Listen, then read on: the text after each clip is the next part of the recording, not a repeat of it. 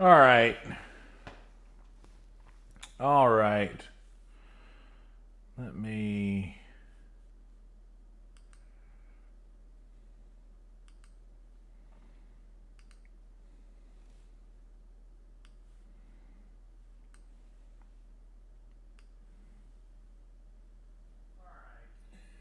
All right.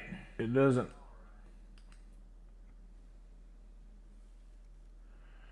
Oh, it doesn't matter. It doesn't make the chat bigger. Oh well. What's up? I hope everybody's doing well. I think I left the audio on somewhere.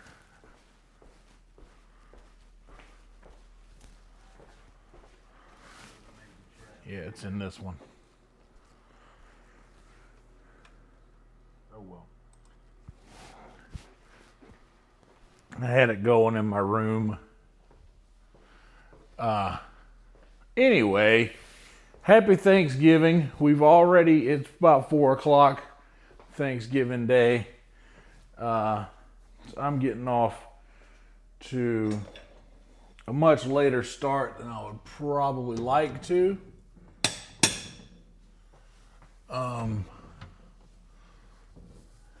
And there's a couple things that I could have done beforehand, but I was spending all of my time trying to figure out what I should do to a turkey that isn't all the way thawed. And I found out that the best thing that I can do is wait till tomorrow for the turkey, which is what I'm going to do. I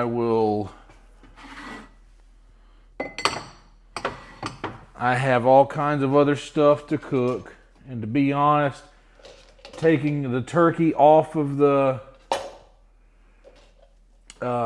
to-do list today kind of eliminates a little bit of stress in this situation that I'm in. So there's that. What's up, everybody? What's up, BP? What's up, Bong, Jade? Everybody in the house. Good to see y'all. We got the big setup today for the... whoops. We got the big setup so you guys can easily see every angle that we're going to be using today.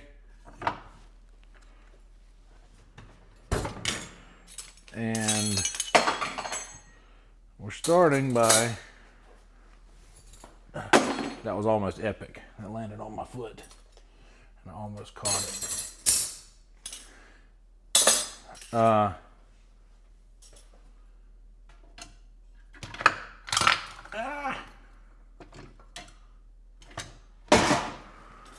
So, got a lot of stuff to cook, and honestly, I keep dropping shit.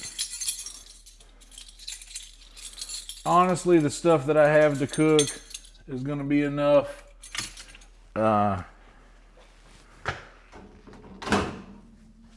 It's going to be enough even without the turkey. And I can do the turkey tomorrow. And if it turns out good enough, I can bring it to work on Saturday. And if it doesn't, then who cares? Who cares? I'm still going to have some ham. I'm still going to have some mac and cheese. I'm still going to have some mashed taters. Okay, we got all of that. All right, so now first things first, I got to decide what route to go. I'll need both of these. I did get chicken thighs last night for the purposes of making gravy, but also for the purposes of making something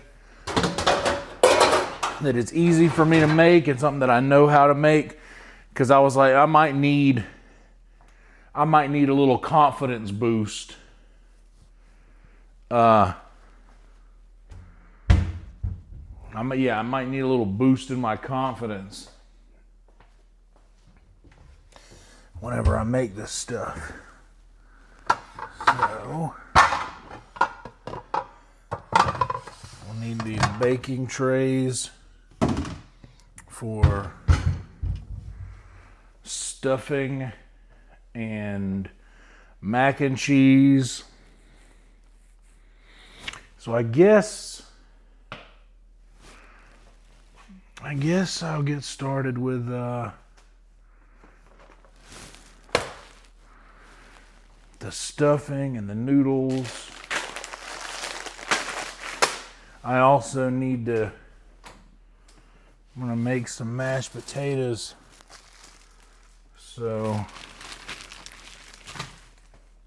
I should probably get to washing some potatoes, since that would probably take the longest to boil.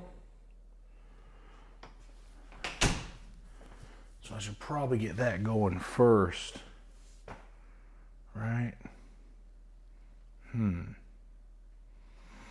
Lasagna and pizza sounds good. I'm gonna devil some eggs. Should probably get that going as well.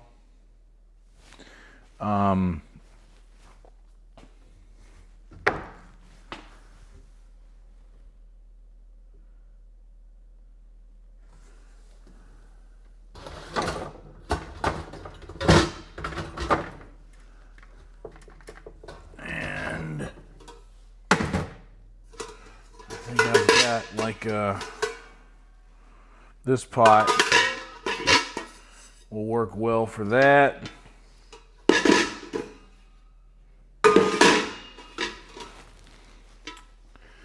So I'll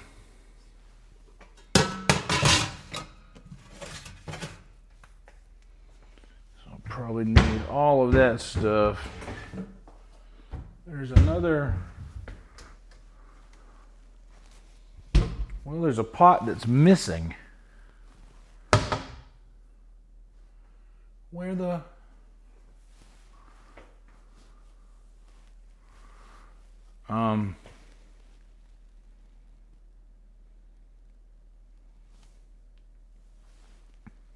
where's the...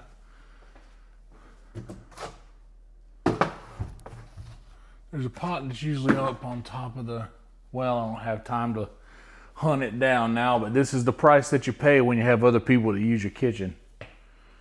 Or our kitchen. I shouldn't be so possessive over it. But it's not hard to put things back where they go.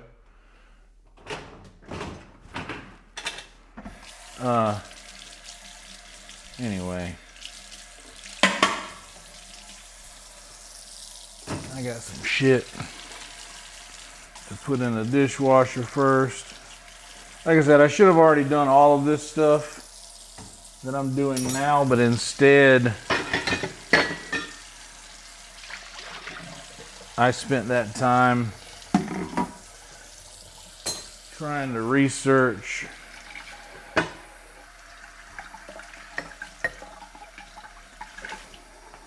what to do with a turkey that is partially thawed.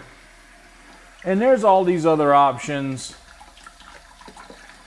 I could, oh, you mean the dishwasher that I just emptied? Yeah, it's not in there. And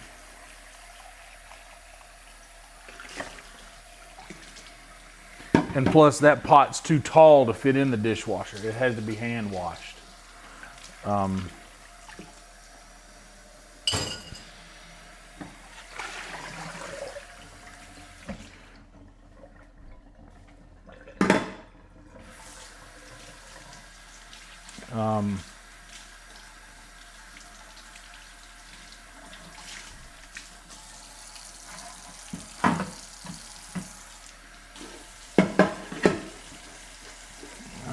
I'm gonna wash this pot because I have a feeling I might need it for something.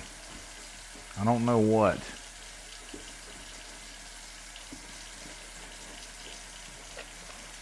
but I got a feeling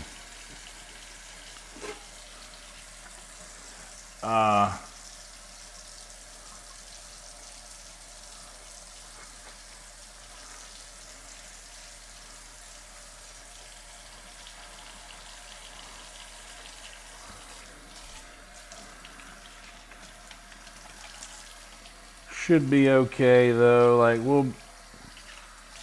I'll make it work. I do need like maybe this pot will be good for making the cheese sauce.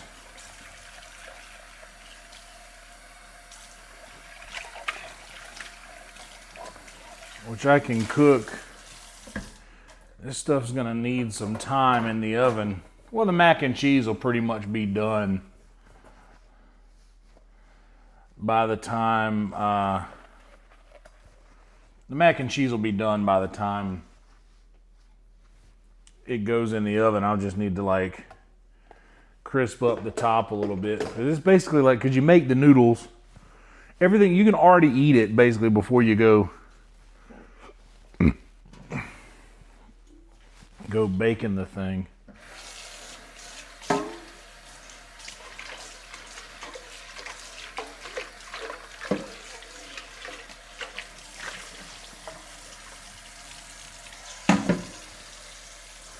So I think the first thing that I need to do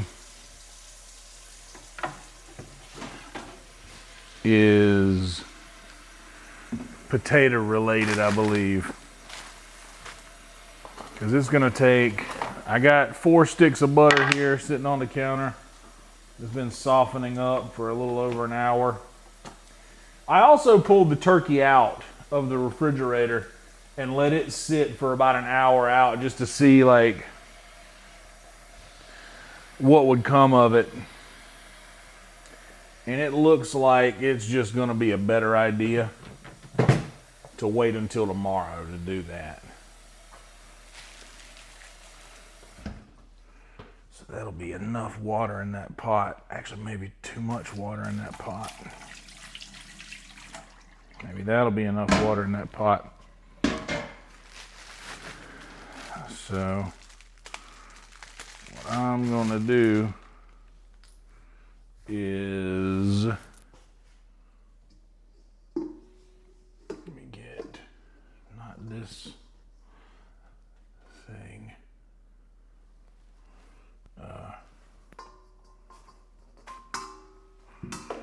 This bowl will be big enough.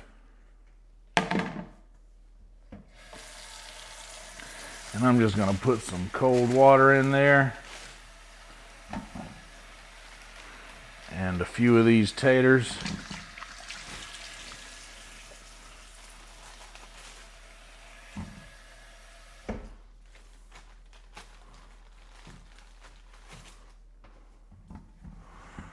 And let some water run in here.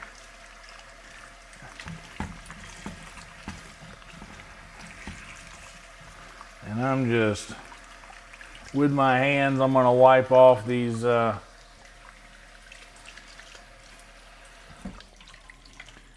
taters here. What's up, Rain?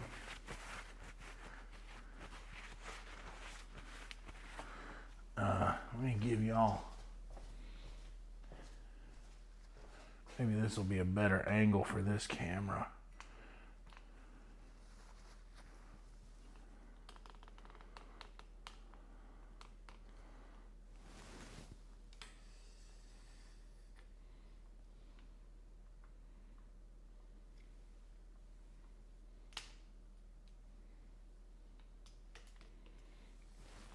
I want to get this so you guys can maybe see the, well, that should be enough. I know it's probably going to cut the top of my head off, but that's fine. Y'all still, y'all know what I look like. I'm literally just taking these taters and I'm going to take a little parchment paper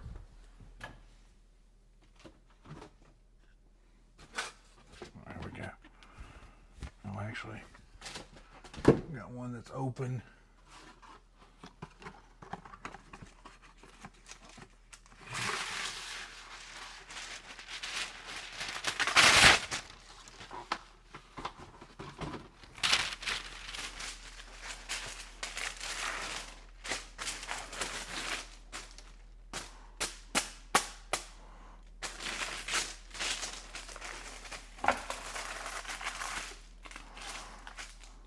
Parchment paper over the cutting board. And once I feel like I've washed this potato off good enough, I'm gonna get them on the cutting board, because what I do is I cut my potatoes up, I quarter them up, that way they boil quicker, and I'm gonna mash them. I'm making these mashed potatoes. That's the way I like them.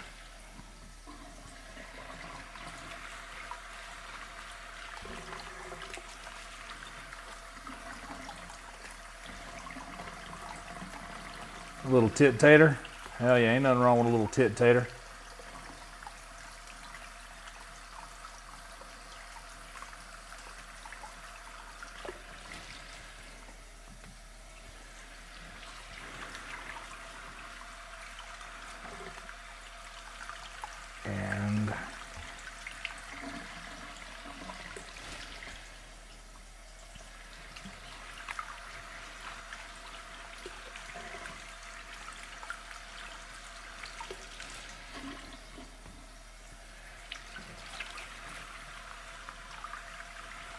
And basically I'm just like, you'll find all the little crevices in there. You just kind of want to, I'm not scrubbing off the outer peel, because I kind of like some skin on my mashed potatoes. And also, once you boil them, the skin for the most part will come off. The skin will separate from the potato. It's easier to get the skin off when you're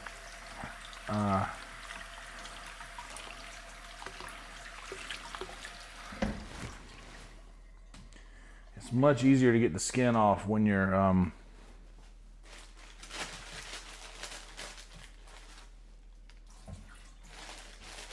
when they're boiled.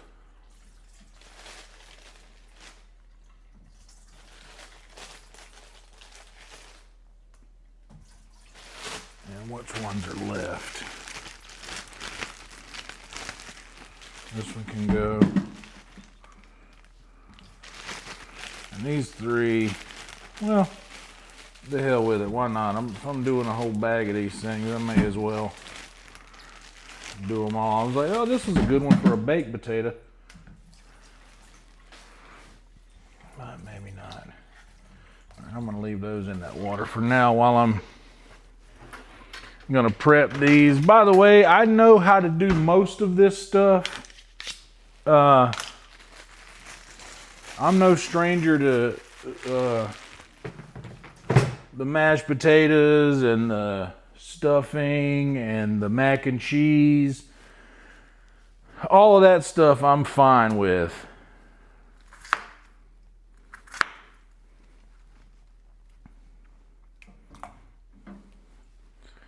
Now I'm just gonna chop these taters up about like this. Like getting them, you see, that way the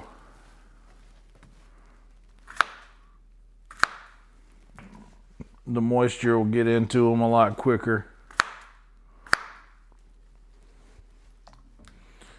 Take them a lot less time to boil.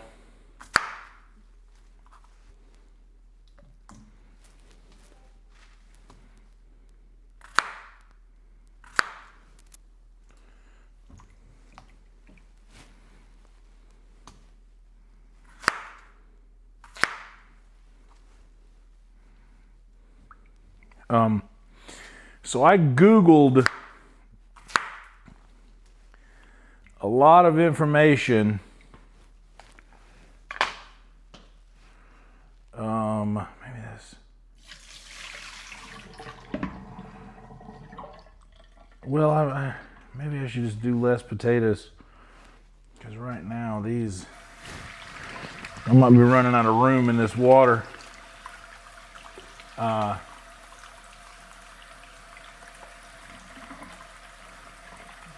hell yeah, dude.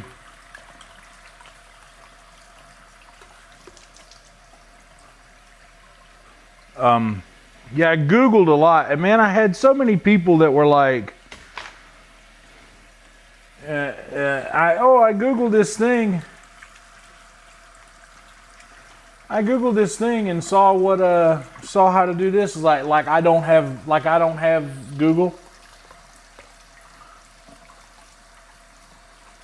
Hell yeah. What's up, Trick?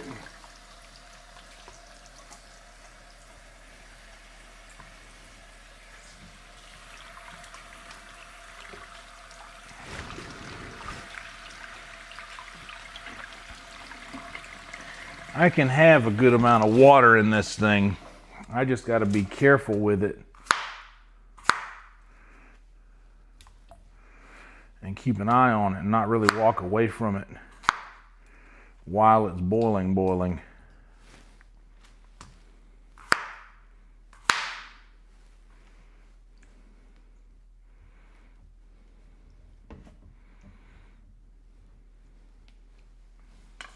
And that's about, I got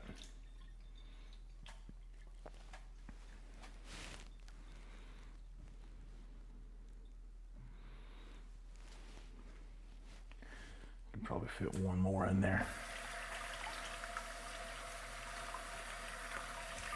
I'm gonna smoke some tea too. I haven't had any green tea at all today, or any sweet tea, and we're gonna make both. We're gonna have both of those in large quantities.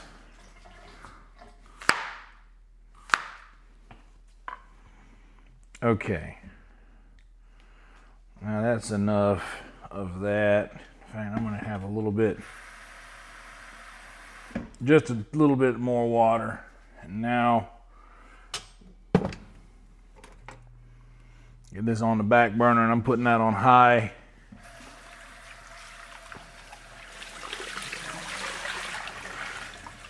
These 4 potatoes are washed here.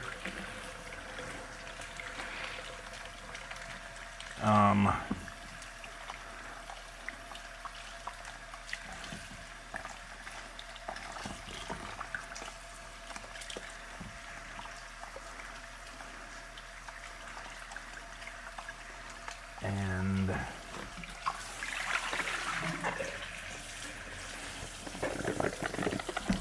you know what I'm going to do with these?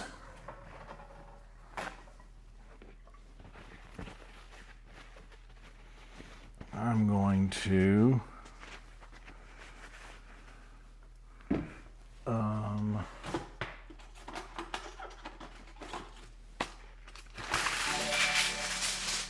oh snap, hell yeah, Trick. Tip jar, type beat, coffee emoji, fire emoji. Dude, thanks, Trick.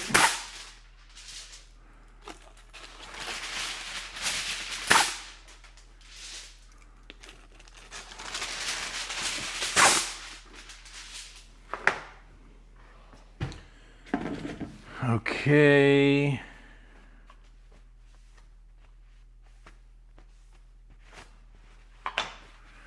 So I am going to bake these other ones. 'Cause I got time, why not? It's not like this thing is empty as hell in it. Yep. But it's still sitting on the counter.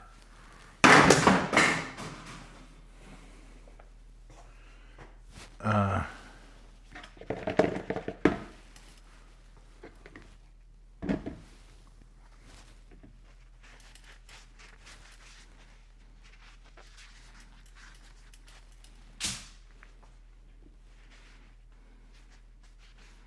gonna dry the water off of these potatoes. That's just couple of them. Then I'm going to dry the water out of this bowl.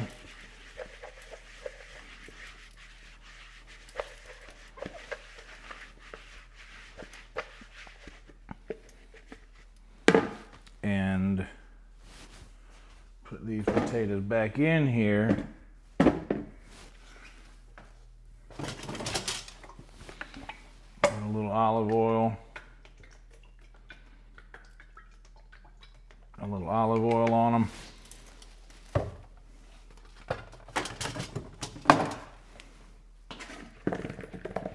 And toss them around in that.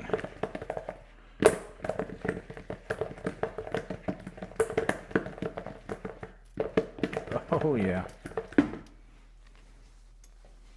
And then hit the crust with some heavy salt.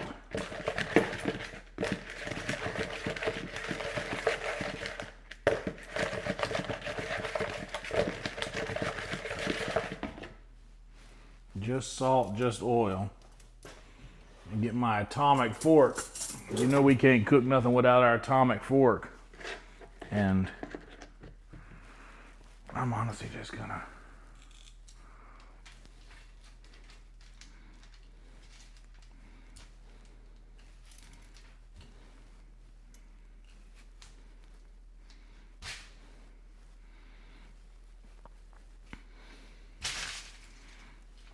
damn, I broke the, I knew I should have done that in the bowl. Yep. Well, it shouldn't go all the way through. That's not what you want to happen. Come on, man. There we go.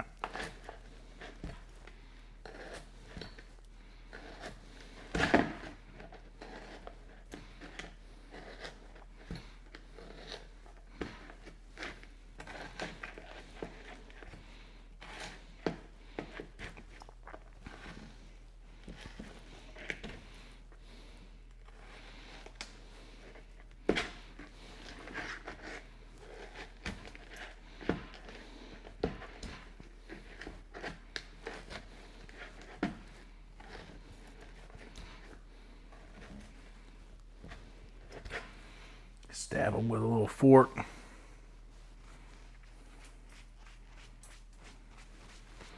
And you know what? It doesn't matter. We'll just use the, we'll just put the tiny one in here.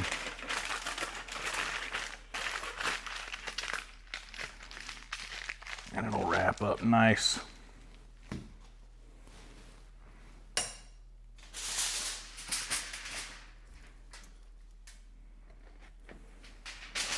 Big one.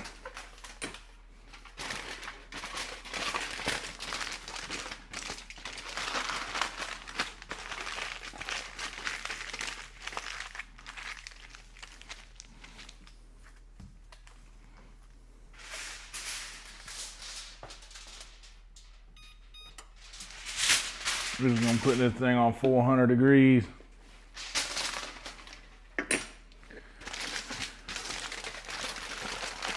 Or no, maybe we should go, what's the,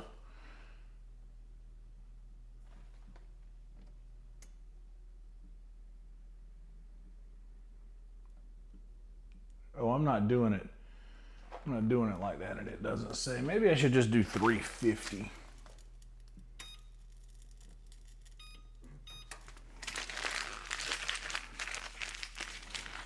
Because what did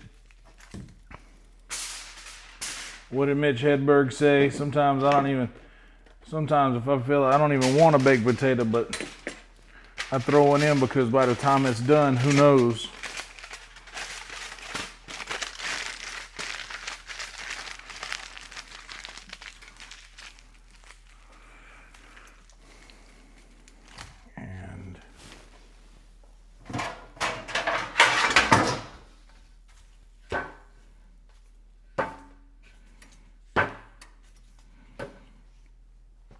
And be all right.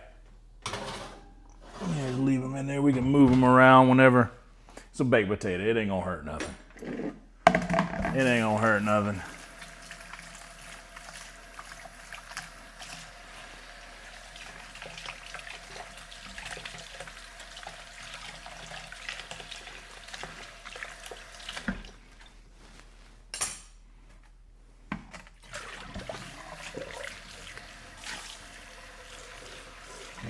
bowl that we're done with.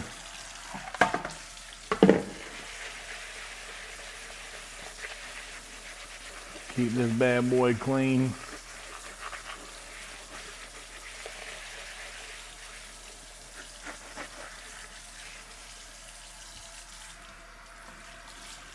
I have a feeling we might need this later on.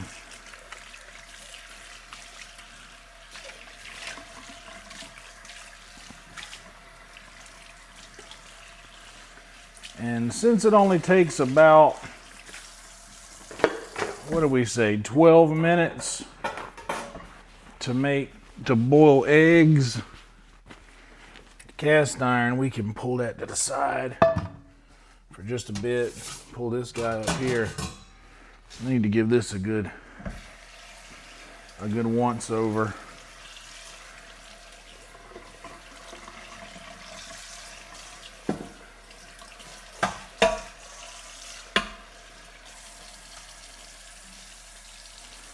A good rinse will be good. And the same with this pot.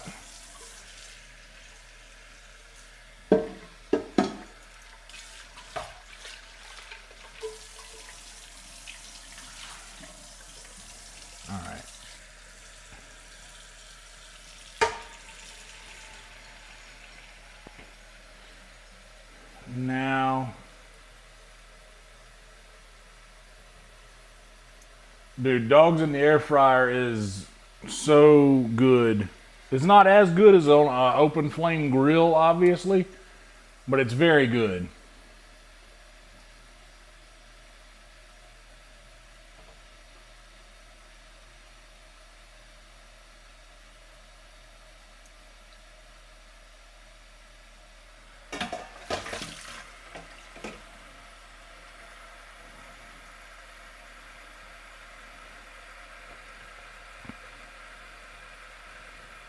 Since I'm gonna do a dozen eggs,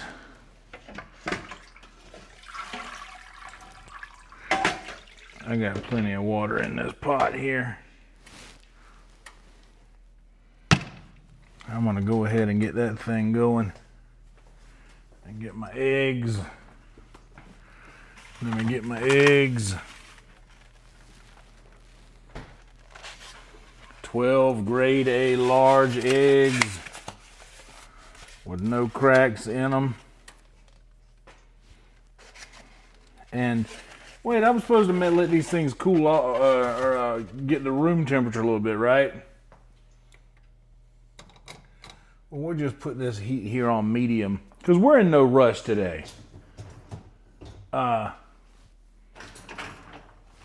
We're in no rush. There's nobody on the operating table. I don't even need that yet. I can go ahead and get some tea going. Since I'm gonna want that before I want anything else, probably.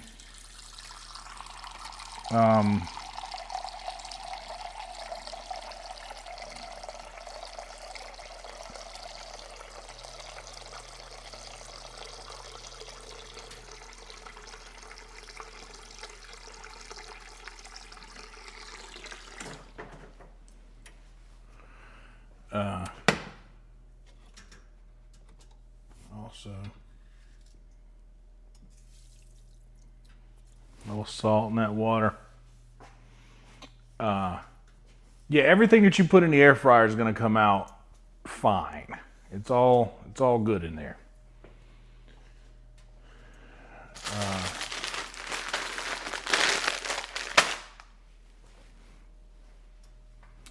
I got two packs of small shells. 2 packs of small shells. I probably only really need 1, but what can you do? I can use the big pan for it because the ham, by the way, this is the ham that I got.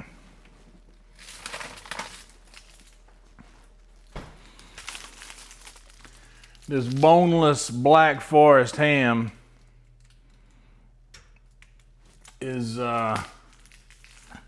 Like it's fully cooked already. I just gotta put it back in the, I just gotta put it in the oven to like heat it up for a short amount of time compared to how long everything else would take. And y'all, I went hard in the cheeses. Jesus Christ. We got some sharp cheddar, some Mott's, some Colby and Monterey Jack, and some mild cheddar. Mixing all of these cheeses together for the shells. And for the deviled eggs, really all I need is like, I'm gonna just put a little mayo in there.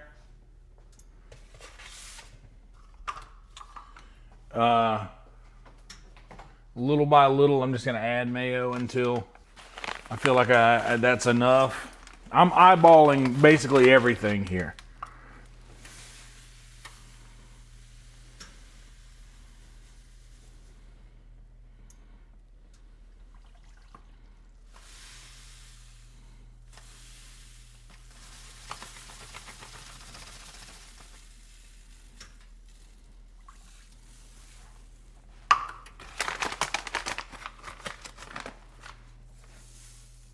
End of a bag of sugar. Let me get a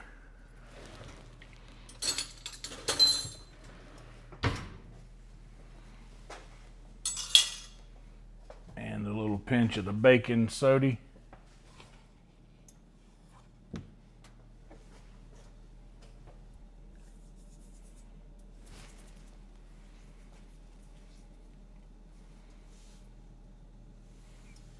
Yeah, I like mild cheddar over sharp cheddar, but because I'm making this, I don't know, I watched a lot of videos. The last time I only did mild cheddar and Velveeta. I also have Velveeta, by the way. Because I think you need, a little Velveeta's good.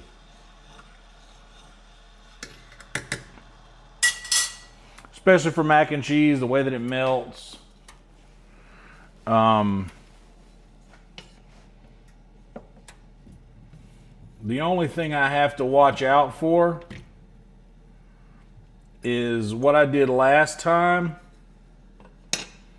was I made my cheese sauce, which I could probably go ahead and get started. I made my cheese sauce on too high of heat. And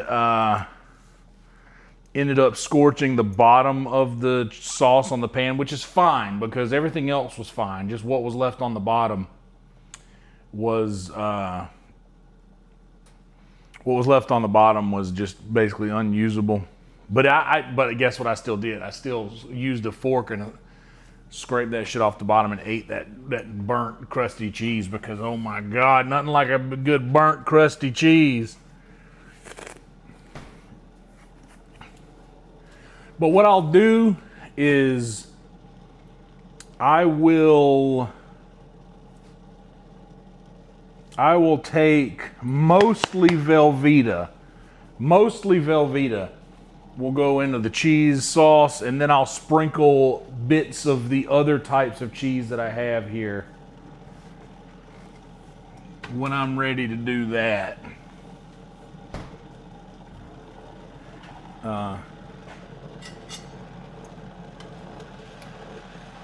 All that hooting and a hollering is just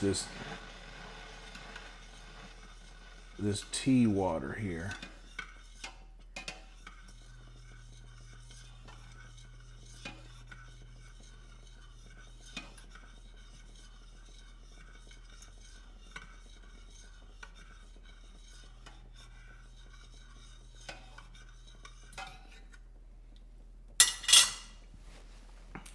I'm mostly going to be using milk. I left this, I have to throw away some tea. I hate to do that.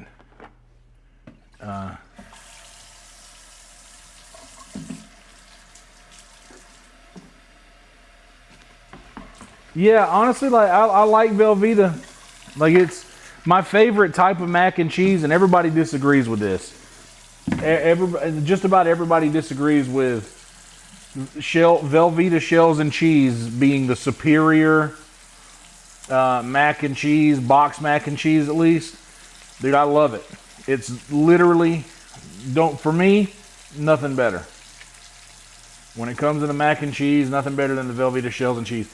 That's why I, instead of using elbow noodles, I always choose to use shells when I make my mac and cheese like this, my baked shells and cheese. It thickens good. It's the perfect melt. The flavor is nice.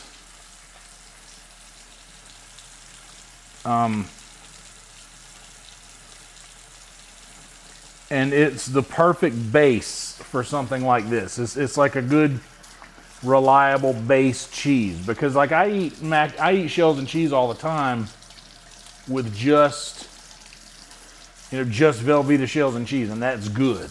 So like I'm thinking, like if I make this same thing, add a couple of other different types of cheese, okay,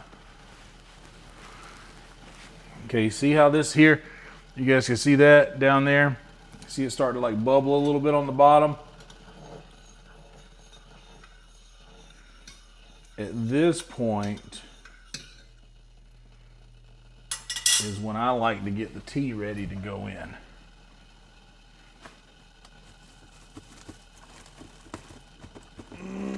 There we go. So, all right. Go ahead and get rid of that heat and even take it off of the heat. Like so.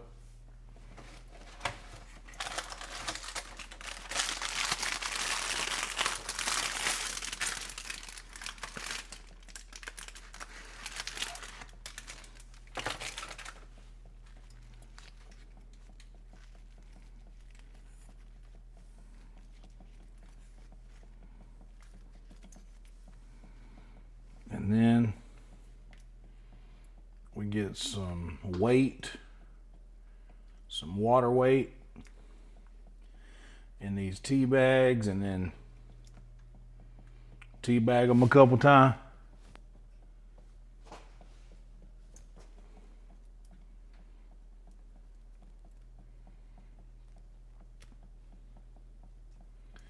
And it is 4:48. How about we do a timer for 30 minutes.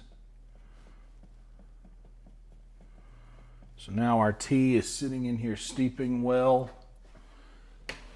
Let me get a little oven mitt.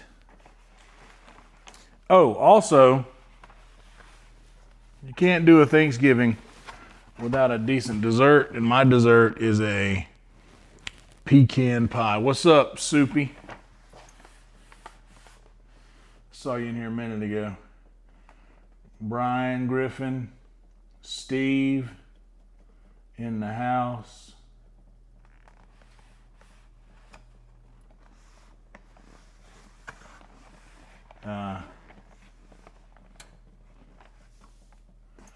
Right into my family's with a pasta full of shells. A gourmet pecan whole pie. And like I said, I got a bunch of butter out here. Oh, but yeah, but if I was finishing my thought. If I take the regular Velveeta shells and cheese that I normally make, if I were to take that, I'll move my tea over here out of the way and let it steep out of the way of all of this stuff.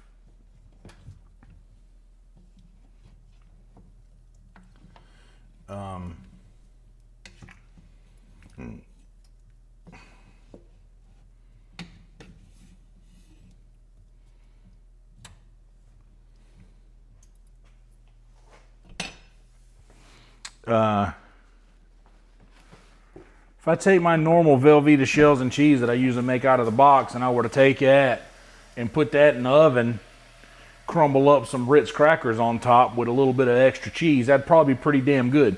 So that's basically what I'm doing here. Is I'll probably take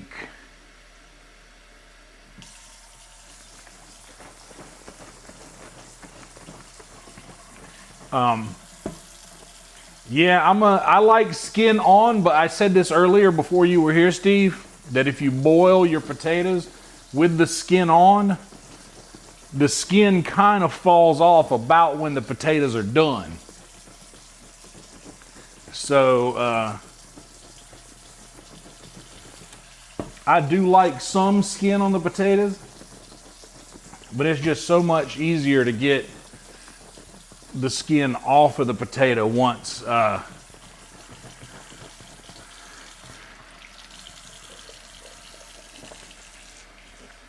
they boil. And to be perfectly honest, I prefer doing that than peeling them. I've tried all types of different ways.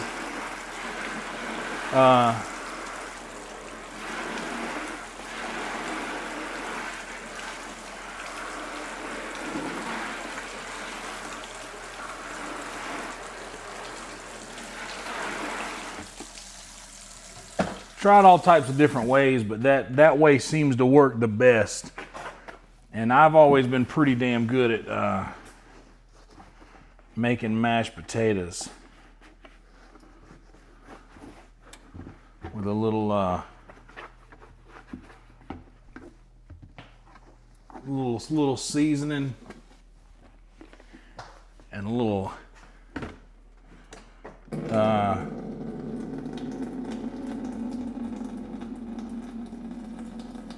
heavy cream, butter, about a stick of butter, a couple splashes of heavy cream, mix all that shit in together. Pull out, you can take a fork. You can take a fork and usually just pull out the skin you don't want. But like I said, I don't exactly like I don't like no skin in my mashed potatoes is what I'm getting at. Like, a lot of people want it to be just pearly white mashed potatoes. I want a little bit more character and a little bit more flavor than just the tater, you know? By the way, thank you guys for being here. Like the video, subscribe to the channel if you haven't yet. I didn't do any of the shilling at the beginning because it's Thanksgiving. We don't need all that shit. Also, please spam the chat if either of my mics stop working.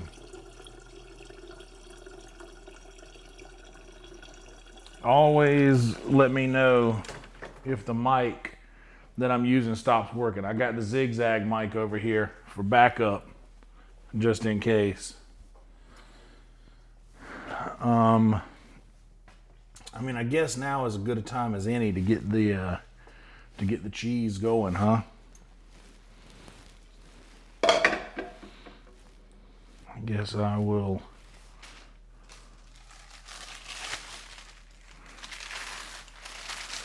take my parchment paper off of my cutting board because the cheese has a little packaging in it, and this one single tea bag, you can leave him in there.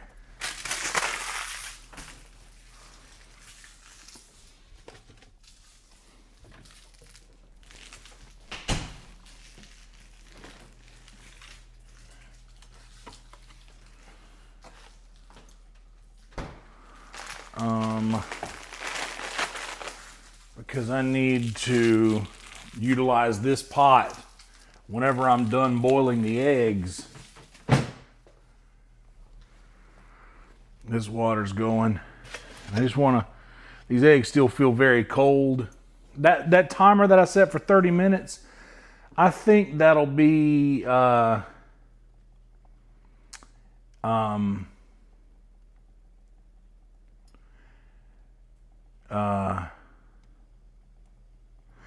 Steve, I hear that. A lot of people don't like the skin, but I personally do.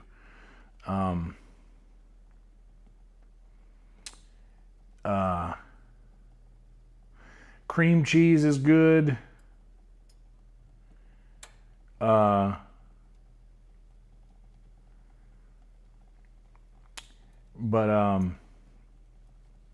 hell yeah, good. Like I said, I got the zigzag mic for moral support just in case.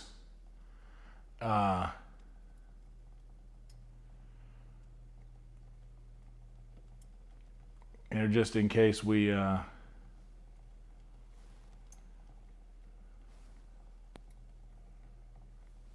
need to swap mics in the middle of this thing. I'm trying to think of what I should do next.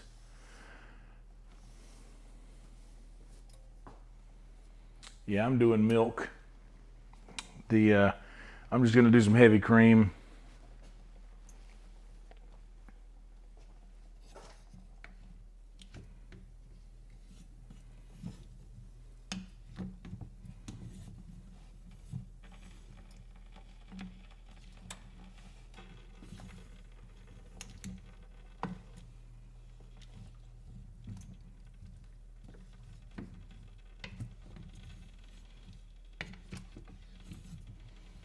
And in a little bit, I'll start to see some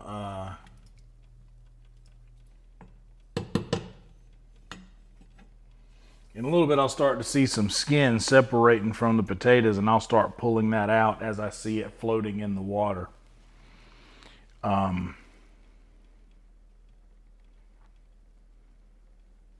Yeah, dude, for sure. I'm using that. My mashed potatoes are gonna get a little garlic from a jar. Some minced garlic is gonna go in there with them. A little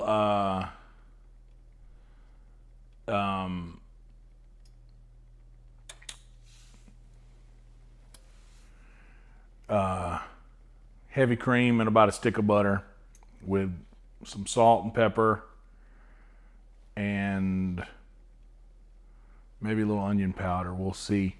I don't know. Maybe just salt and pepper. I need some liquid. Let's have a sip. Ooh, let's have a little word from our sponsors while I'm over here.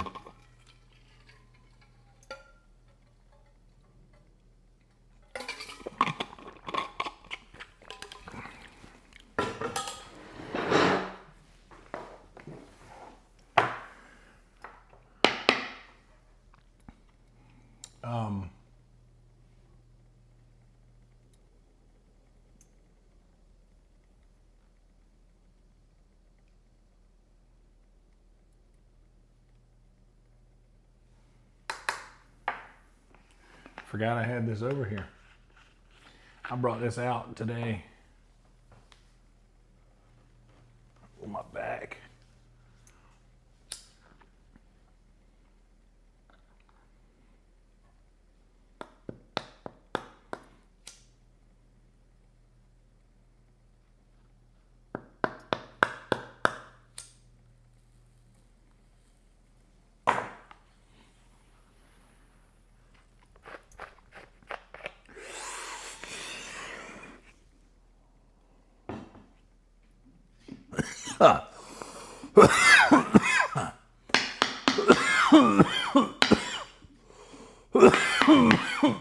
There we go.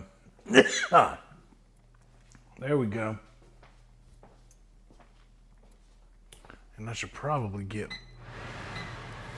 this guy going, because it is going to be hot in this kitchen today.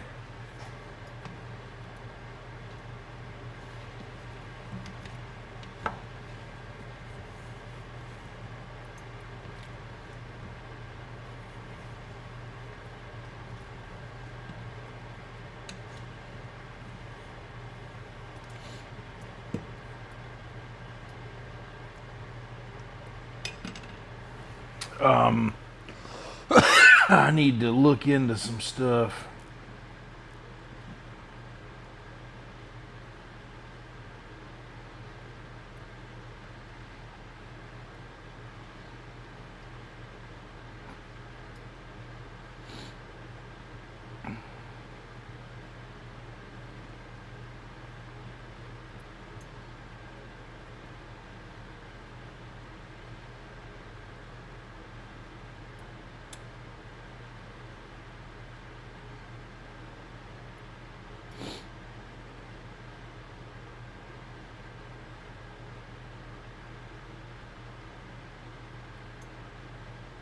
My sister made a Biscoff cheesecake.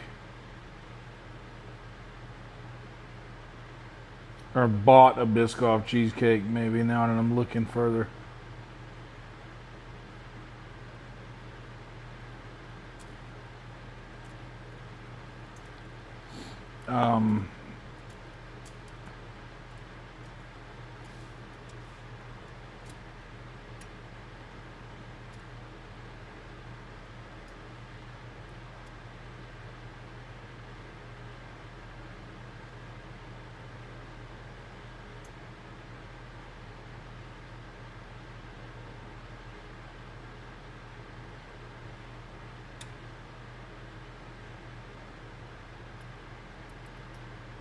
Hold everything.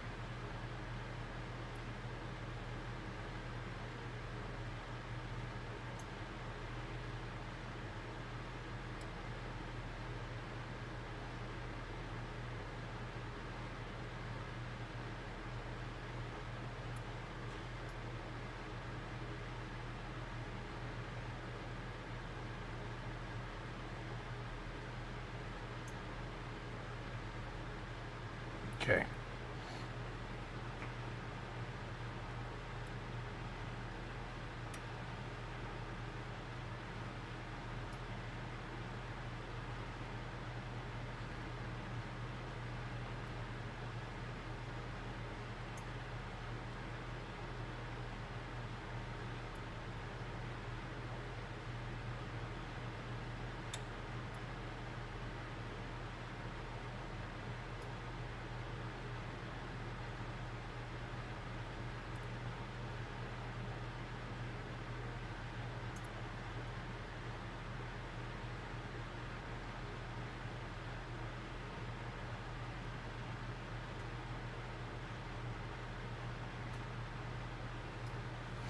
All right. Had to see what the fam was up to today.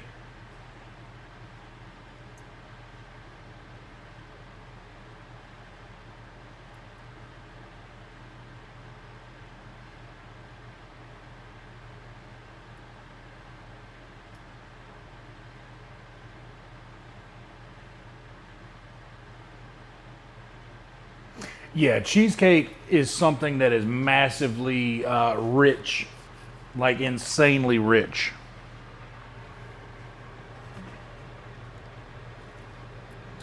Okay, we got about 14 minutes left. This water is on medium and it's starting to bubble. I never utilize this pot. This is mostly, I think, for frying things.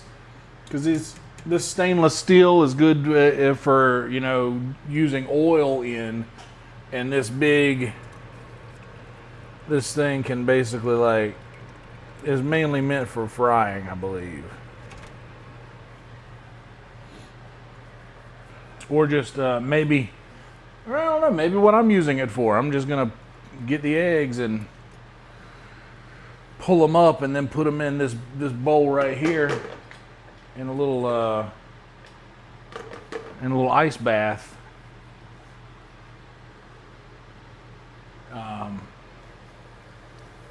But dude, cheesecake, I used to make a pretty good cheesecake. I made a Fruity Pebble cheesecake one time that was out of this world. But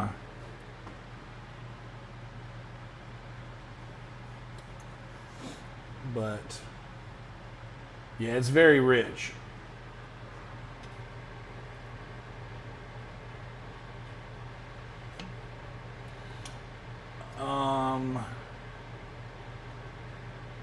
So since I'm making mashed potatoes, and potato is a very versatile thing, I can let that sit in that pot. If it looks like they're done, I can just pull the heat down. I'm trying to get all of this stuff is going to come together close to the same time, I hope. And the deviled eggs, prepping all that stuff, I could put that in the refrigerator. And I'm gonna make some chicken thighs in the cast iron as well to yield some gravy. But basically, and I can leave most of this stuff, I can just put the oven on like a low temp. And I can probably just, or even turn the oven off and keep the stuffing and the mac and cheese in there. Just, I would like to be able to eat it all when it's fresh, but I just know with the limit that I have with my stovetop and my, the pots that I need to use, I need 3 big pots like this, and the other big pot that I have is missing, so I can't get the shells going. I just don't know where that fucking thing went.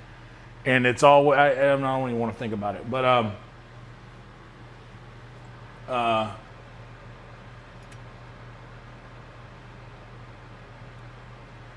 yeah, that's fucking annoying to me.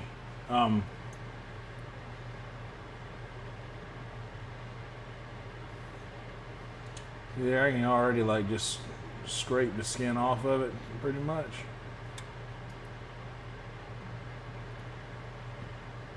Like scrape through it that way whenever it, see that skin's already wanting to come off now. And it's gonna do that. It'll do that just fine. And it'll be good for me to let those potatoes like start to cool off a little bit too, because it'll be easier to handle and get the thing off. And I might use this big mixing bowl to whip the taters around in.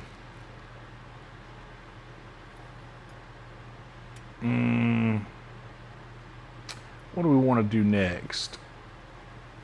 Because something needs to get done. Maybe we could go ahead and, because shit.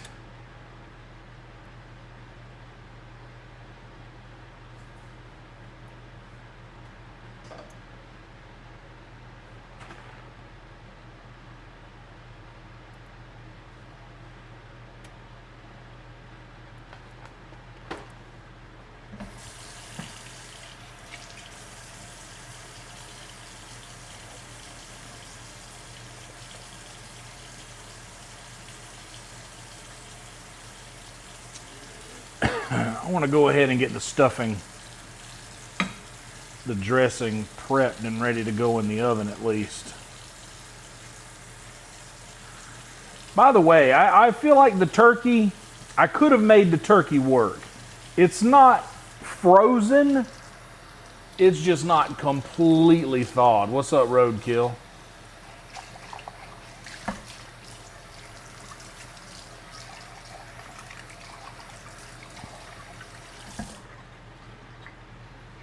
Okay.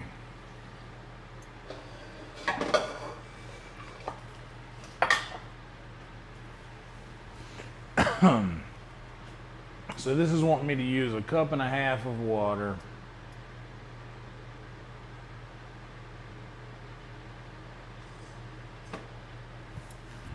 Stovetop stuffing. But surely I have, yes,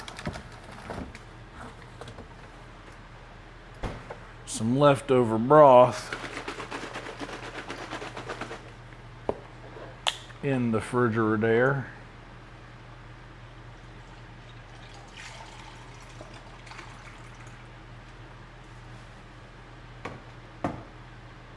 There's 2 cups.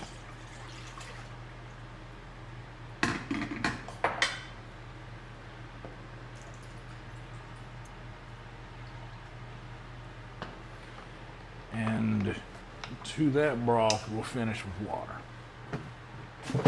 Most people say anything that calls for water, use milk instead. I don't believe in that. Milk's not good for every dish. Milk tends to make something sweeter, which ain't what I'm looking for here.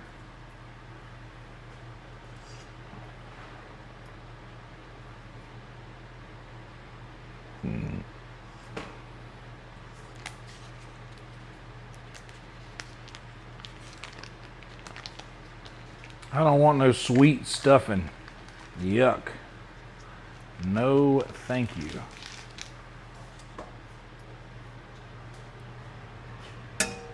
Oops. So this we can get going back here on medium heat. We'll get that butter melting.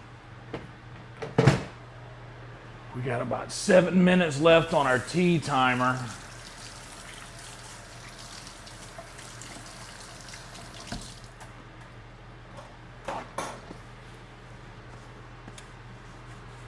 And I don't think I'm gonna need any more of this. I don't think I'm gonna need any more sugar. I already made my tea.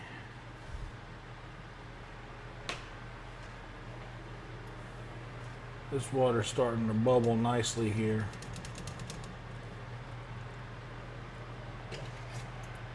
And these eggs are still starting to feel pretty cold.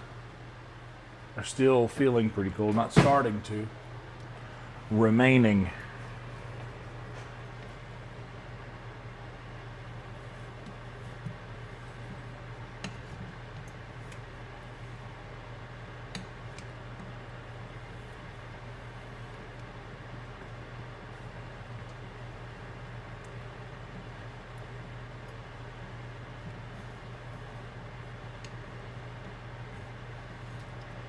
Uh-oh.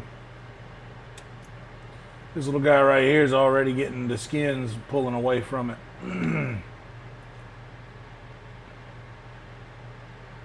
You can see it starting to separate here, you see? See how easy that's just peeling right off. If it weren't boiling hot, I could grab it and just pull it right off.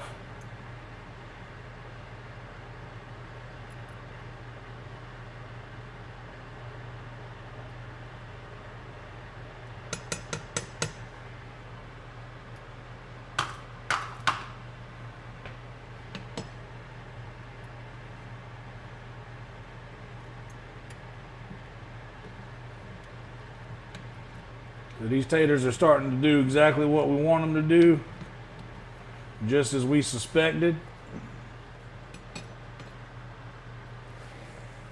And with about 7 more minutes of boiling on this, we could bring that heat up some to get it to a rolling boil.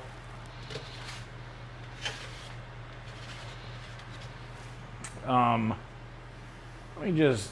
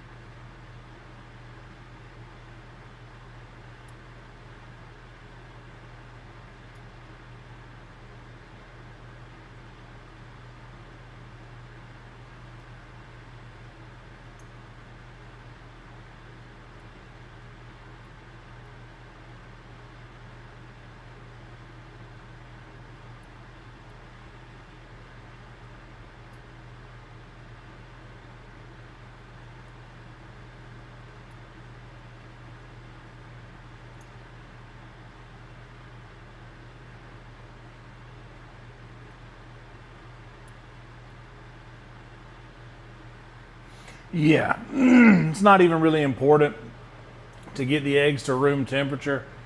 That just helps to prevent the cracks.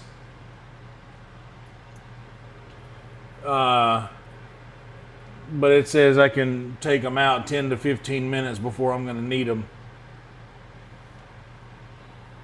if I'm worried, and it's just saying gently drop them in, so I can do that. Do I have one of those big poaching? I used to have a big like one of those big mesh. Oh, bam, a strainer. A strainer will do the trick.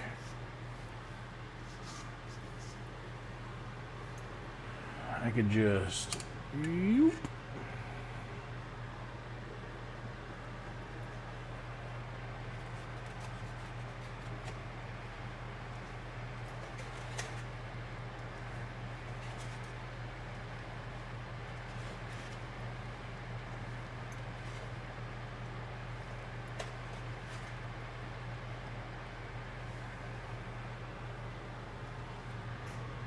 Yeah, that'll work.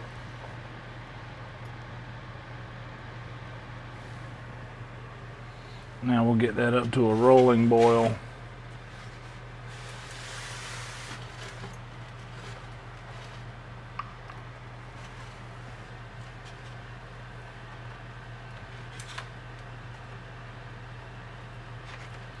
Maybe we should just do 6 at a time.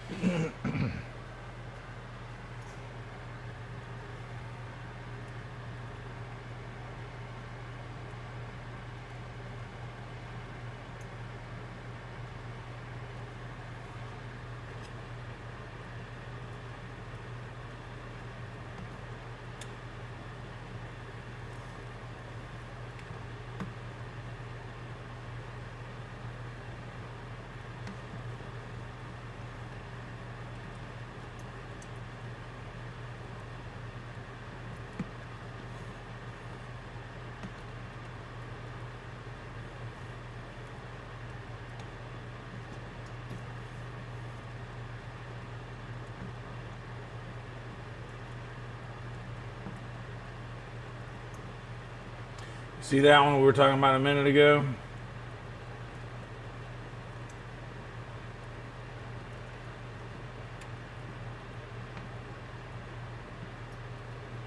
The skin is just pulling away.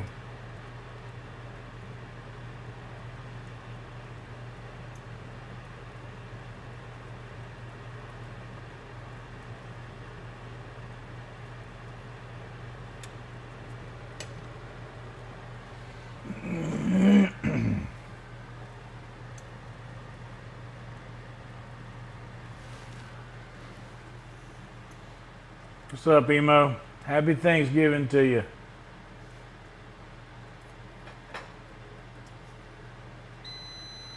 Oh, there's a timer. So that means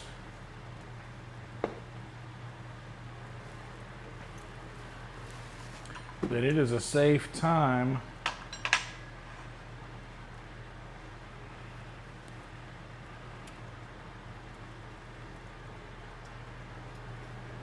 now. If you guys have never been here for this part, this is important. It's very important that we repeat the mantra, no mess. Because when we say no mess, that means that we make no mess. So long as we continue to repeat the no mess mantra, if there is a mess, it will be limited and manageable.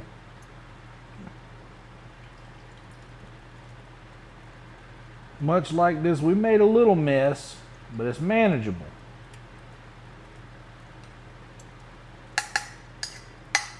And luckily, we have a little paper towel here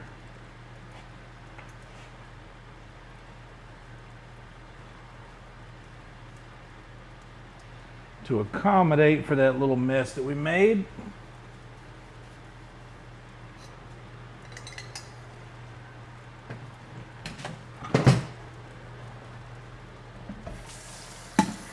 And there we go.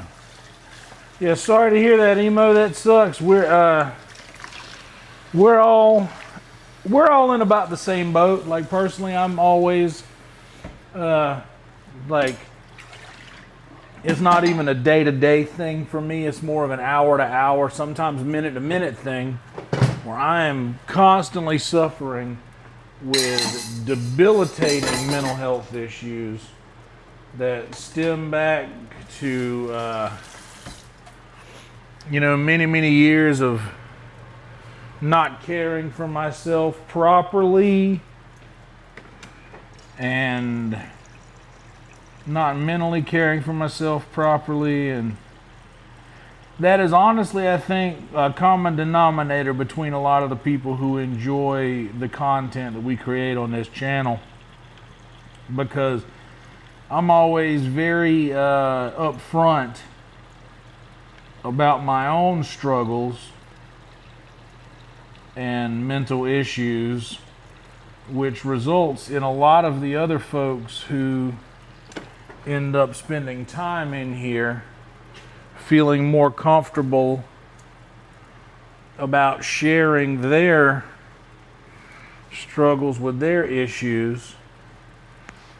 So basically what I'm getting at is that we're all crazy people, and this is a safe place for everybody. Here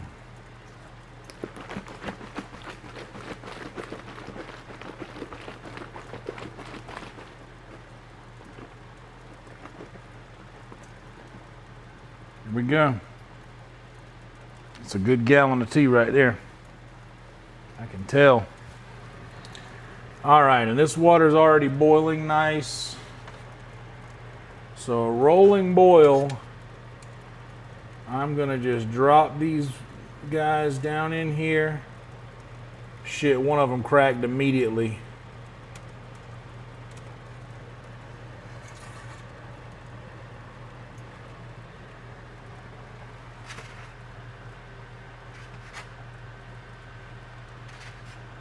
But I think we're going to be all right, because it's not like I'm making them pretty. They're deviled eggs.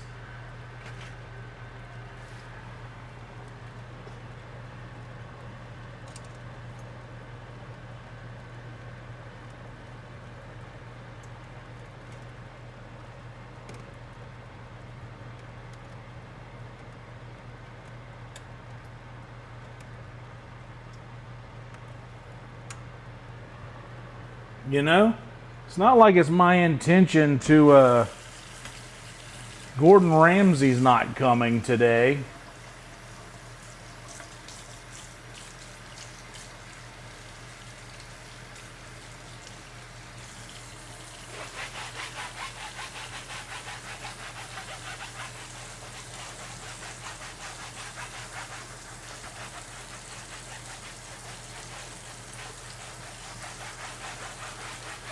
It's okay, Emo. Don't worry about that. You don't have to be a member to be here. You don't have to be anything at all to be here. Much like the Nirvana song says, come as you are. We are very accepting of anyone here. You don't have to do anything but be here. Nothing is expected of anyone. Obviously, if anyone is here that hasn't liked and subscribed yet, that wouldn't be the worst thing in the world that you could do. But other than that one small thing that I ask everyone to do, nothing is expected of you here. Okay, it looks like only one is spewing a little egg out of the side, which I'm fine with. I'm okay with that. Oh, but I should start this timer. They've probably been in for a minute already. We'll start this timer for 11 minutes.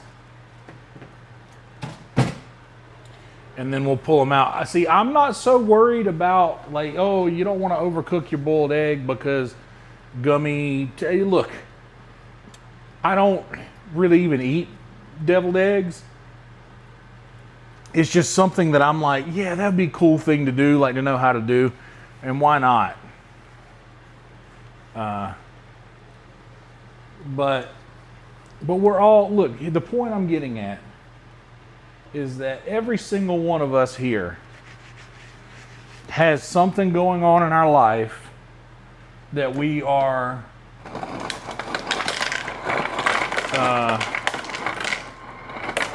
struggling with, dealing with, some sort of bodily pain, some sort of mental trouble between the ears,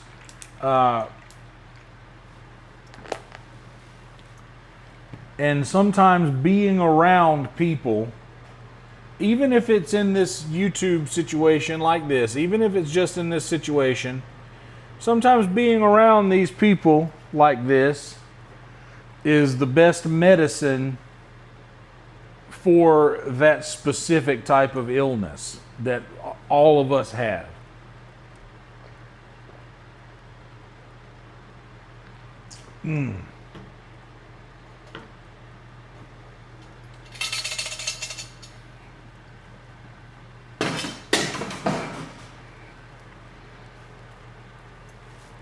I usually, when I use a can of something, I rinse it out and sit it to the side and let it dry before I throw it in the recycling bin. Sometimes that's a day or two.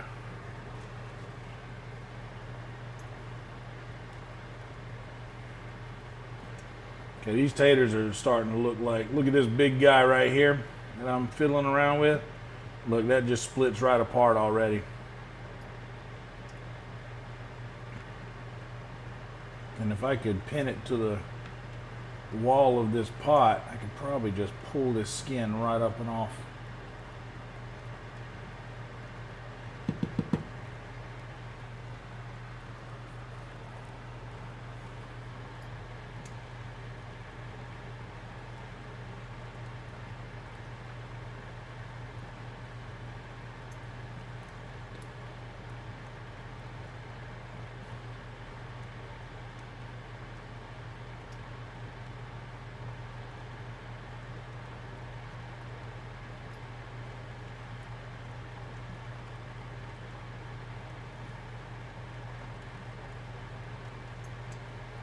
See, like this one right here, most of the skin is already just like, see, it just comes right off.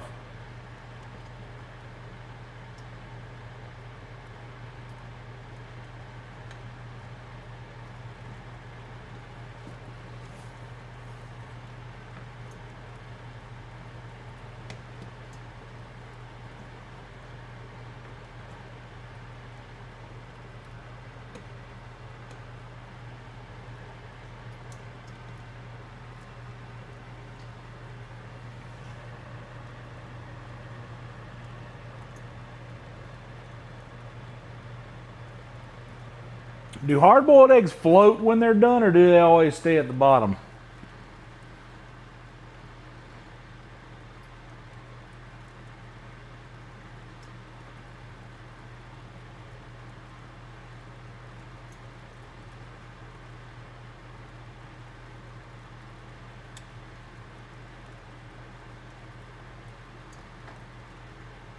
Ah, so it's just, that means they're old. So we just got to stick to that 12-minute timer.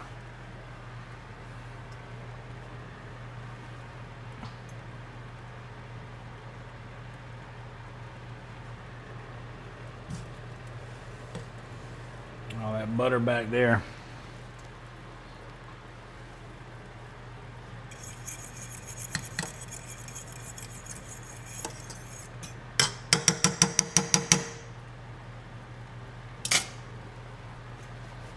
The lid for that one, I believe, is this guy right here. Yep.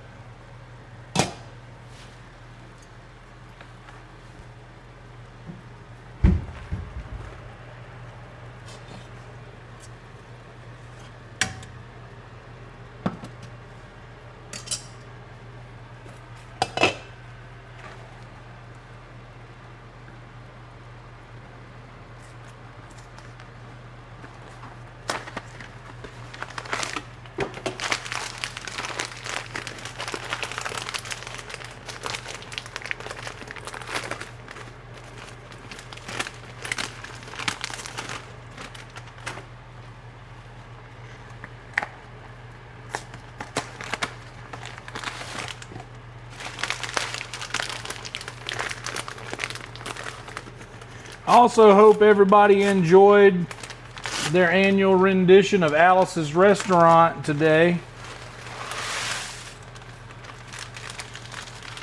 Ooh, look at all that flavor.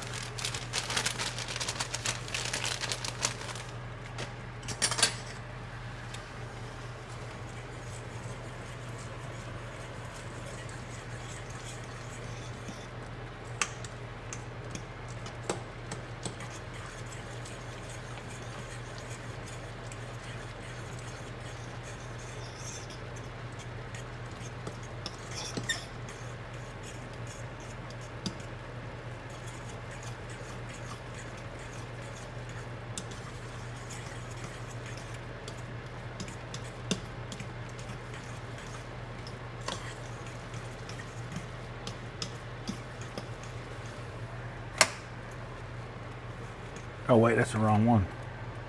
That one I want to stay on. This one can go off.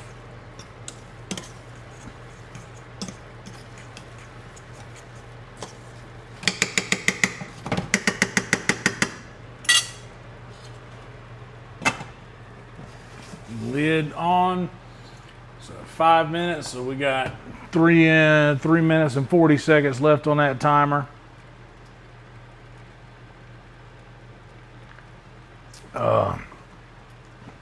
What's up, Paul? Happy Thanksgiving to you. Happy Thanksgiving to everybody out there in the big wide world.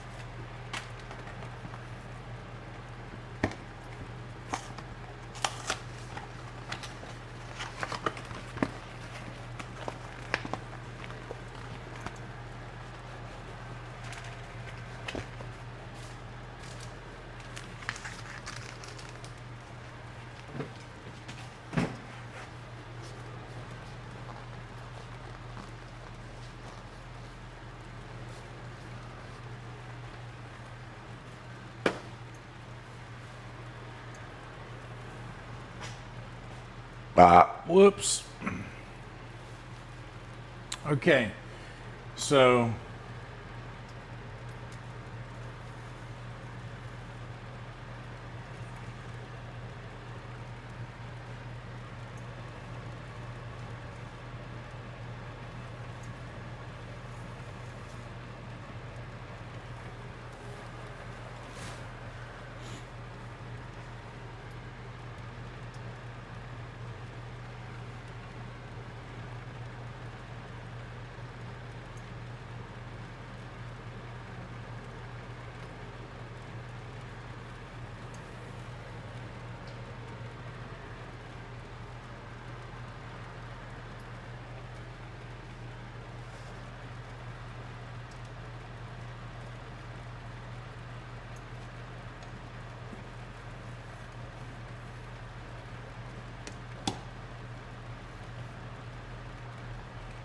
pretty sure these potatoes could probably already be pulled by now.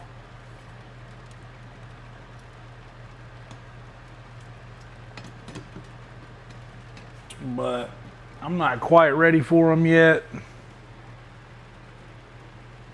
So I'm gonna wait a little bit longer on those. Once these eggs come out in like any minute now, 47 seconds on our 12-minute timer.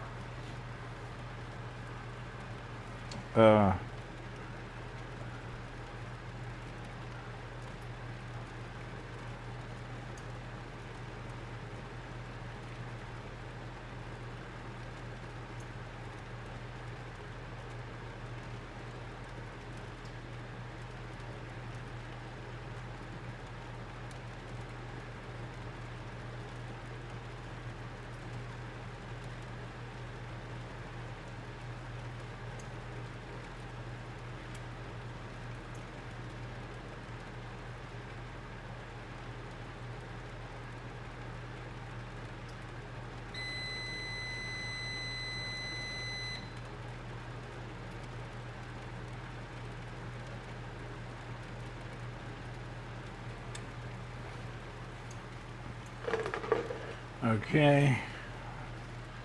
So I've got some bagged ice in here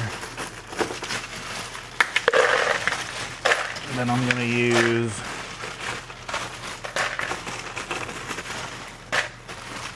for an ice bath.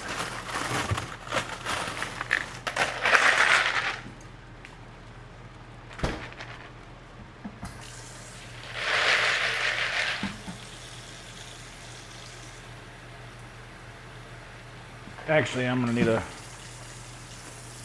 larger container. Good thing we got this guy.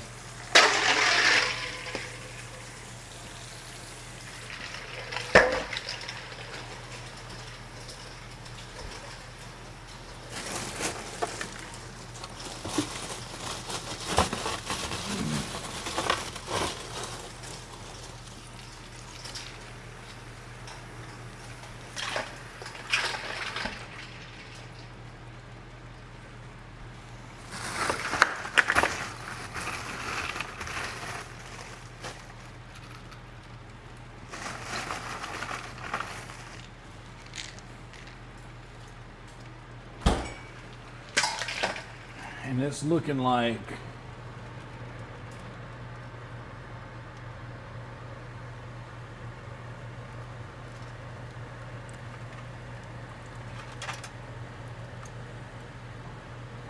some of them cracked.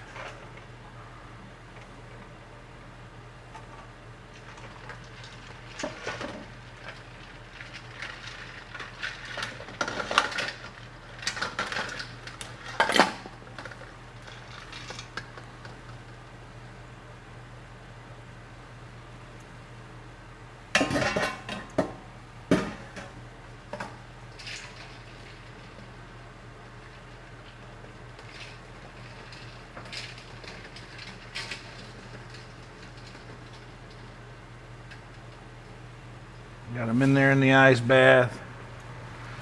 Now we can kill the heat on this. Well, hold everything.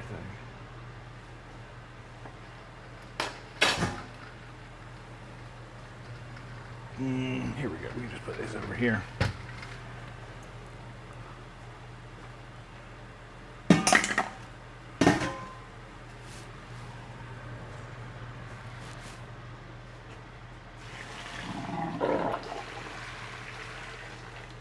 All right.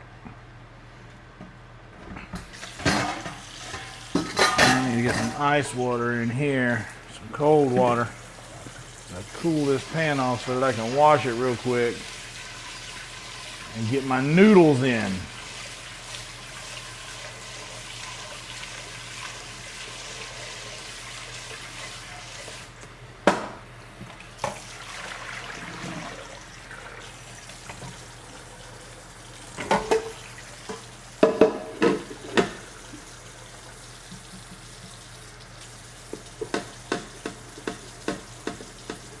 Yeah, exactly. That's what I'm saying. They heal. I'm not worried about the cracks.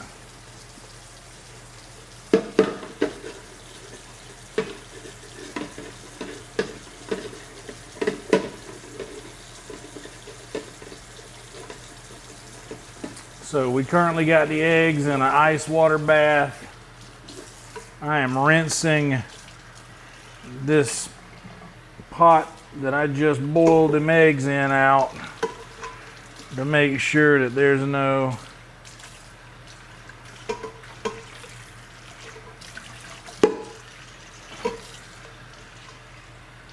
nonsense.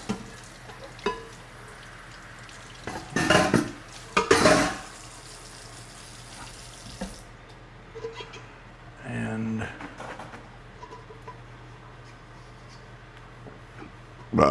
there we go.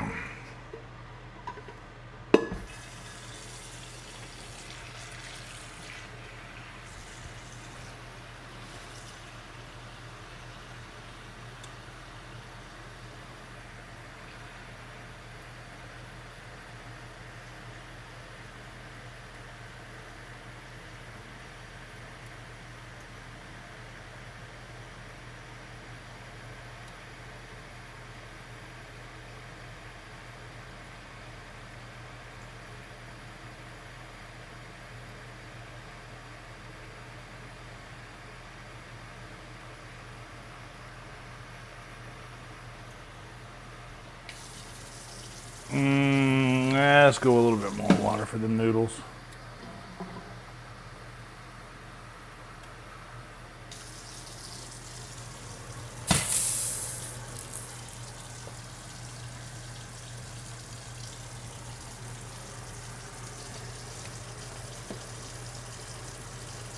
And a lot of that water starting to cook out of these potatoes now.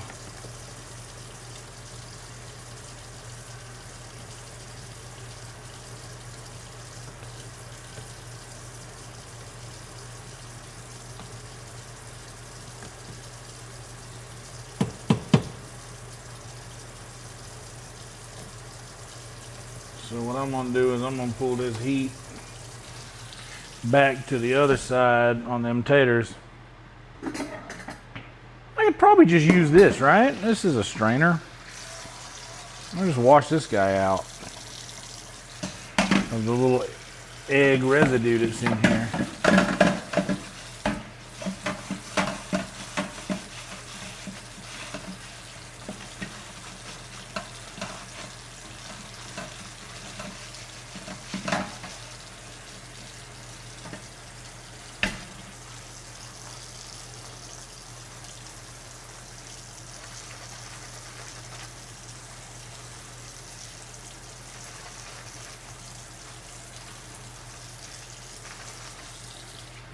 Things are coming together, slowly but surely.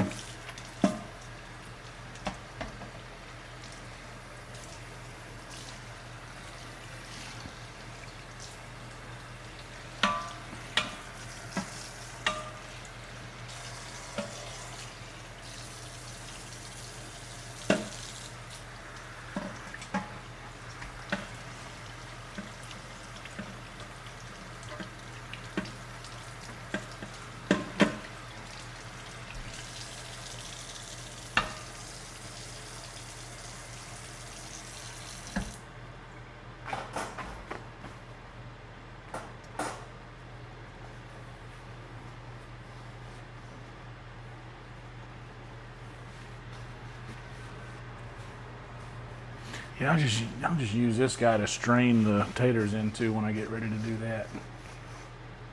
Ooh, and it's got a little thing on little bumps on the bottom so it doesn't go straight in. So I'm gonna need this pan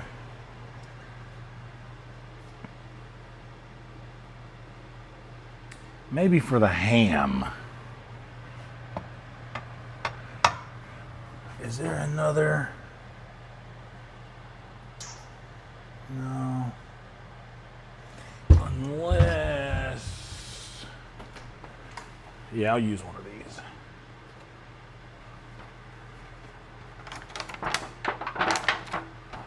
A 13 by 9 by 2 cake dish.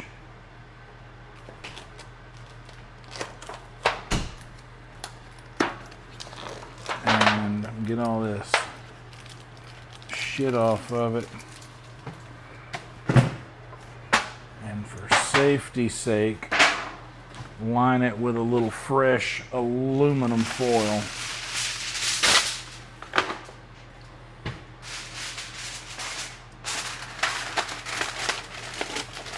Yeah, that'll be plenty.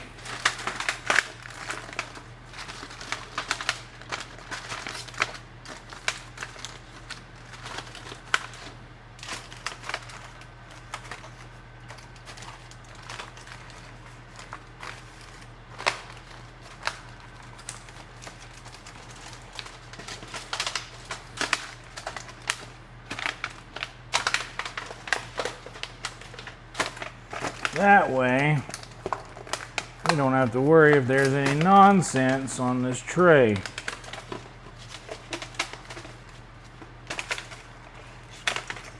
And it'll be able to be spread out nice and thin.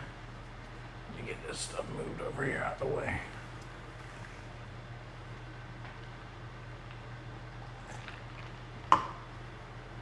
Okay.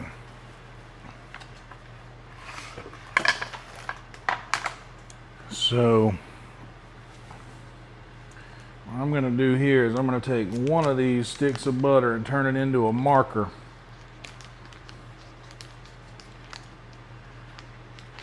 Peel it back like that.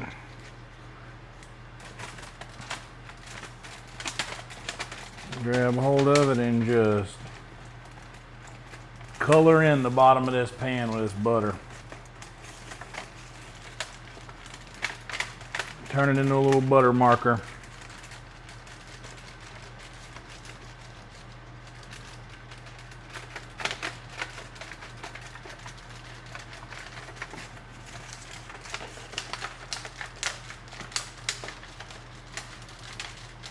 I'm gonna make sure to get the bottom good. And I'm gonna come over and get the sides good. Corners are the hardest part, but you'll figure it out.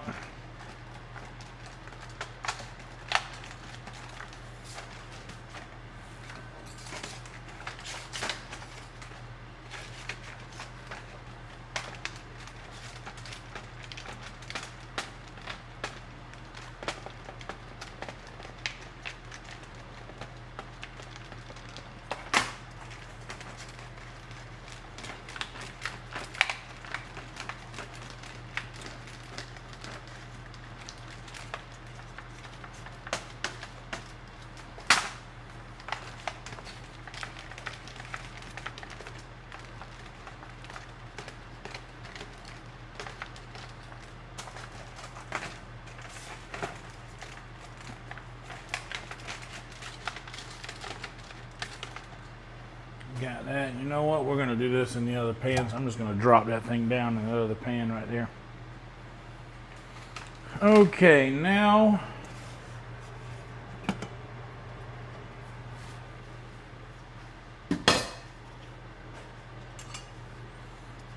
I'm just going to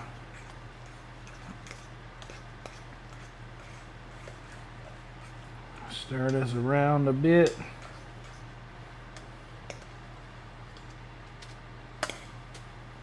Get it down here in this pan.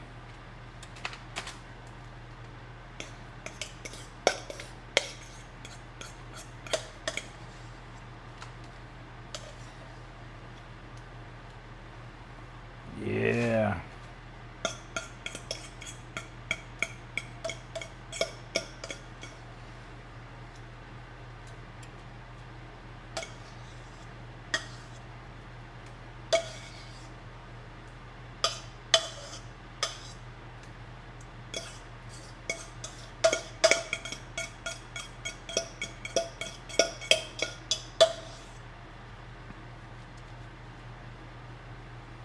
And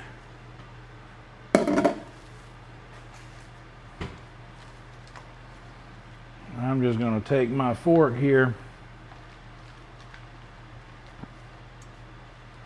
and spread this out into a thin layer in this pan. It won't be perfect. Might not get it into all the corners, or we might, I don't know, maybe speaking a little too early in this process. Last time I used one of those big like cake icing things to smooth it out, and then I went and scored the top of it with a fork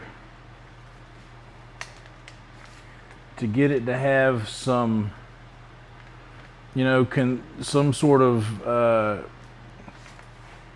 texture on top to obtain more crispiness.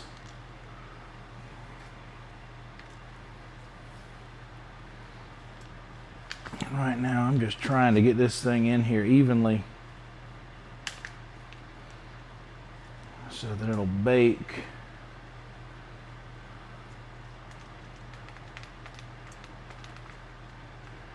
At about the same time, all the way through, everything will get to the same nice consistency there.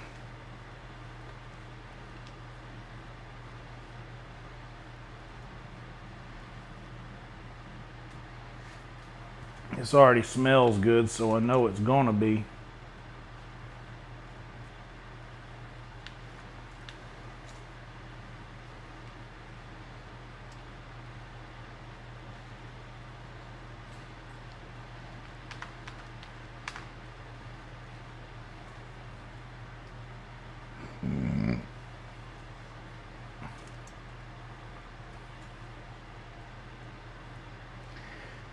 And now, since I used the fork the whole time and not the that icing spreader thing, the whole thing is like, it looks naturally instead, like the fork thing, you could tell, oh, a fork just did this. This looks more like the sort of thing I'm going for here. As you can see there. Oh, this will be better. That's kind of what I'm going for there. So this, we can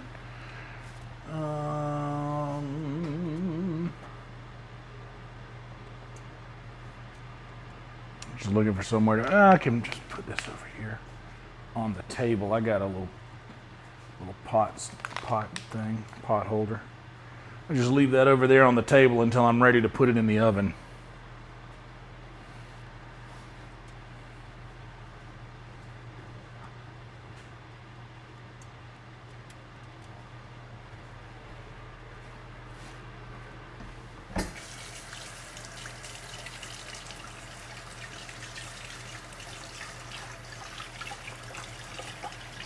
Because the mac and cheese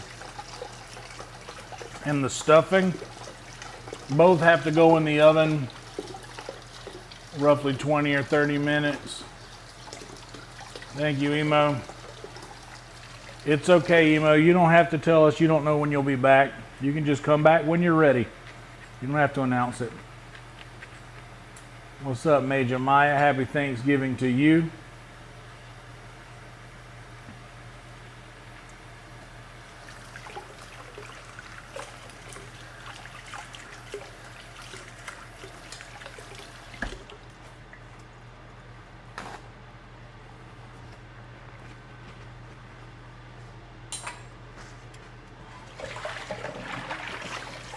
And this pot I need for the cheese.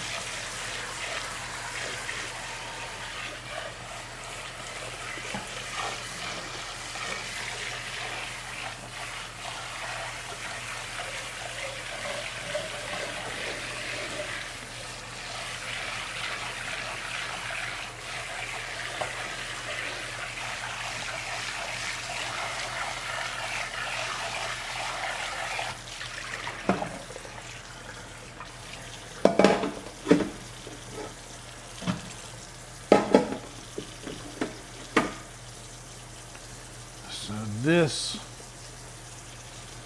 will be sufficient.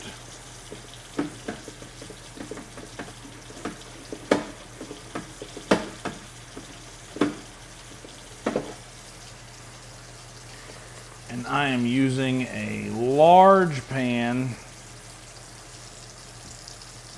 to do the mac and cheese with.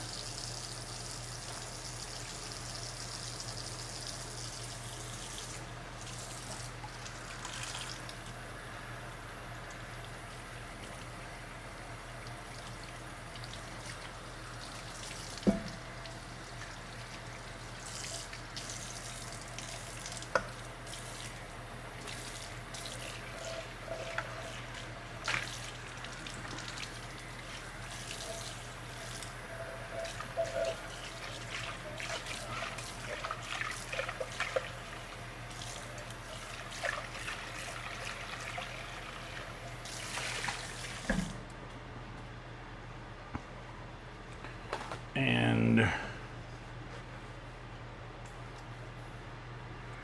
think in my cheese, I am going to go ahead. I can do that right here on the front.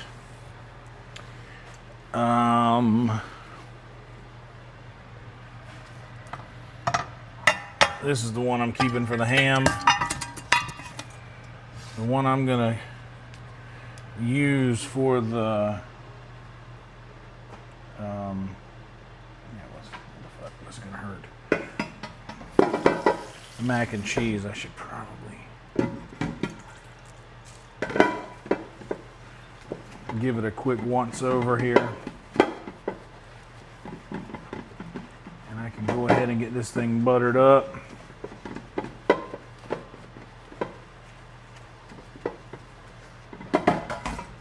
I like having this on the screen. That way I can just look at that and see, okay, it's not boiling yet. What's up, brother Wes Standish? Yeah, I got AI to make all these angles and shit. You know? Just like Adam Justice and Tyler Brown and Noah Byrne do. I figured if they're using AI, why not me?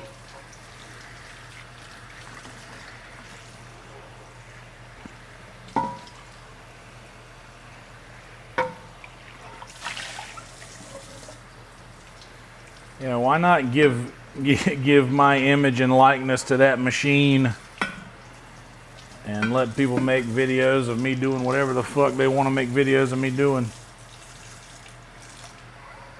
Why not do that? What's up, Jason?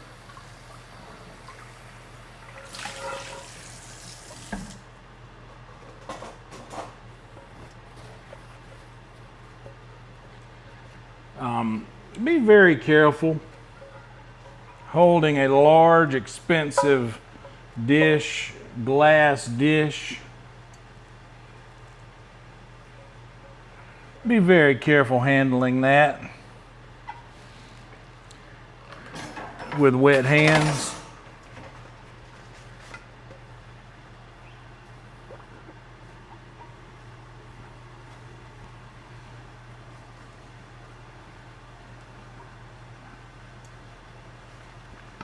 Okay. All right, now we're dry enough. Still gonna need more time with that. I haven't turned heat on here yet. These potatoes, most of the water's cooked out. The skins can come off. Maybe get some gloves and fool around with that.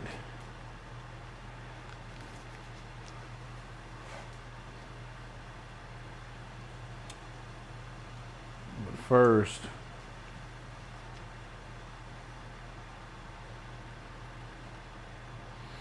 and honestly, I probably don't have to butter the bottom of this pan for the mac and cheese,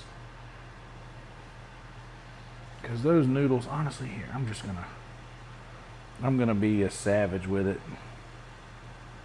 Why not? I'm literally washing my hands every other thing I do.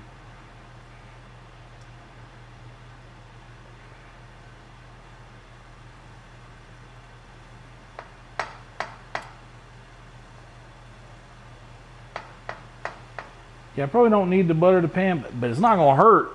Damn sure ain't gonna hurt nothing.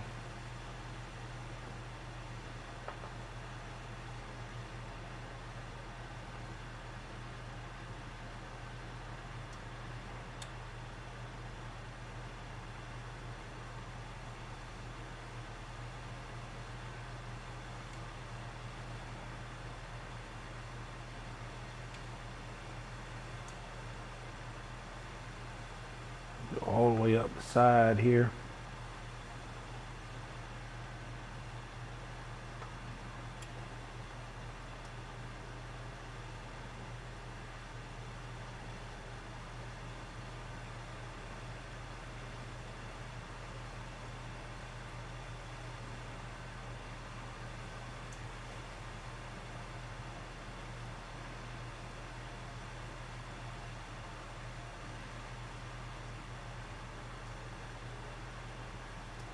Now, we got a nicely greased and buttered pan here.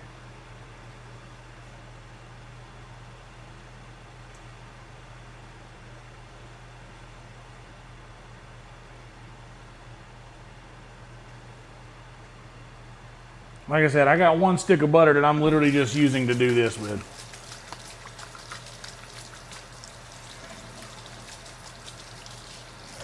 No way, Wes. Dude, thank you so much, man. I'm honored.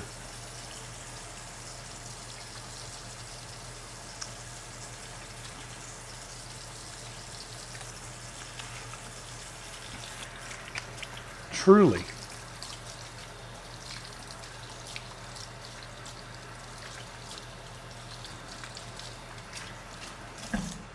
Get another little roll of Taper Pals.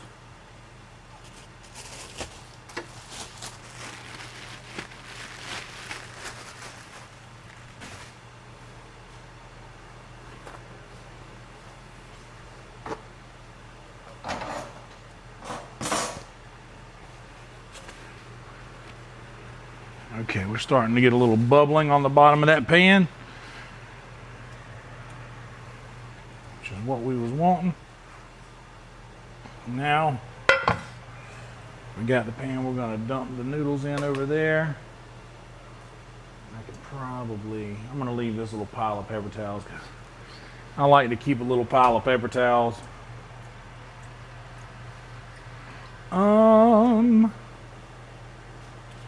Before I get the oil or the cheese going, why did I say oil? I guess we could start messing around with some eggs. I need a little scrap bowl.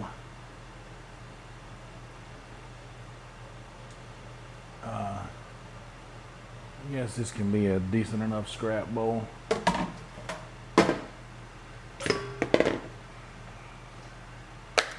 For some shells.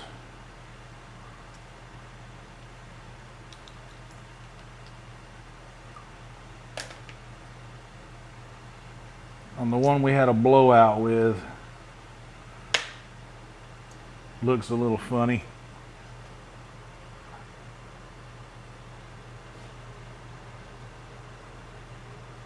Kind of looks like too familiar in a weird way. You don't like that. Oh, you know what I need to do first? Is, a little more parchment.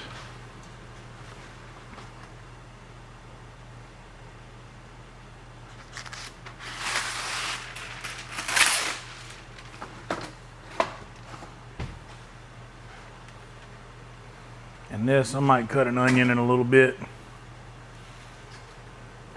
I'm working pretty hard to get the sides prepped. I need somewhere to put this.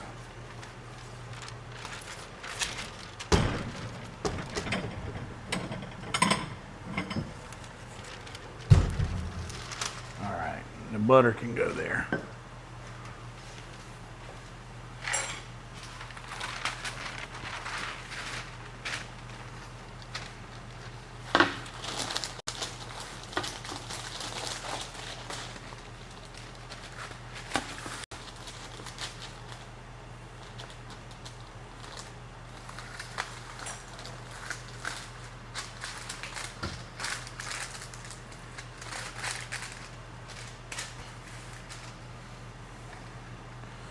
Yeah, before I get the cheese going, I should probably there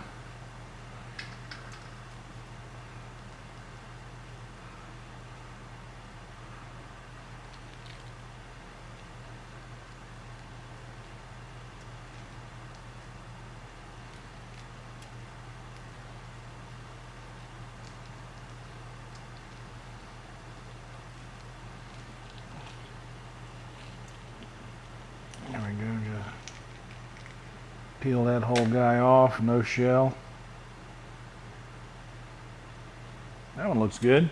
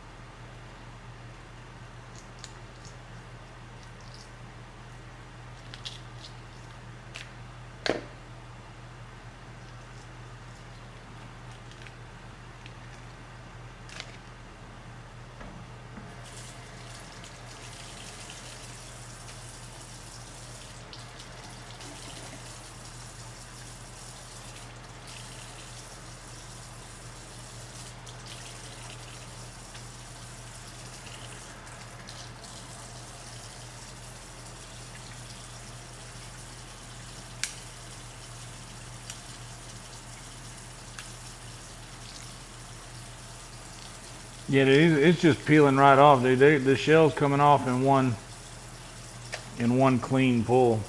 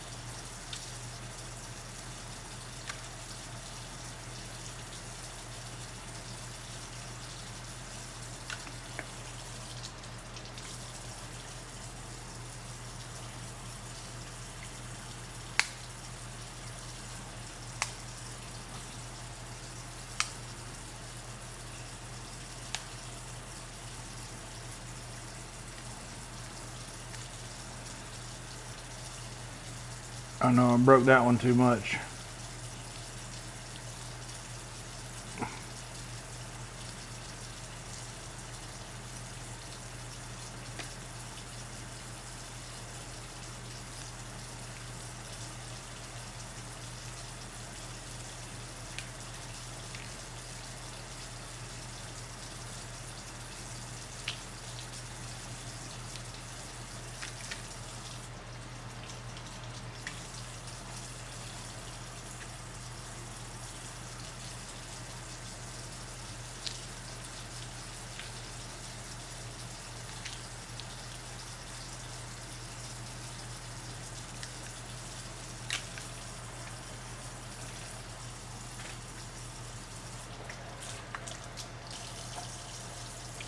What's up, Stacy? It is 6 o'clock in Texas. 1 hour earlier than it is there. Happy Thanksgiving to y'all. I'm making a bunch of stuff that I ain't ever really made before. We got noodle water boiling back there, ready for some noodles. But before I did that, I wanted to go ahead and get these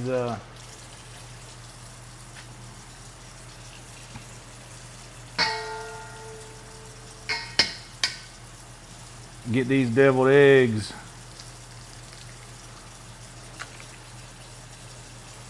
cracked and prepped.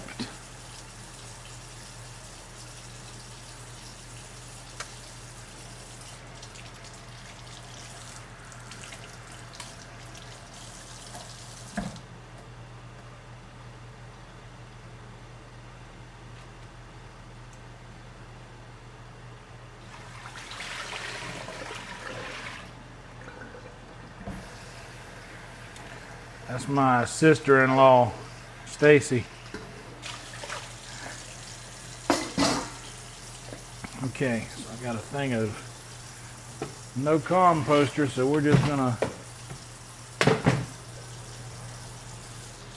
store those eggshells elsewhere.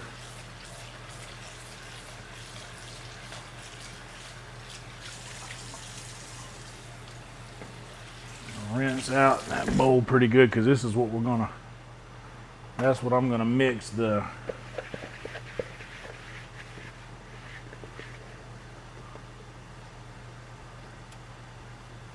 Happy Thanksgiving. Did you see that Clowny got a big sack on Mahomes today?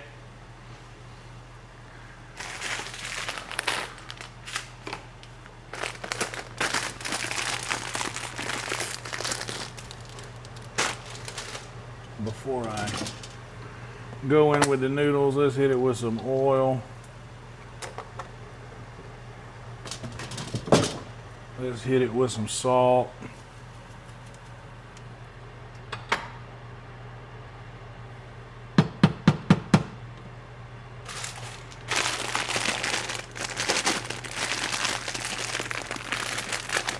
And then let's just hit it with some noodles. There's one bag. And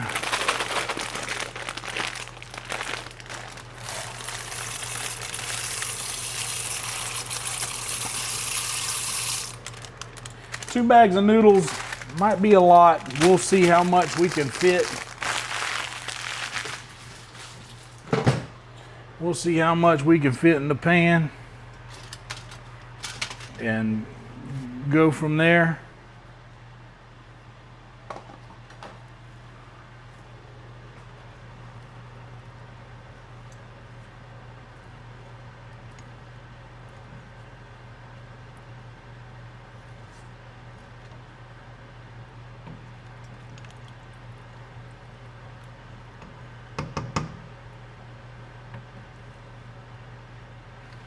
Yeah, probably should have just done one bag. Who cares?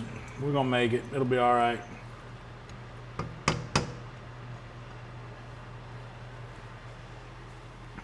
And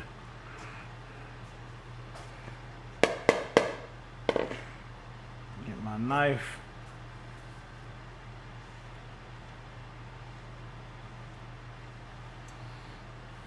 And I'm just gonna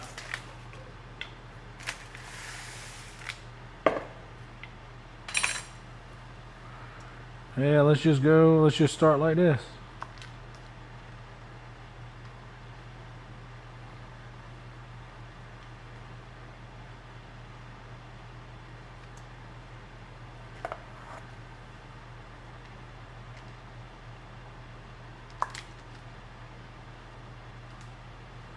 These ain't gonna be the prettiest eggs.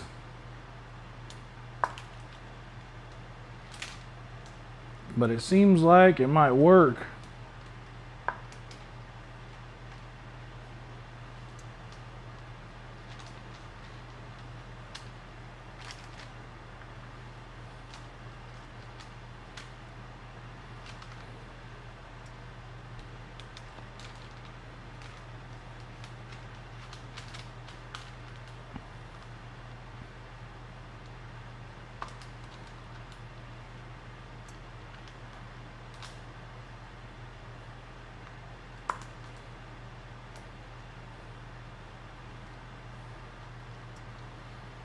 I ain't never done no deviled eggs before, but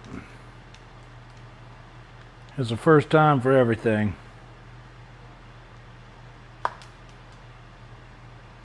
And who knows, they might be good.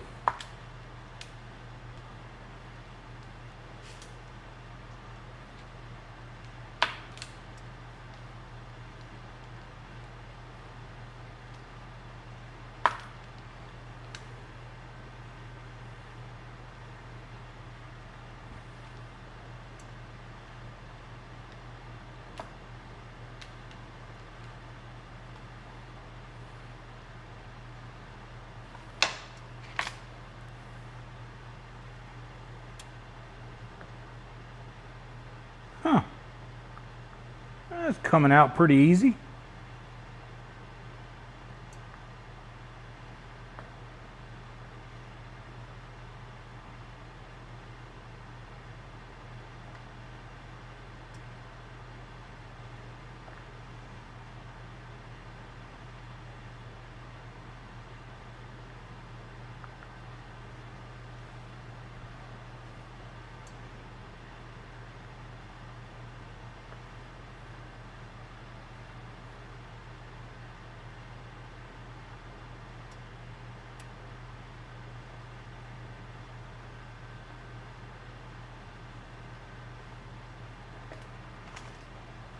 Some of them are falling apart. That's all right. Ooh, I can just do that.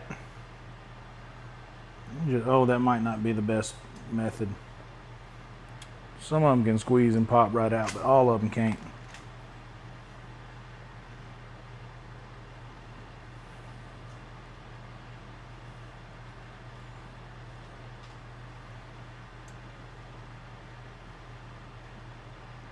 Well, if you're gentle enough with it, I think they all can just pop right out like that.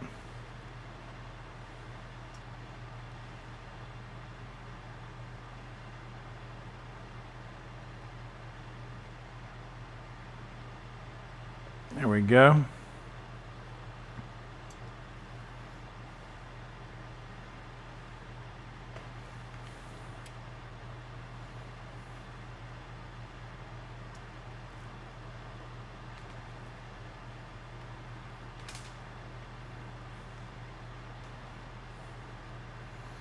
Well, I think I did the eggs right because the yolks are literally just like, with a little pressure, they're just falling right out. I don't know if you guys are seeing that good. Just a little pressure. They're just falling right out.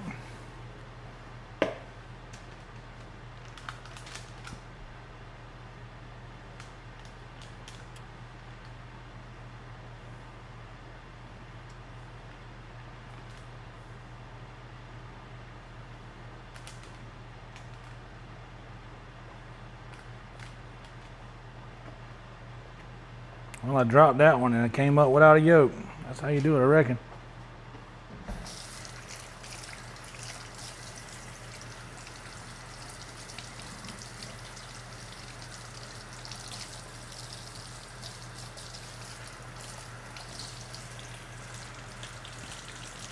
Yeah, I'm usually a few hours behind everybody else on how they do, on how everybody else does stuff. So this is honestly kind of early for me to be eating. But I had a couple of other things that needed to be done today. More than I usually have to do. So with these deviled eggs, like I said, I'm figuring all this out as I go.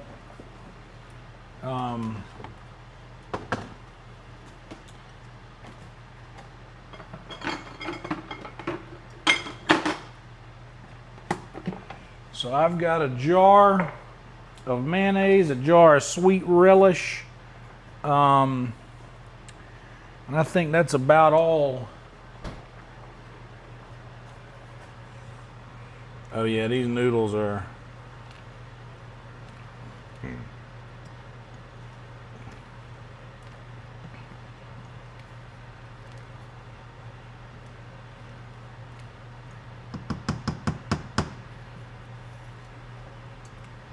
Gonna run out of water. Usually don't like to do this, but I'm gonna. What's up, Rhino?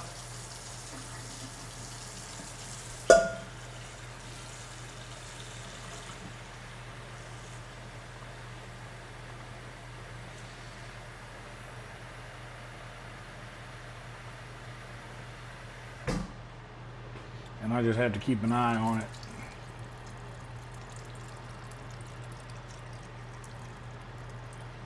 That's a lot of water in that pot, but it needed some. And these mashed potatoes,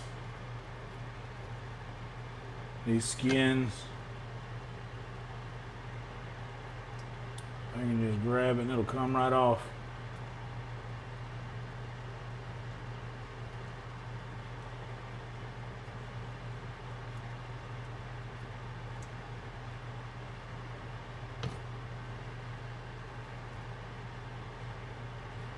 Just like that.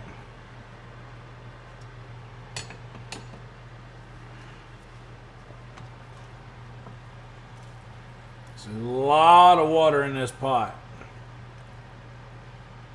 And that's also a lot of noodles. Ain't no way all them noodles are gonna fit in the pan.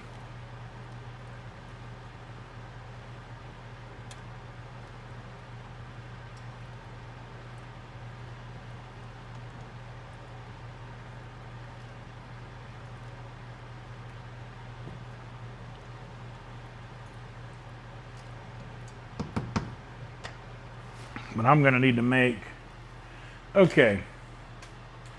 So let me first start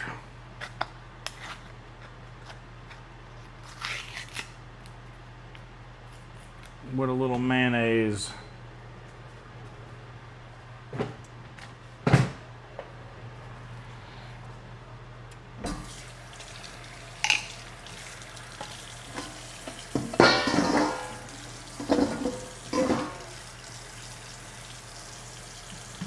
And I'm just playing by ear.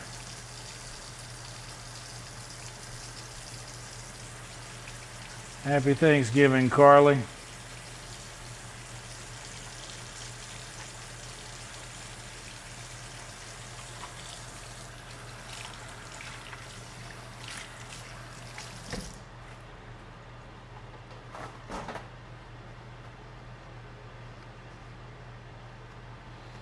I need to smoke.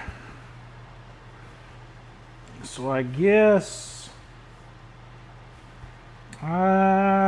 we're just gonna start with a spoonful of mayonnaise, and I'm gonna just go in here, maybe another scoop of mayonnaise.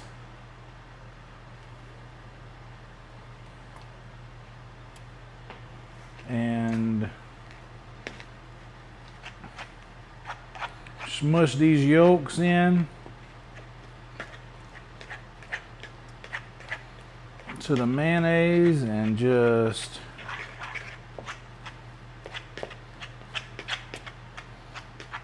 add until I feel like I got enough.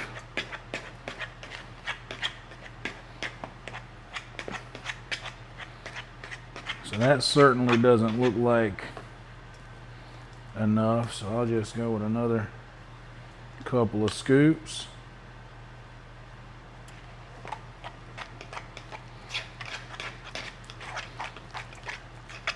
And that's starting to look a little more like what I want.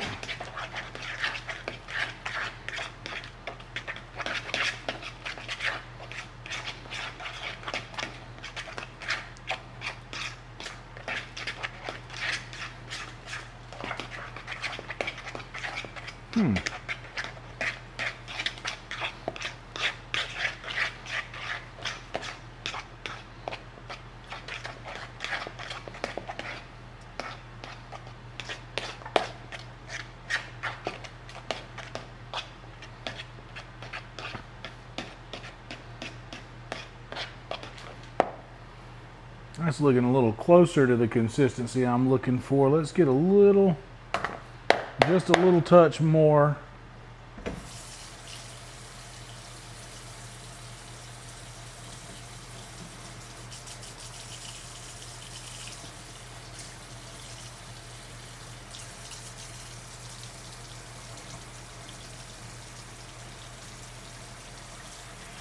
Rinse this spoon off.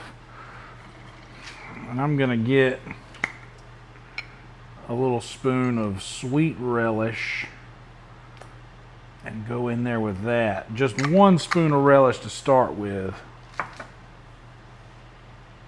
And then we'll see where we end up with it.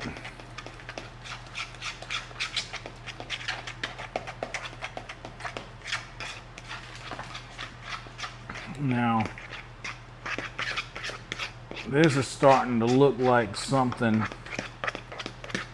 that resembles a deviled egg.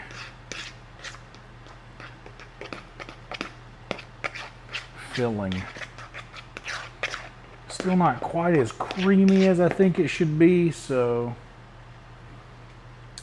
I'm gonna need a little more mayonnaise, but I also want to go one more scoop of the relish.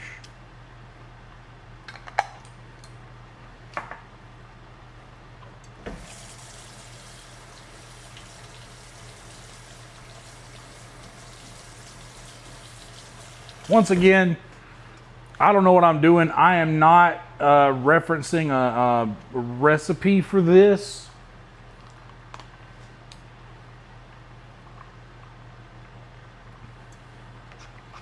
I'm just scooping and mixing and hoping for the best.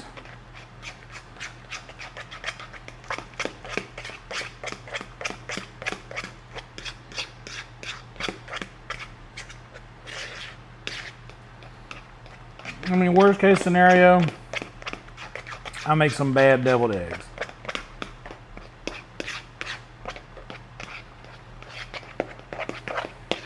This is the consistency that we're working with right here.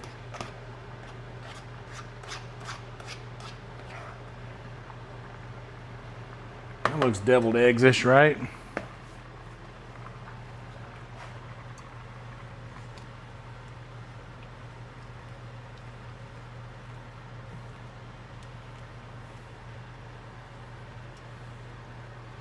This was a bad idea. I need way more pot than this.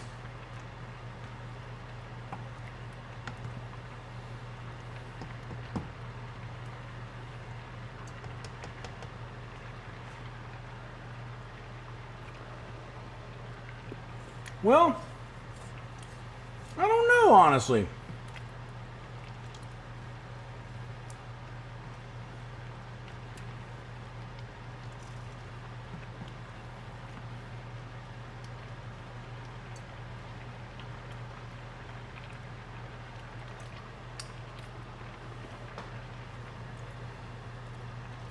Because they're going to go in the oven. It's going to go in the oven for another 20-30 minutes.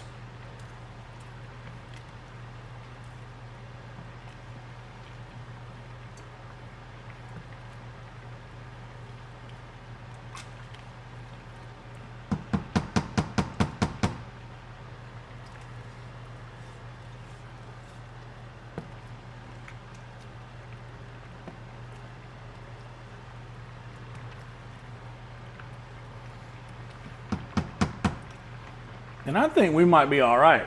I think we might be all right with the noodles.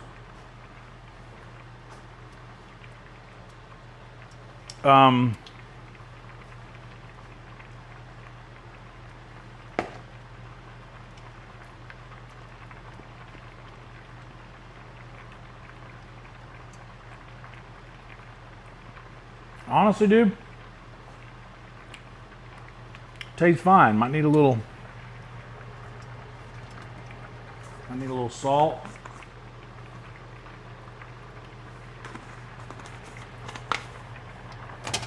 And maybe a little pepper.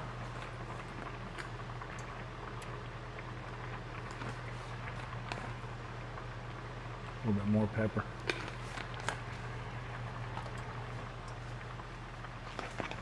And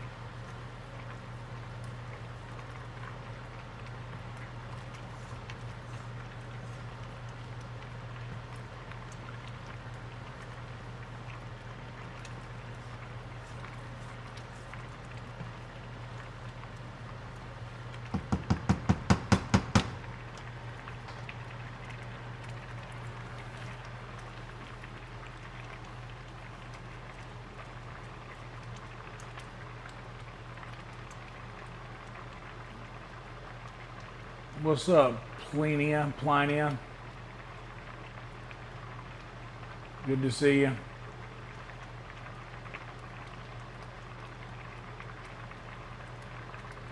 Oh, I'm not gonna bake them. Hell no.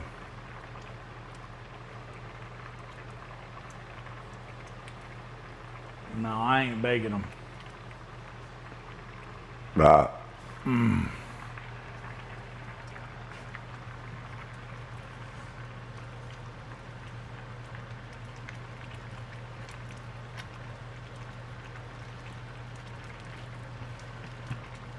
We push this pot to the limit with the amount of noodles that can fit in it.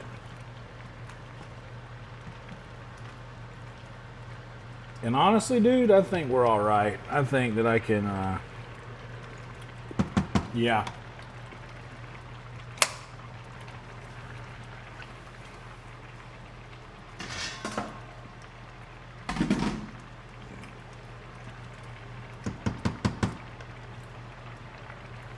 Let me take that big strainer.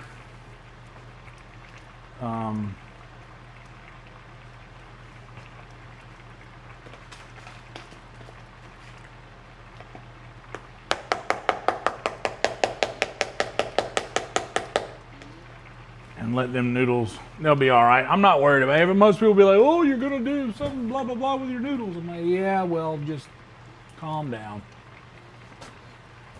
Calm down. It's gonna be okay.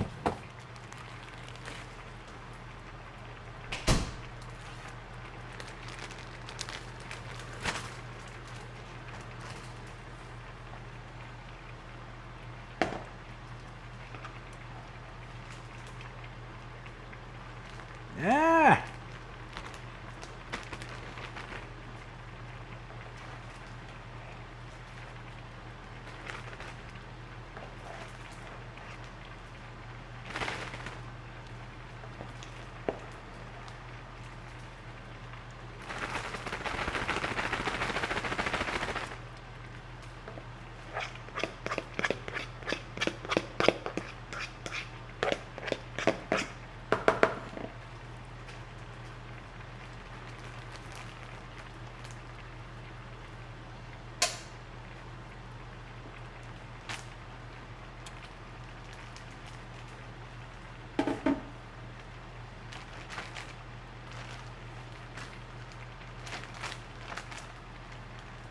Yeah, fuck it.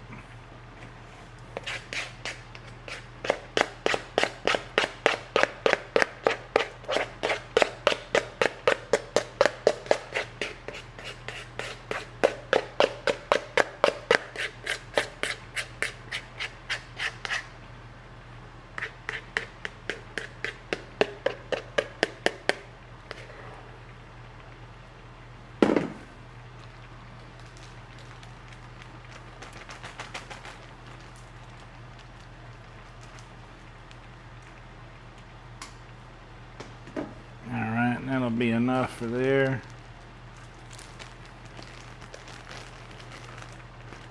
And now I need a flat piece of squeeze.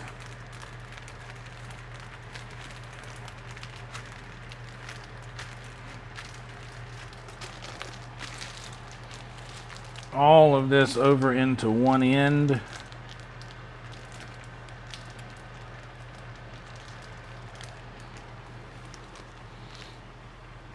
And a better tray. Where did I put it? Where did I put it? Oh, forgot about the baked potatoes. It doesn't matter. It doesn't matter.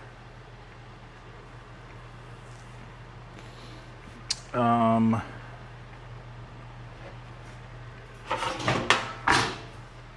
use this tray.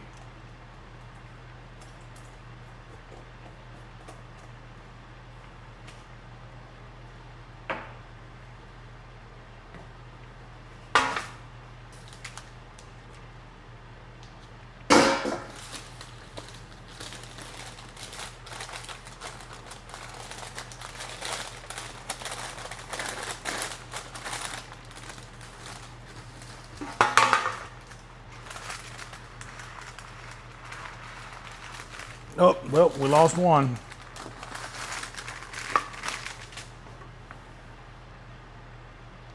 Oh, and it broke in half. We're gonna let that one go. That one's gonna be lost to the game right there. I would normally put anything that I drop on the floor will just go back in, but that one, we're gonna let that one be gone to the game.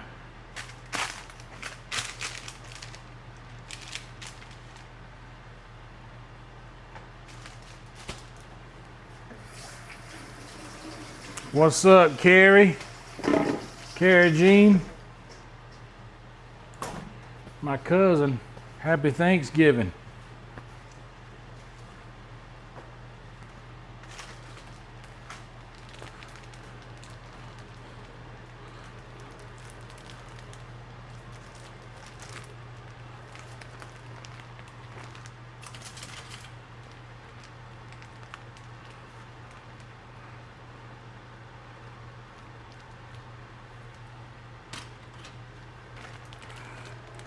All right, let me see if this thing will work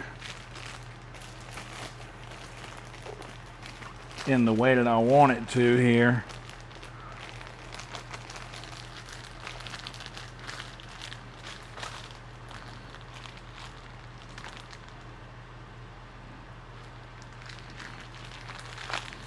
without causing too big of a mess.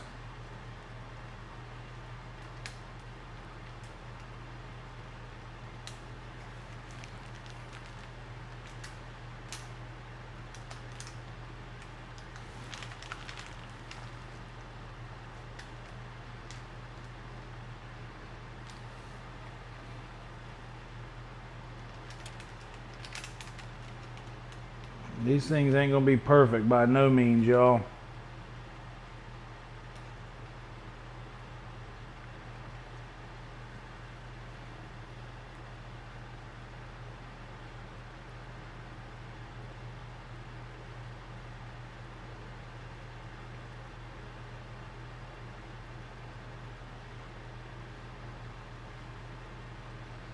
Dude, these are gonna be terribly looking.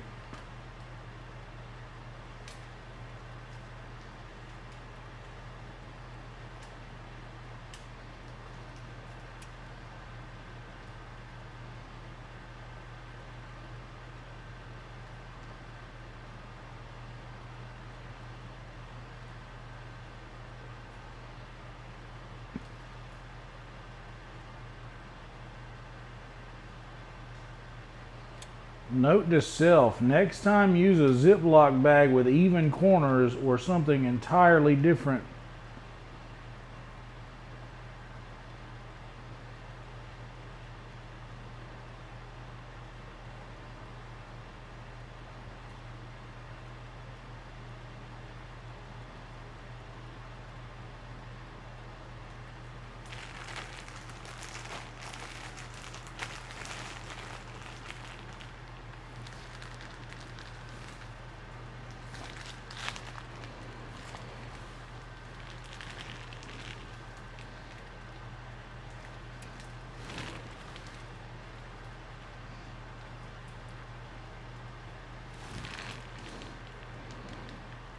Ooh, it's coming out of two places, so I can just do two of them at once, maybe.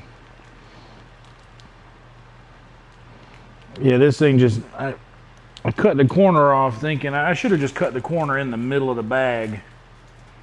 That would have been a better option there.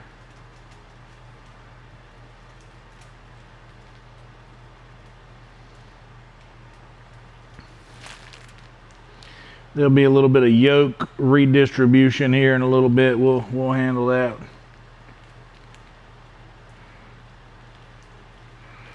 In a minute.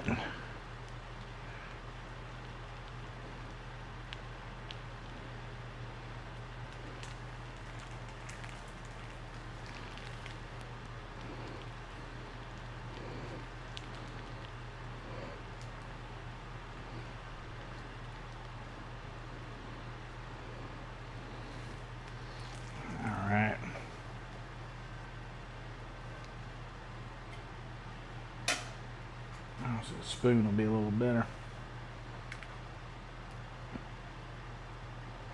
Some of these got way too much.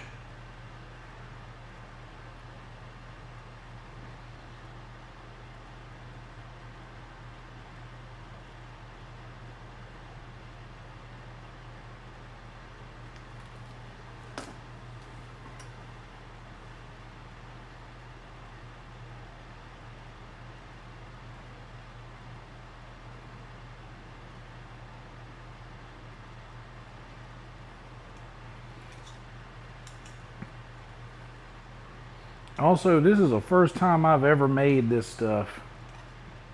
Ever. And to be honest, I'm pretty happy that I made it this far.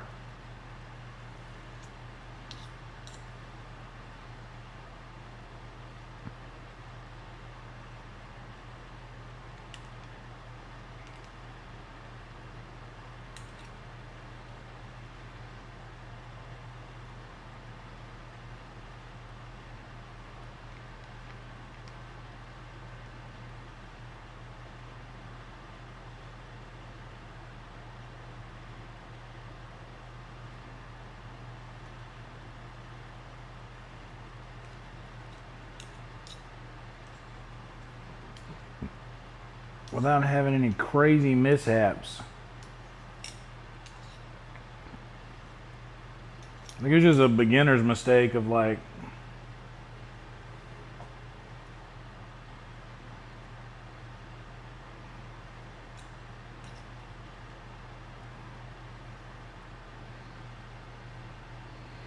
some of these may have a little bit more yolk than the others.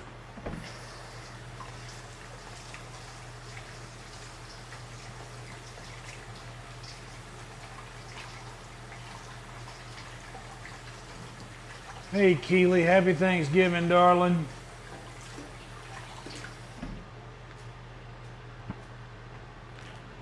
Yeah. So we got that and that and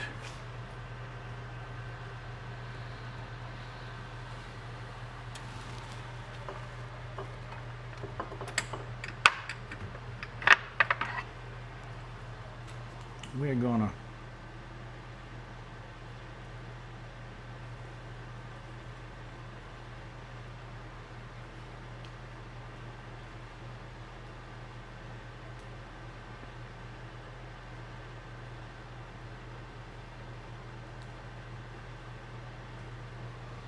hit them with a little bit of paprika on top. And this is what we got. They do not look great, but they are done. These things are good. I think they're gonna be all right. And I'm just gonna put these in the refrigerator right here, since I can go ahead and take my cheeses out. And this ham can come out. Just put them eggs right there.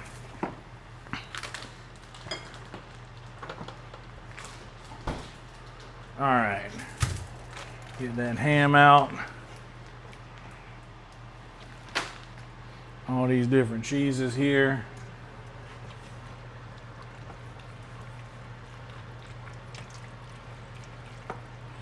Don't worry about the noodles, we'll be all right.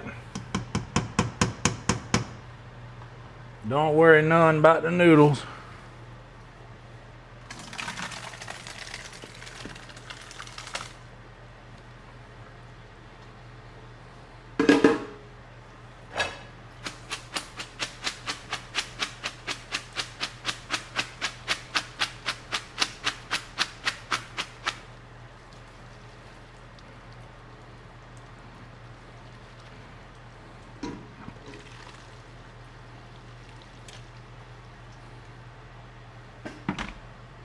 All right, them noodles, I'm gonna want to hit it with some seasoning in a heavy way because it's a lot.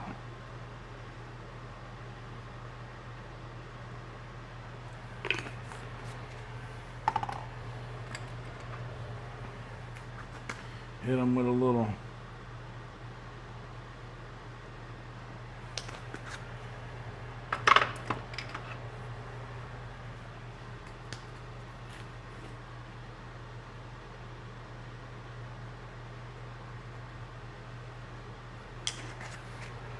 last time I did these, I did not season the noodles. I forgot to season the thing. All the cheeses and everything came out fine.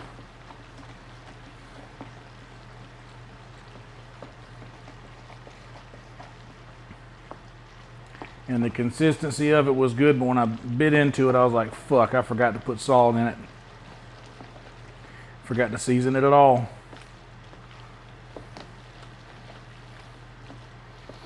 So not this time, folks. And now, since I wasted more time than I thought I would on the eggs, I'm just gonna take these noodles, bring them back there for a second. All those can stay in there.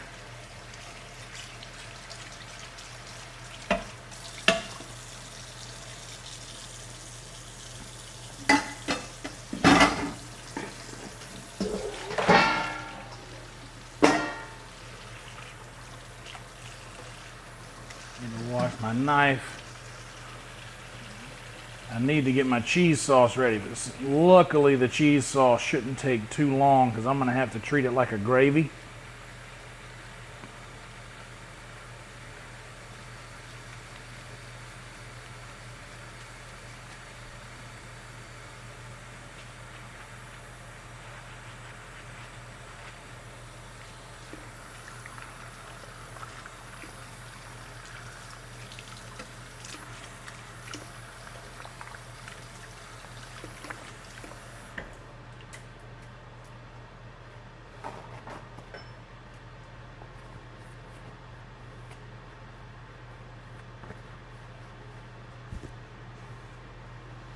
Okay. So the first thing I need to do is take one of these sticks of butter and get that in here in this pot and get that going.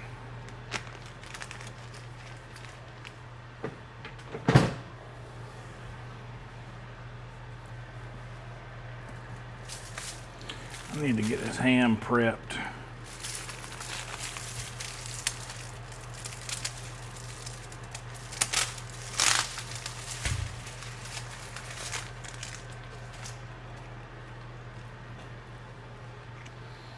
Making sure I'm not throwing away any kind of instruction.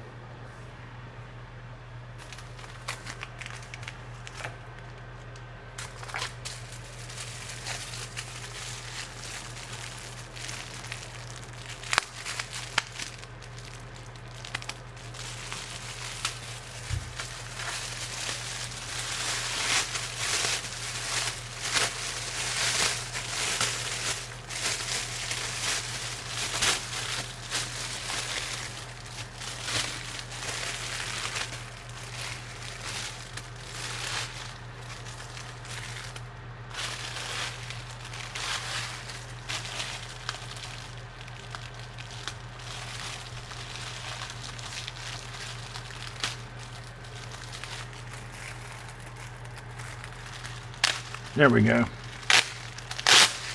There we go. Heat oven to 325. We're already at 350. So 325, that'll be fine.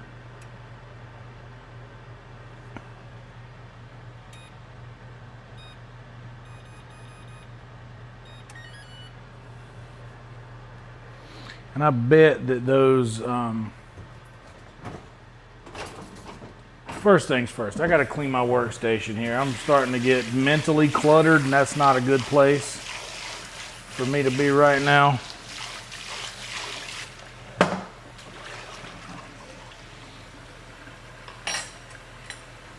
Let's get this thing.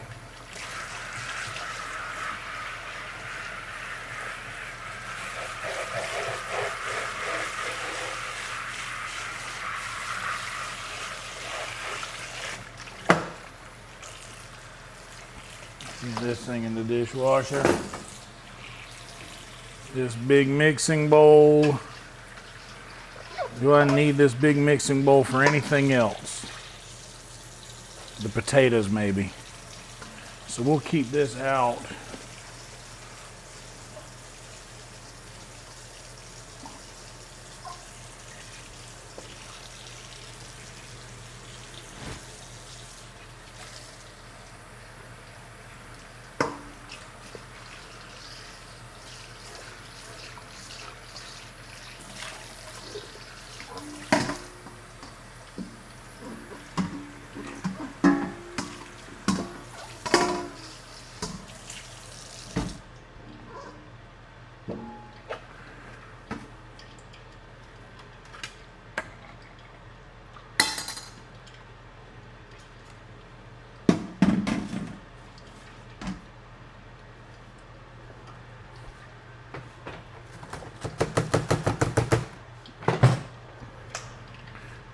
Sounds like that butter's ready for the next part. So I don't really have enough time to do anything else, but at least got a little bit of the clutter knocked down. Okay. A stick of butter.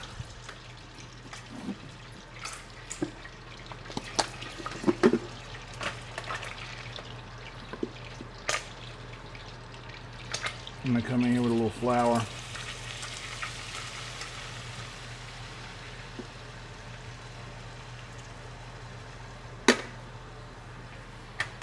That should be enough, but I'll keep it out just in case. Ooh, a sip of tea might help.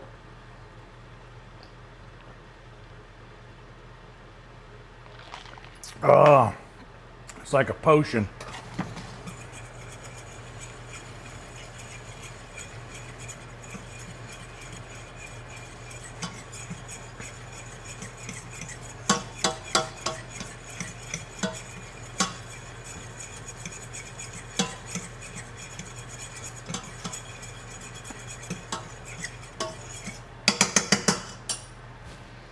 Got a little bit more flour.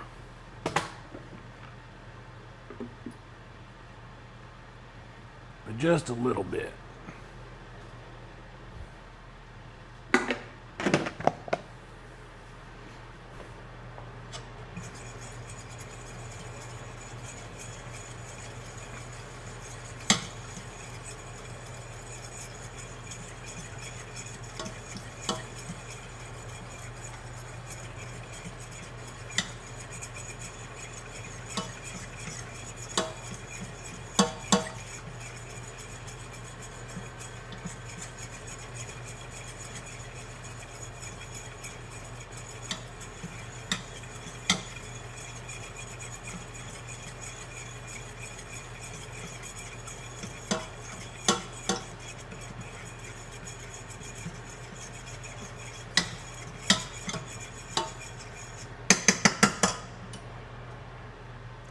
Bubble up. Get some milk ready to go in it.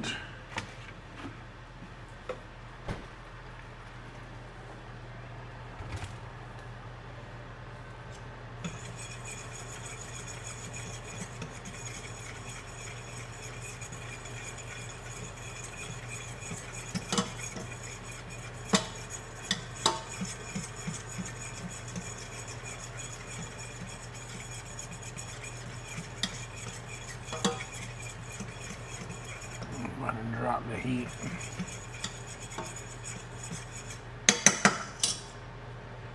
And don't worry about our taters. We haven't forgot about them yet. They're still hot as hell back here. Don't y'all worry. These will come together nicely. That'll be fine.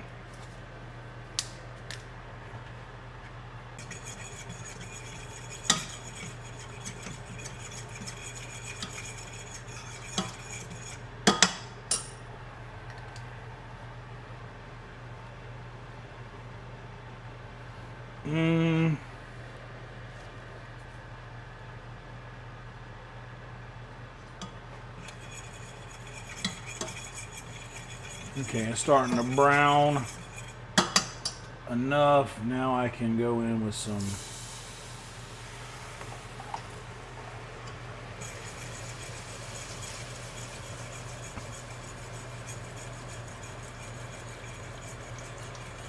continue to stir, and you'll see it starting to thicken there.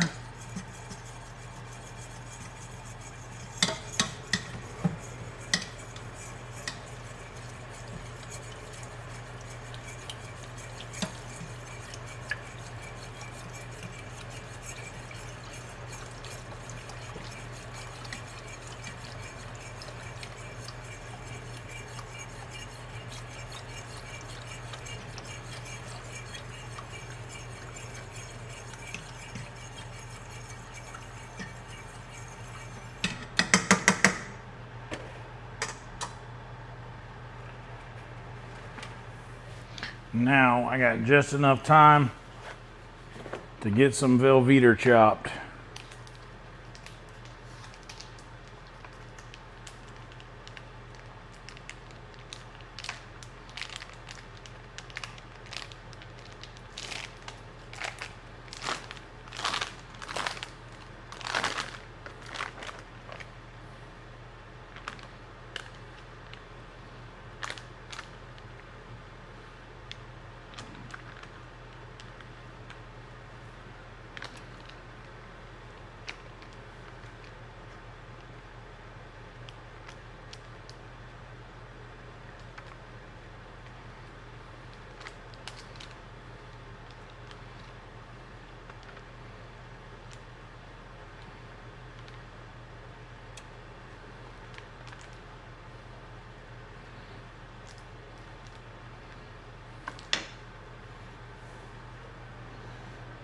this, I'm just gonna start dropping some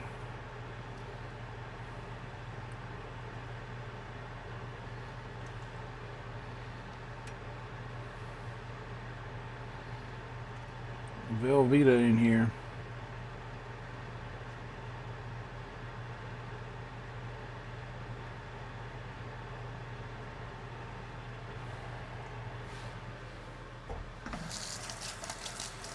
It's getting there.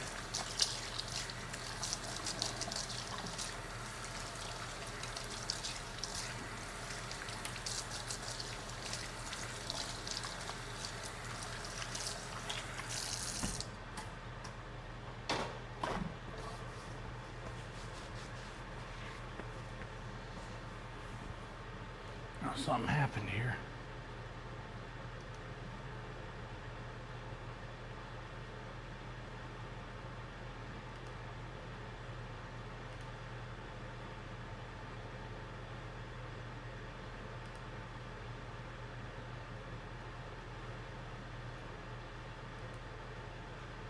Here we go.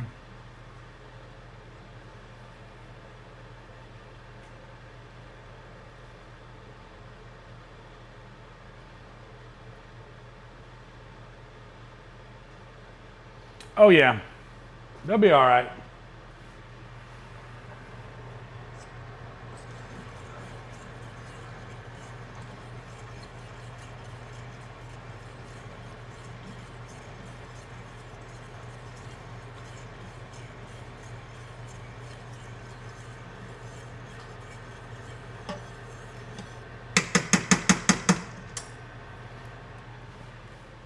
All right, so about the strainer.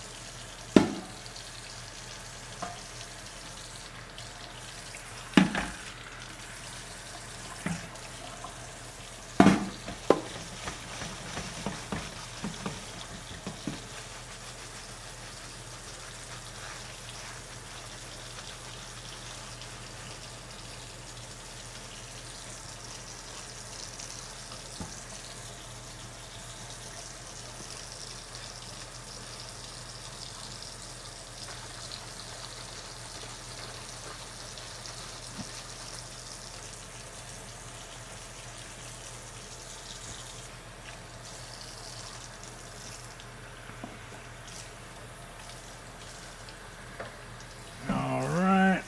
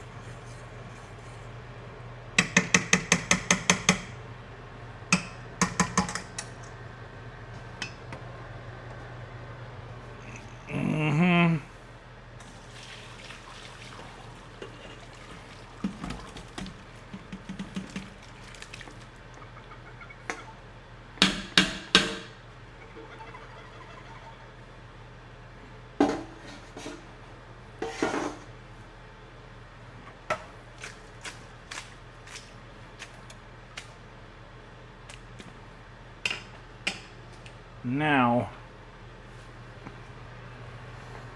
I can yeah,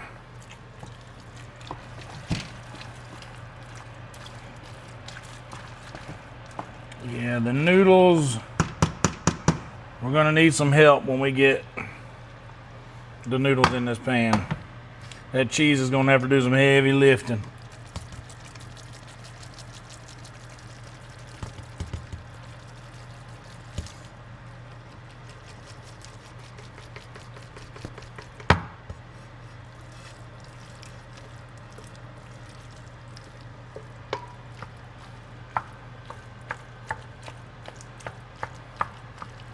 That's about all we're gonna fit in there.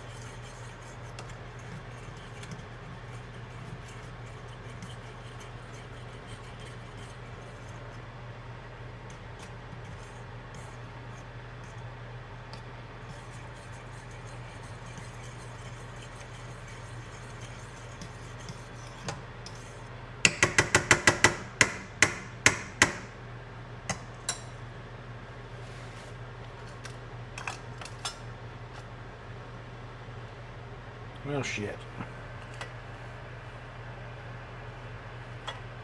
Fuck it. All right.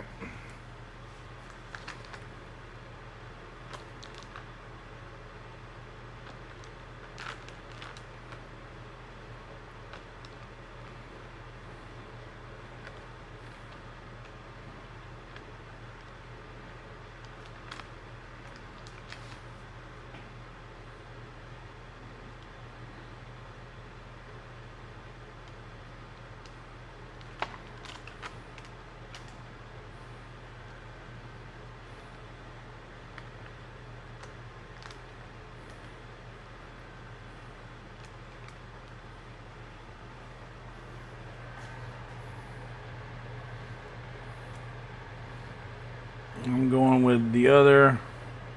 I'm using about a whole block of cheese in this, plus the other cheeses. Because why not? It's going to be... It's mac and cheese. It's not mac and something else.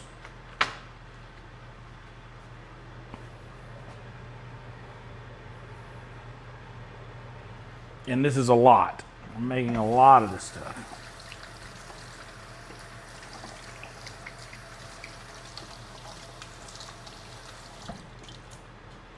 Hell yeah, dude. Nothing wrong with a little Grateful Dead Yule log. You know what they say? You'll love it.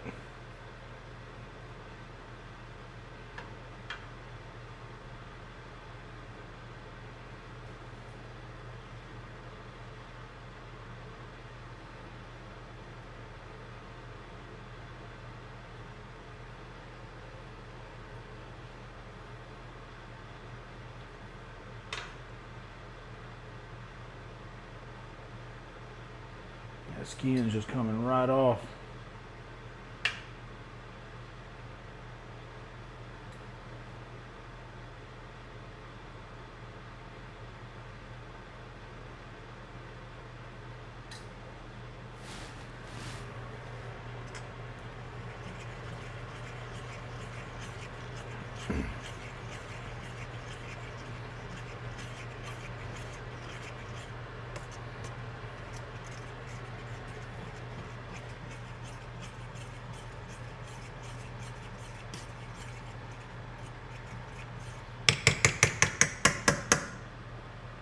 Okay.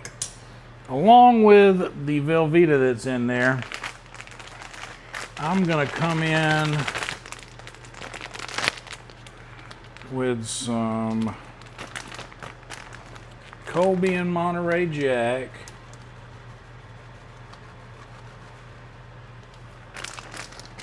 About that much of Colby Monterey Jack.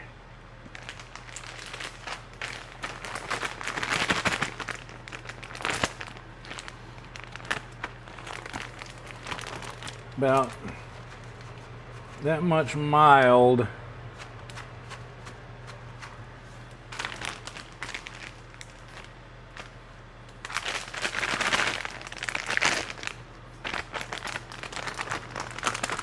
Not that much sharp.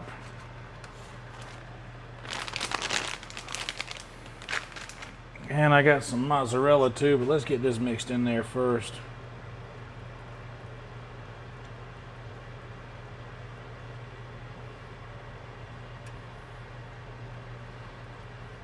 Crazy with the cheese whiz.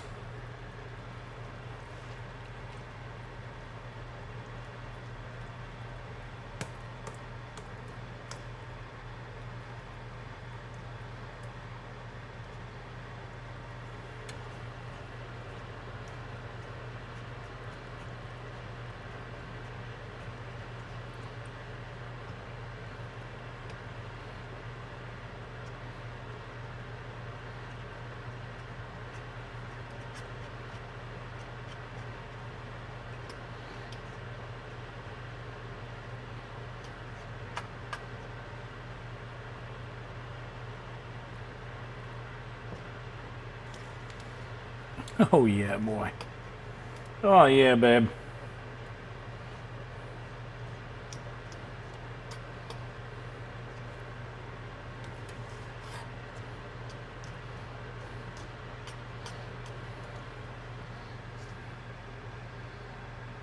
Oh hell yeah.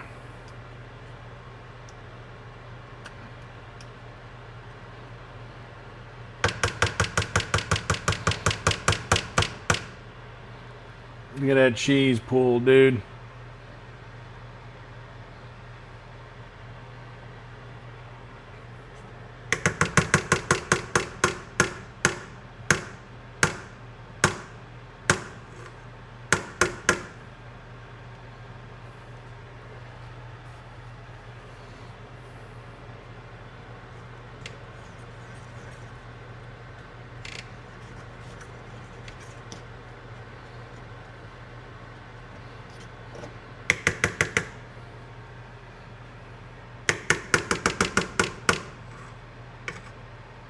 Let me just see what this cheese mixture tastes like.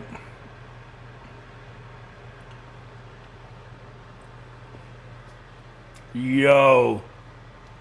Yo. Yo, dude. Oh my God. Oh my God, y'all. Oh my actual God. Mmm.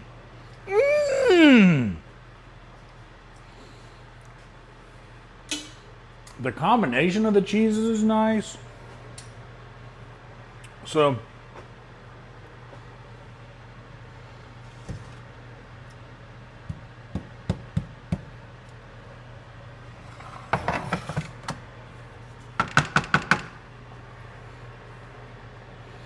here's how we're doing this.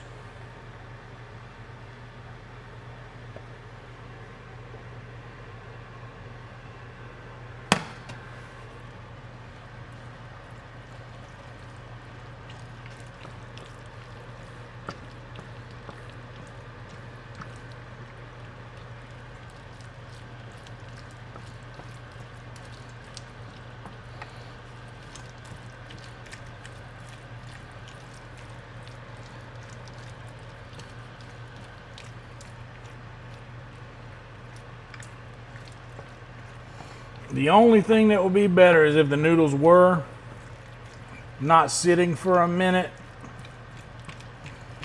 But I mean, they're going to take this cheese no matter what, dude.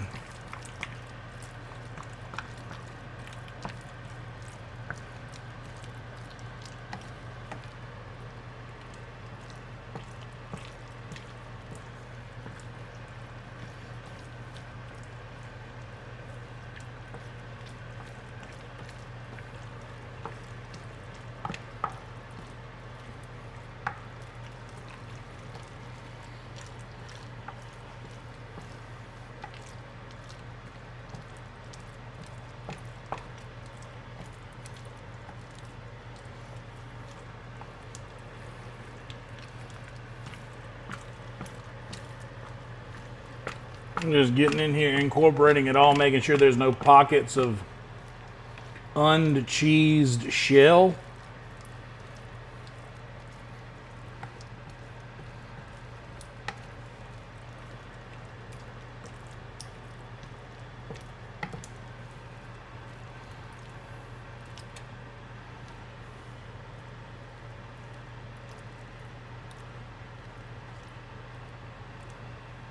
All right.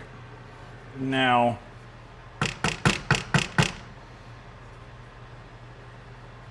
for good measure,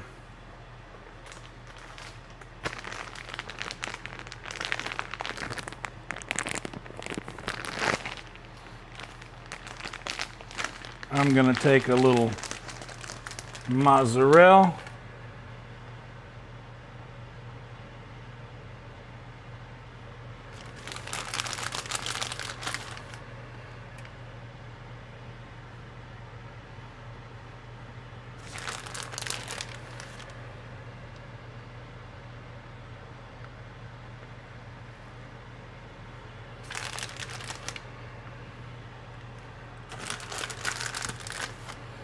Just a little mousse.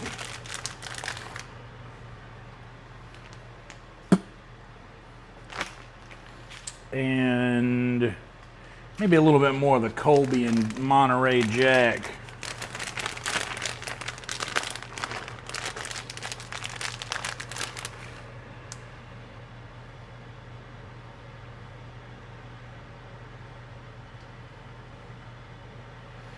And with this, we take it and just slightly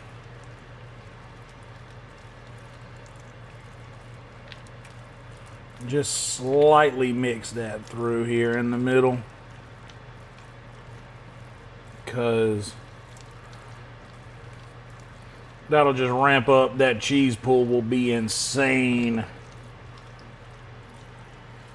And like I said, we're making mac and cheese. Emphasis on the cheese.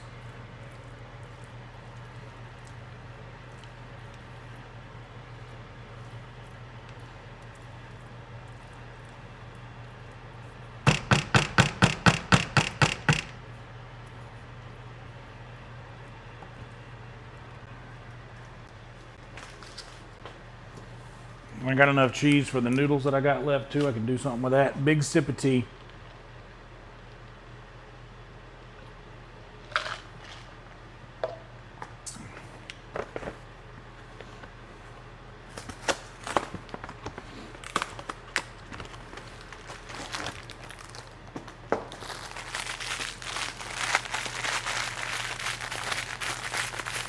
And then a little, you don't need to break out any heavy artillery. We just crushing Ritz crackers.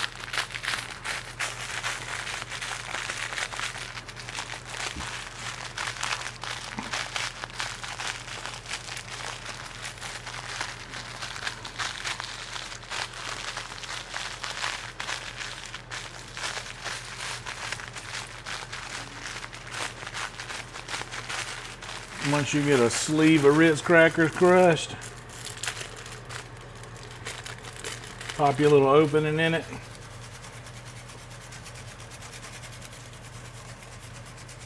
And come right in there over the top.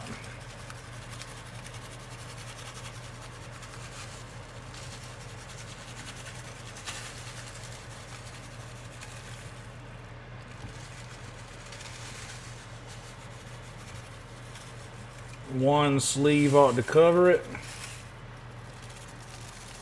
And you end up with something looking about like that.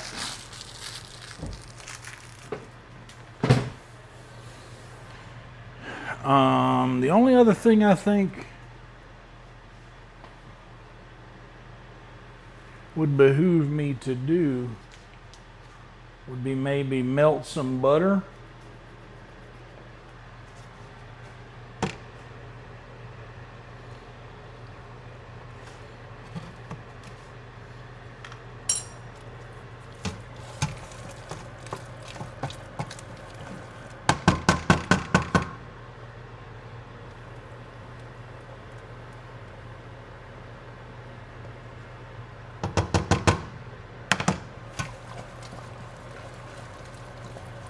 Oh yeah.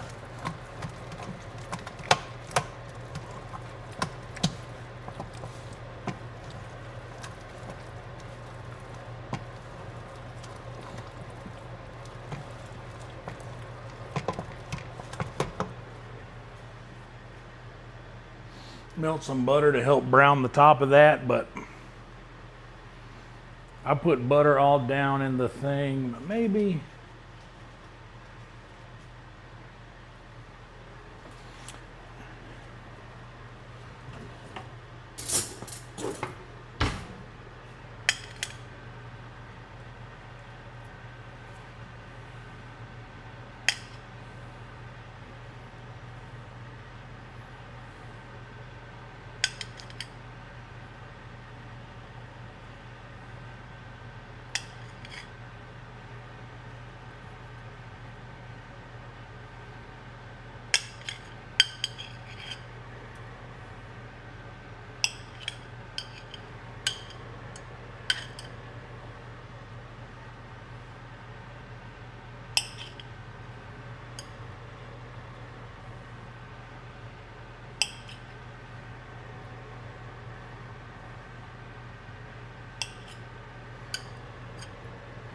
This might be a little overboard, but who cares, dude?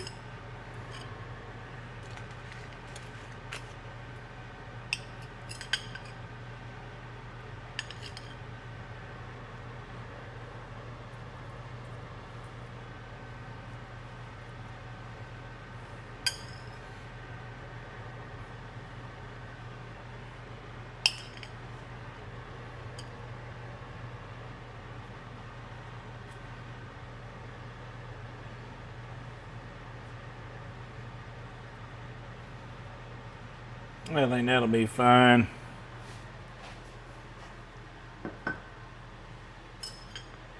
Okay. Now, here we got to flat side down on a large sheet of foil in a roasting pan.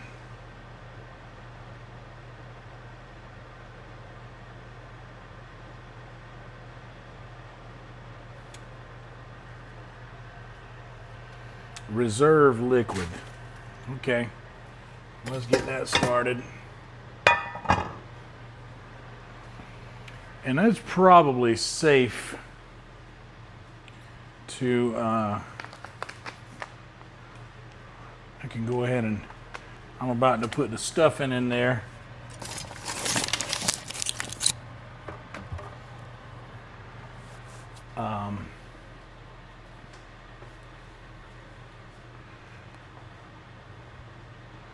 Them extra 4 potatoes that we had.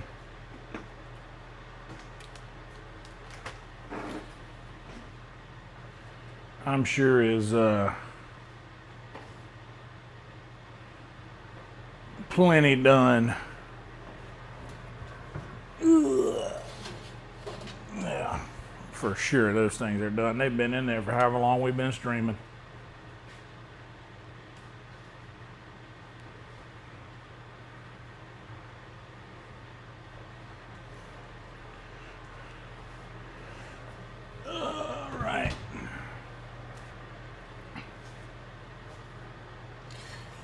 More I'm thinking about it, do I even really want to do those chicken thighs? Do I need to? I probably don't need to.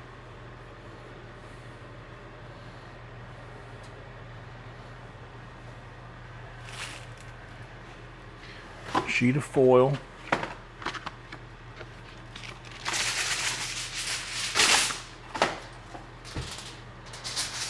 In a pan.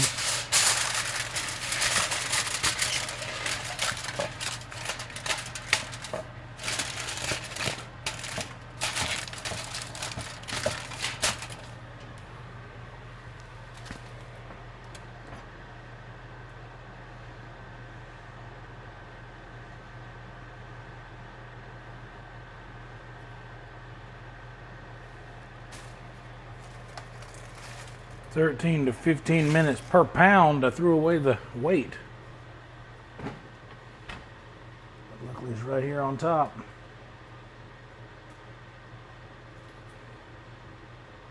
$5.72.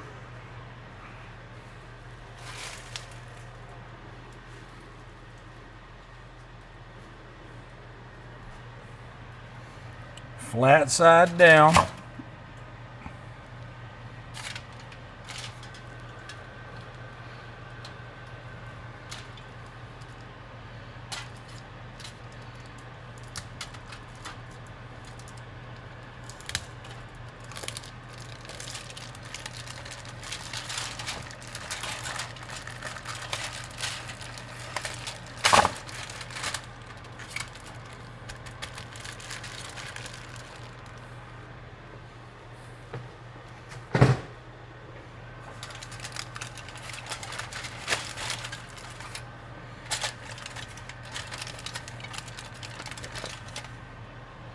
And then I believe it says directly after that,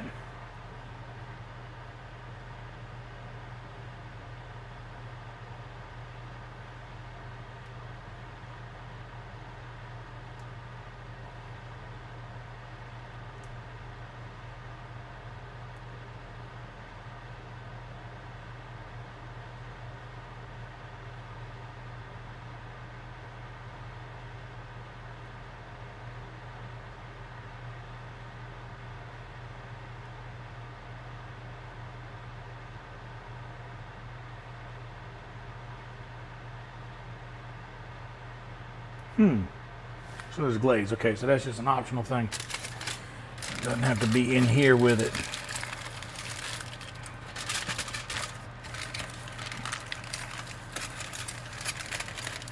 So then to completely wrap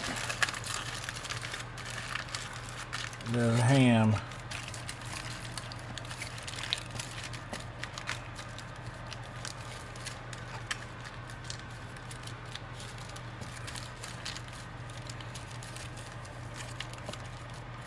$13 to 15 minutes a pound, 5.72, is that what it is? 5.72.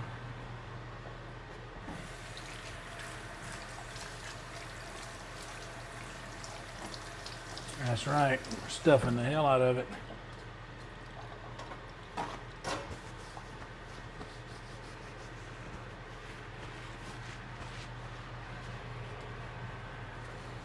So 325, let's go ahead and get this ham in here. Over on that side there. And yeah, you know what? I'm gonna go ahead and put this big thing of mac and cheese in here too. Right next to it.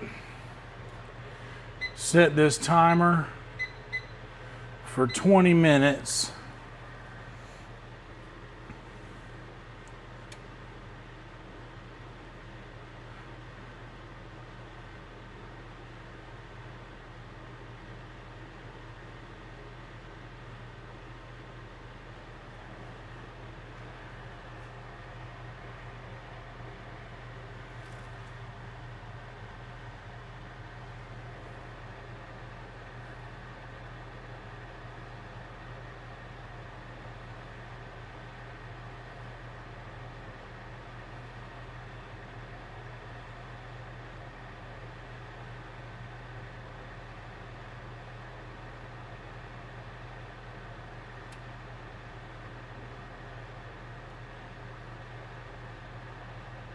So about an hour, 15 minutes to an hour and a half. Let's set it to an hour and 20 minutes.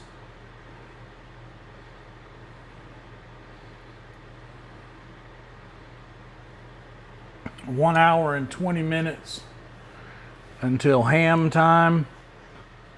Watch out. All the cheese on earth. Okay, close all this back up.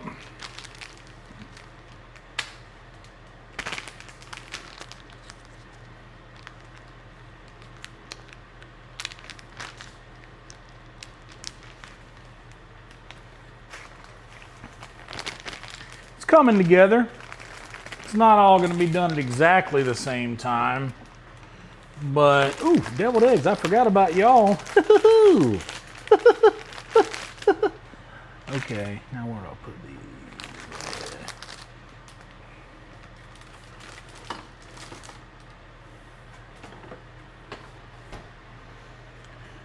Okay, I want to keep this right there, stick it to that. The dishwasher is wide open the whole time I've been working around it, not even like, oh, well, this is open, kind of in the way. All right. So now for our taters.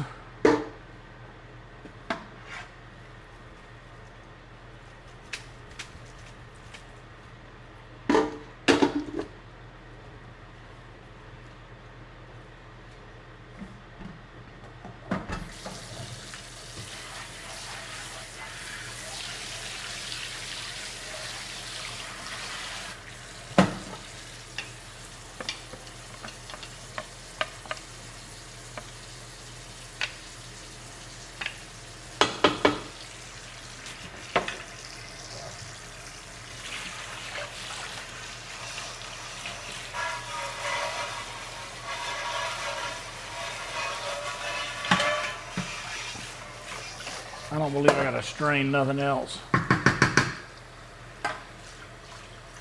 What's up, city? Might as well jump. Put that in the dishwasher.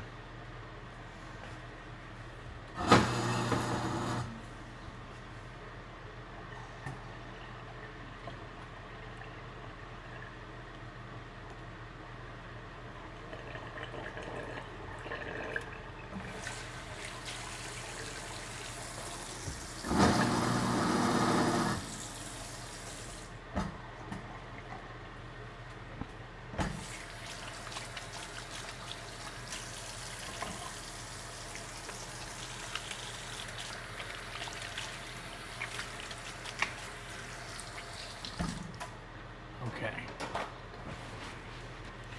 Now, with this fork right here. And y'all remember, I'm not going to take off all of the skin here. Just some of it.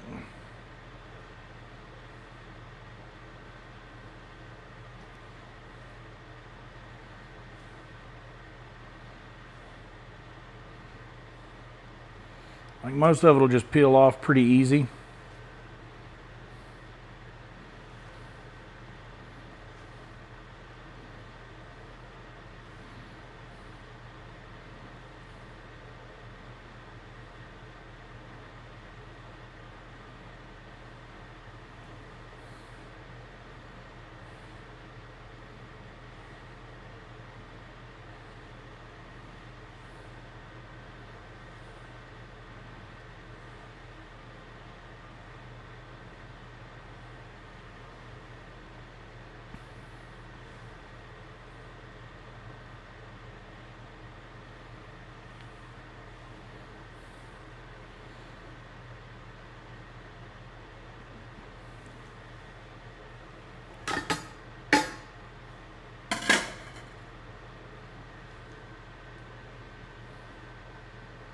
There we go, like that big chunk.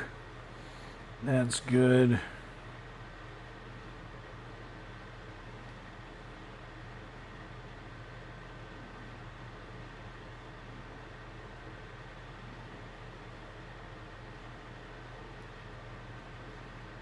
See, and most of this is just coming right off on its own.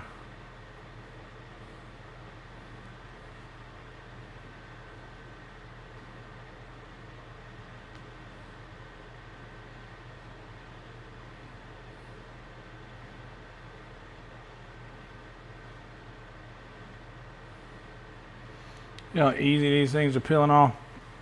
And yeah, it does take a little time, but time's what we got, you know. Luckily, you guys aren't actually here waiting for food to be done, because I don't like to rush shit.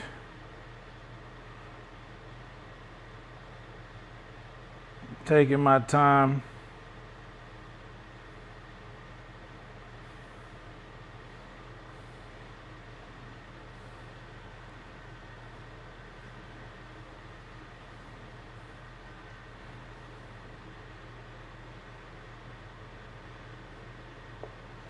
Like this guy right here will probably just zoop, and that's enough to fall off.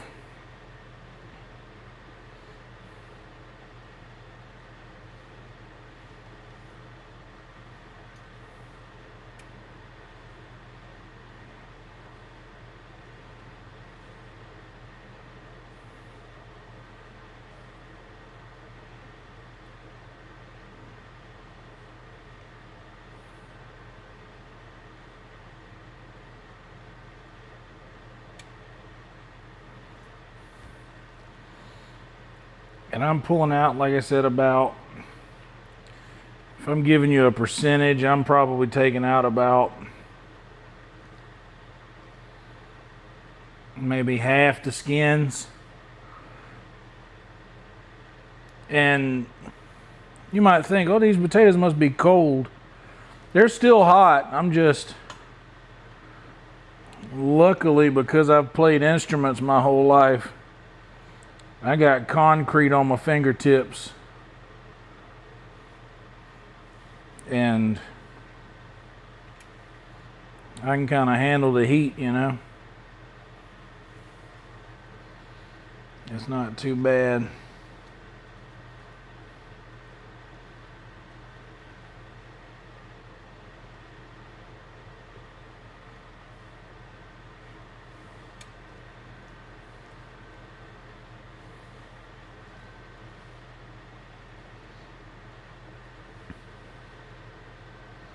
If you look, I don't know if these cameras will show you, it's still steaming.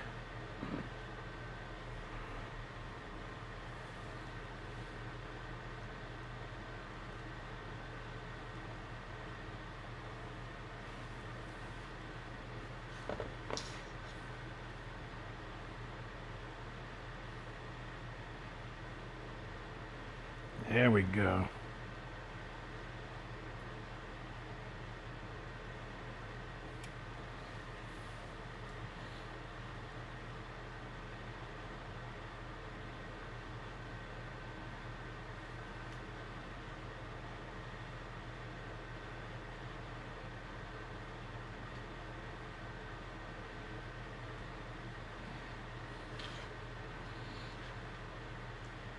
And I believe that the amount of skin that I have left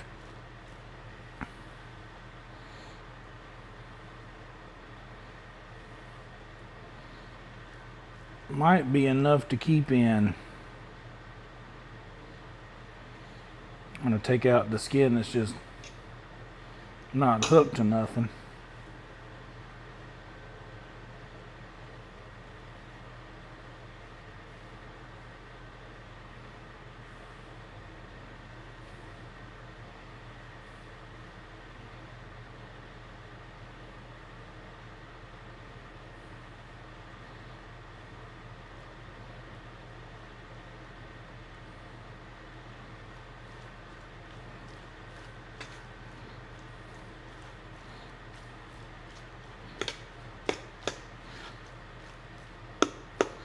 Yep.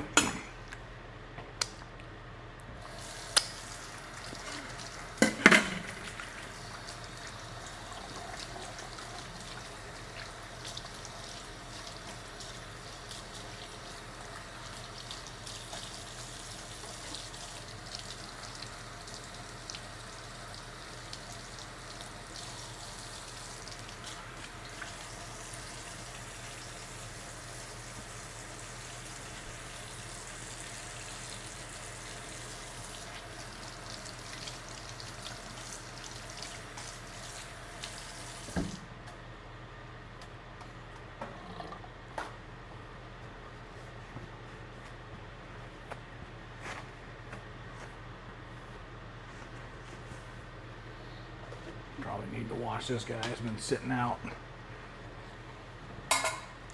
amongst the elements here all day. Usually I don't have to wash the sheath because only a clean knife ever goes in it.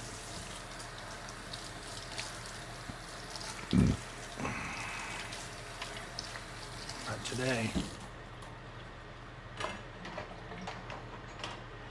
we're going to let that sucker drip dry.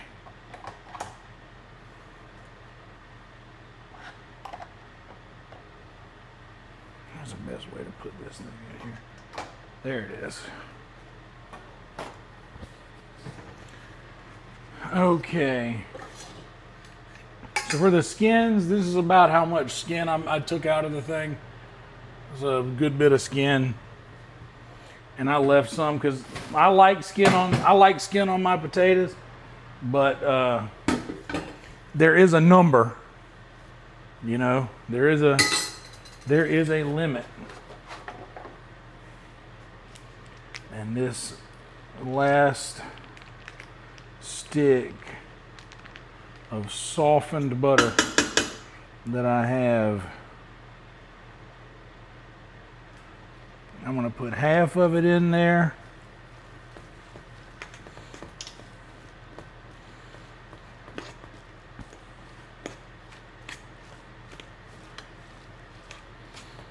smush with the fork.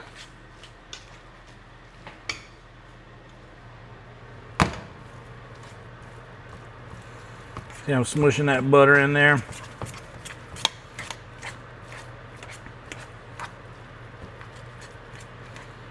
And I'm just gonna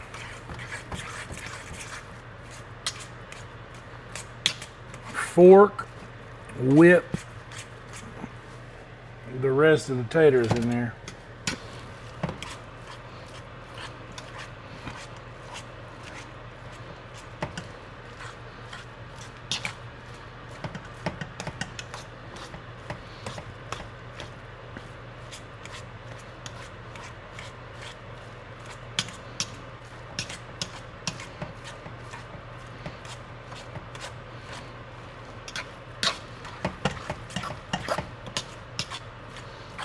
And you guessed it, we're gonna need the other half of that butter.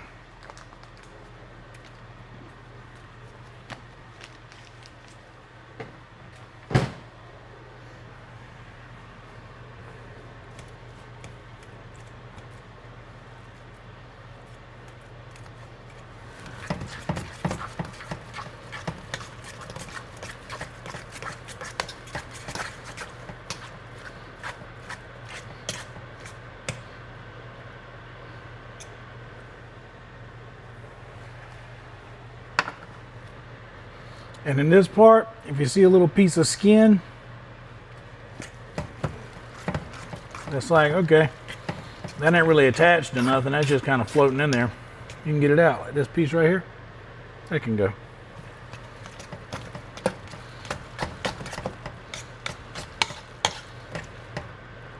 All I'm saying is like the skin's never going to be like dissolved into anything. It'll never be past the point of you getting it out at any point in the cooking process. And it's just, if you want to sit around and peel potatoes before, go for it. I mean, it might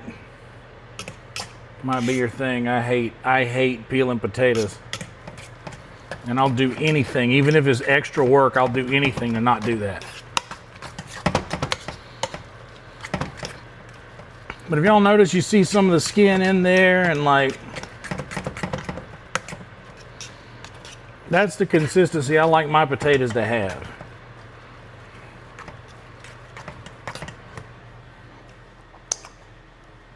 And we didn't forget.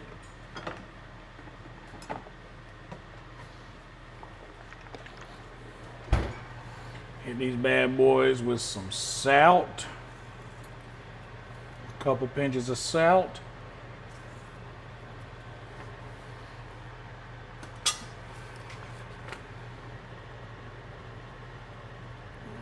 Cover the top with some pepper.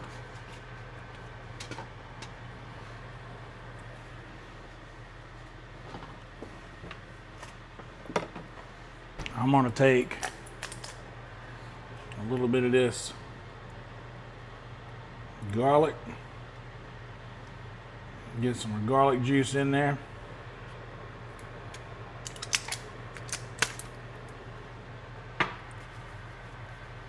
And then some of the heavy cream. Go ahead and get to stirring.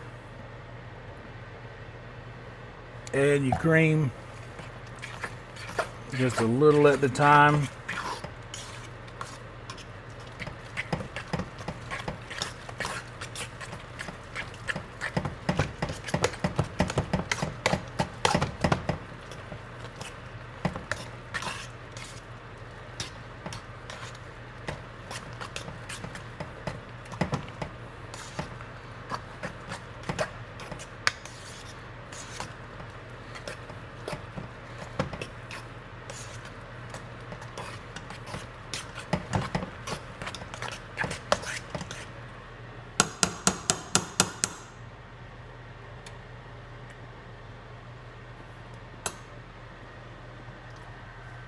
Tastes like taters to me. Damn, it tastes like taters to me.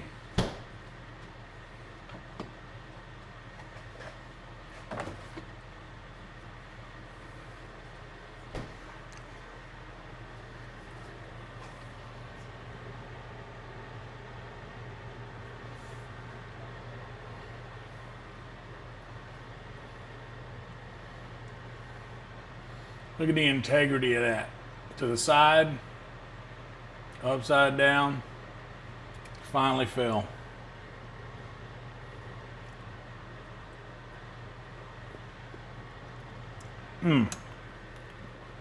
The skin gives it this flavor that you like.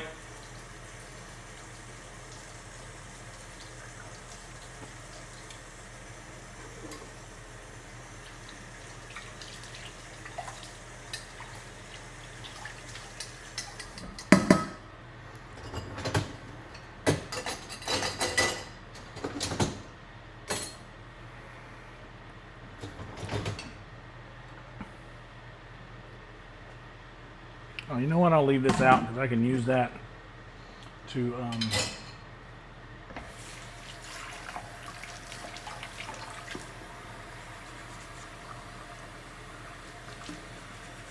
microwave melt that basting glaze in.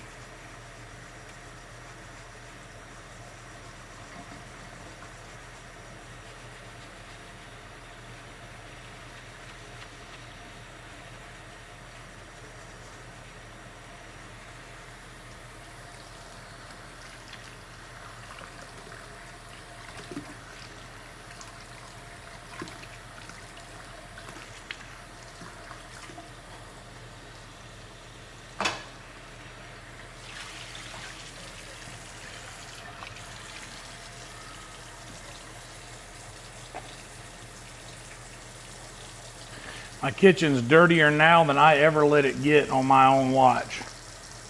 And that's okay.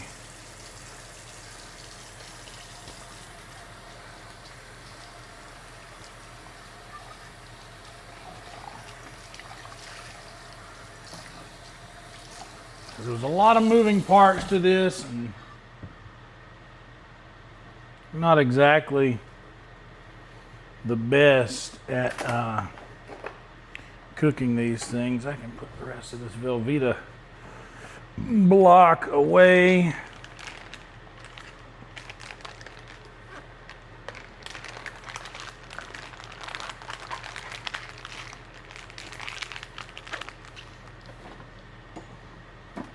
Put that up there.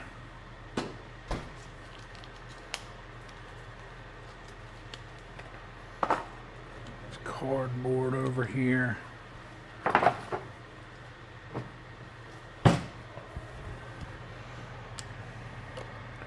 That's enough heavy cream and butter and such in the taters.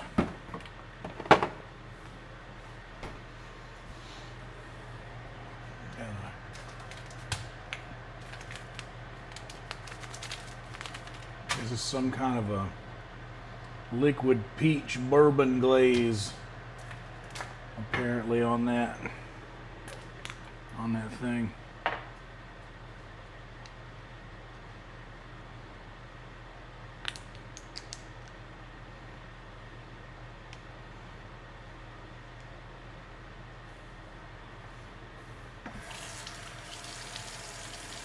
There it is. I was like, how do I get this little thing off of my jarlic? There we go.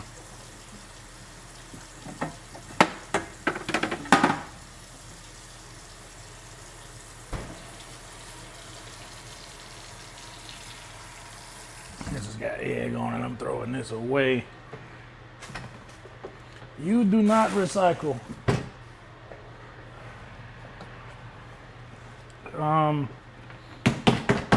I mean, I do want gravy, and I'm not gonna have any meat done for the next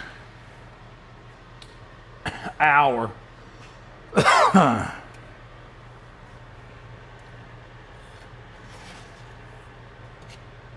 Oh, dude, you know what I'm about to do right here? Mashed potatoes. Come in here with some of this cheese.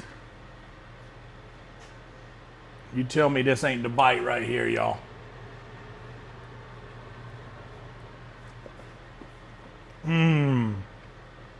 Yo. Playing with me.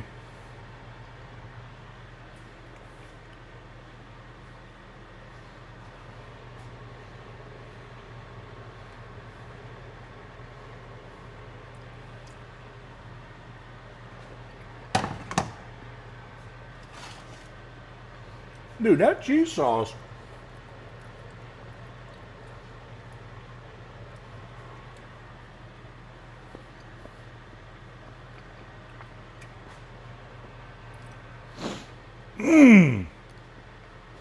Bro.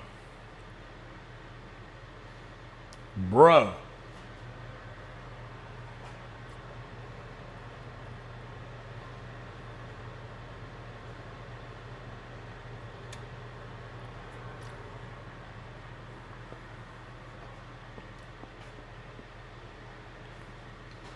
All right.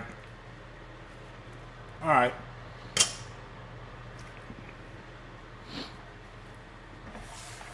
I see you. Shaking that ass.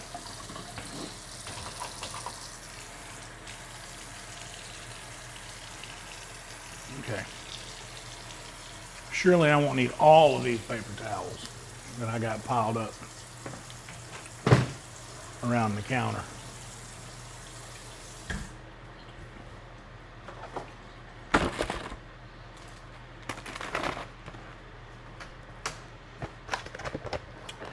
I can put away these Ritz crackers. Flour I don't need no more.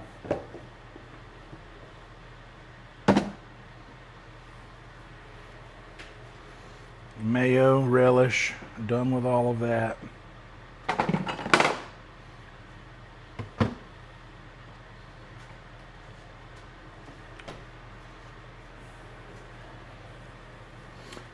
Dishwasher's got everything in it I'm going to put in it for now.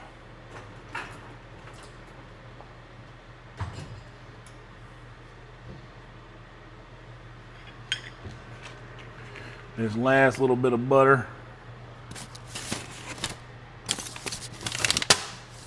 that I got.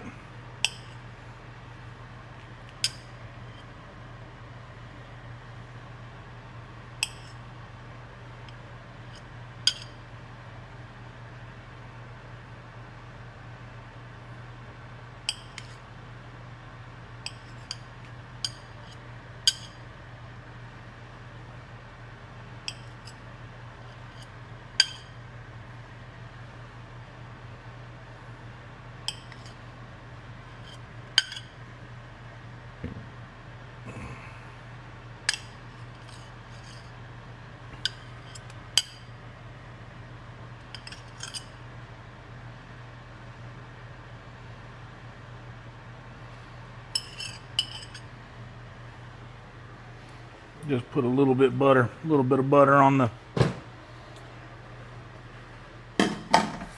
top of that stuffing.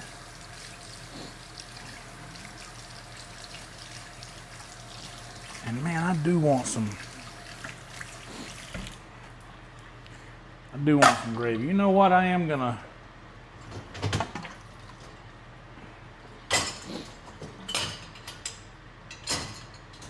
got them chicken thighs for the specific reason to make gravy out of their drippings. So it would be foolish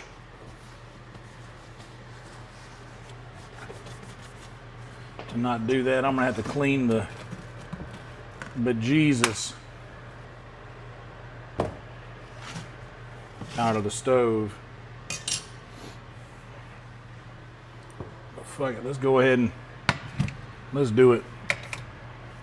Think of an easy way. This thing's easy to wash. Think of a real quick, easy way to season these bad boys.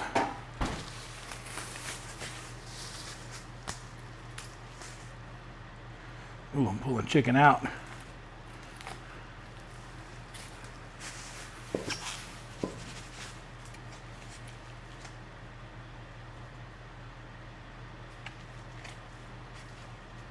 Come on. Come on out.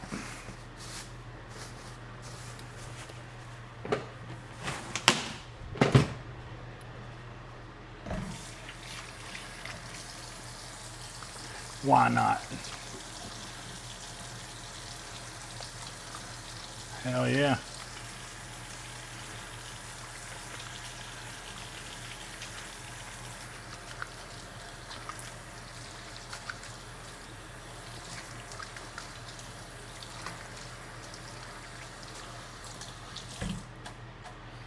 And Martha Stewart and Nancy Pelosi have one big thing in common, and then one glaring difference.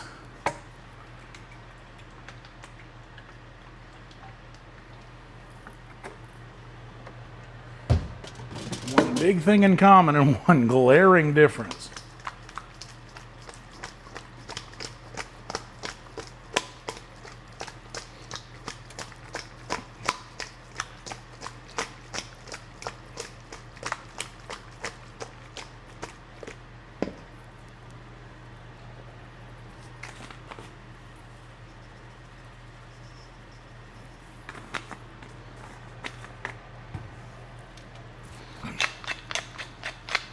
I'm running low on my shaker pepper, and I've just been overusing it. And I have so many peppercorns.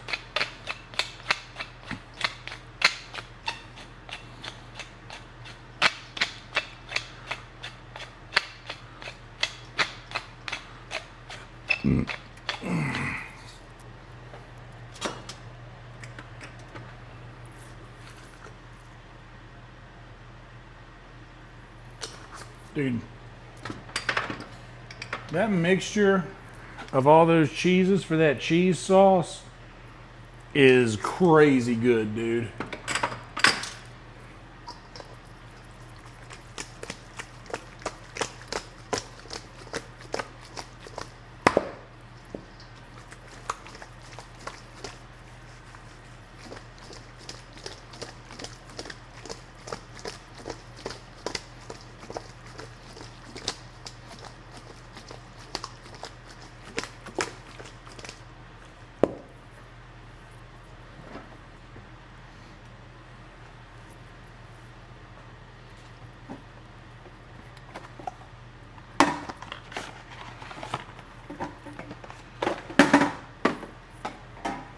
And just like we never missed a beat,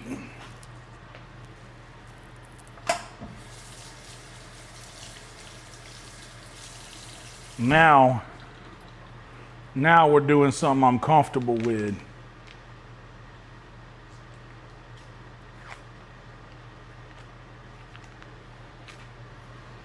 First time I've ever made a cheese gravy, but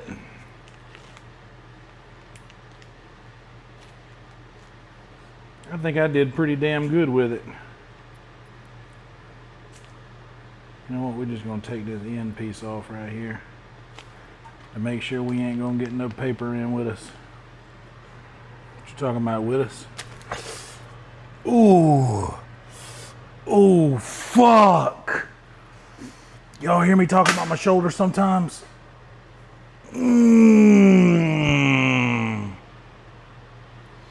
It's the slightest of fucking movements. Fuck.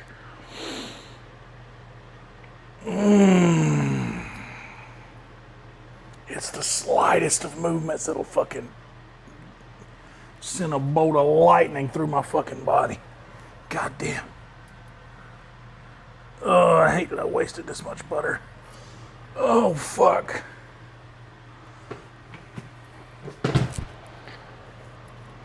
God damn, dude.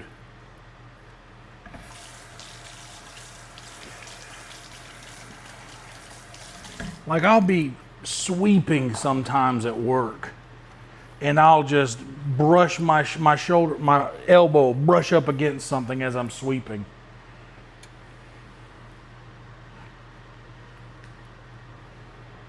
Oh my God. Let's try this one more time without harming ourselves greatly. Almost did it again. Shit. That fucking hurts, dude.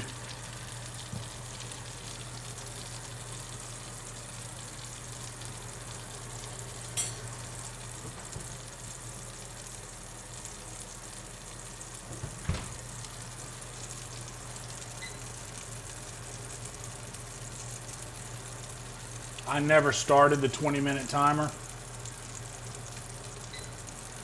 Well, I'm going to give it another 10.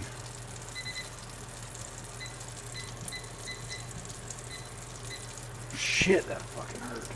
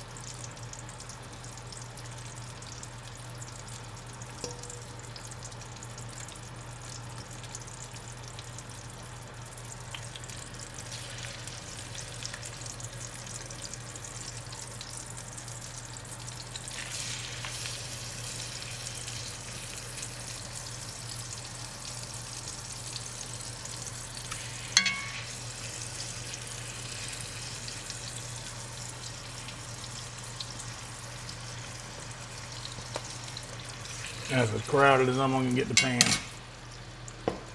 Damn, that fucking hurt, dude. Feels like it pops out of socket.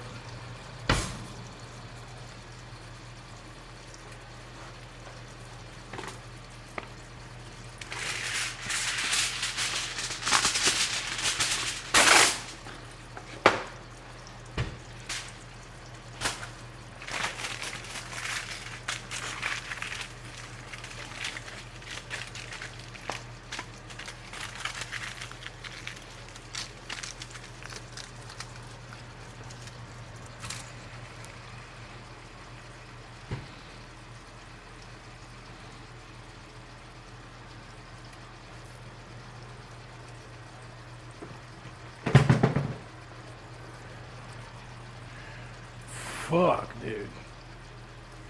That was not ideal.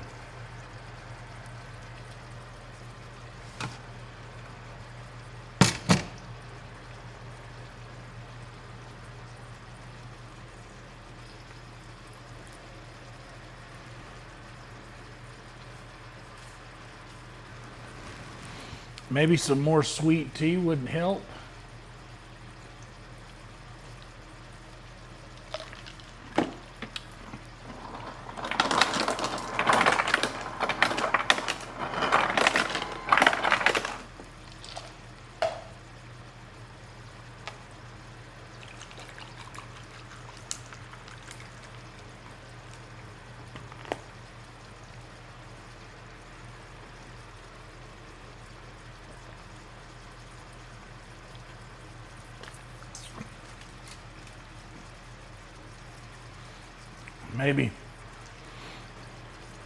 Maybe we'll take one of these deviled eggs for a spin.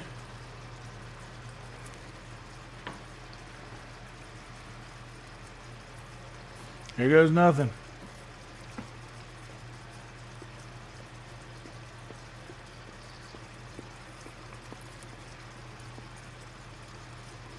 Tastes like deviled eggs.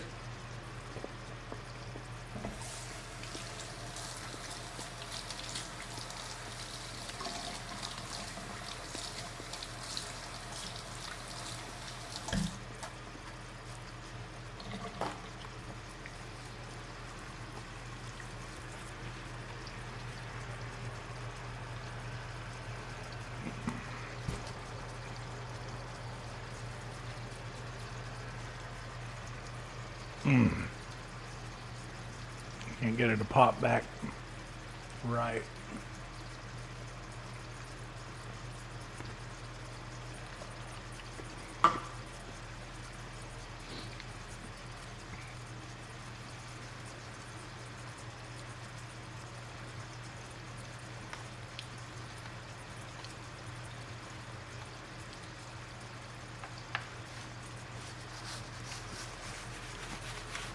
Also, check this out, dude.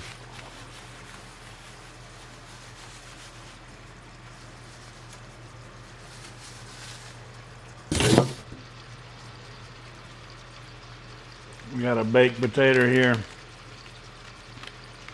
And I mean, I baked the hell out of these taters.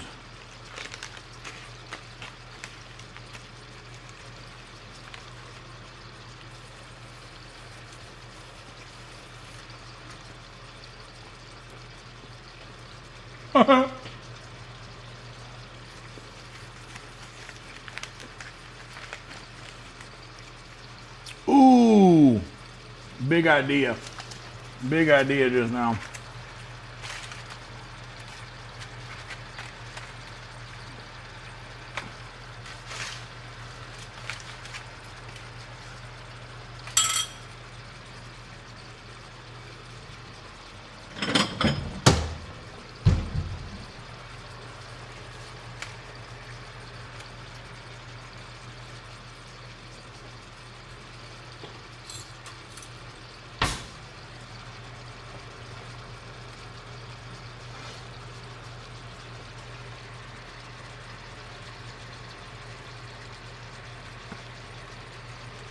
Big cheese sauce on the baked potato action.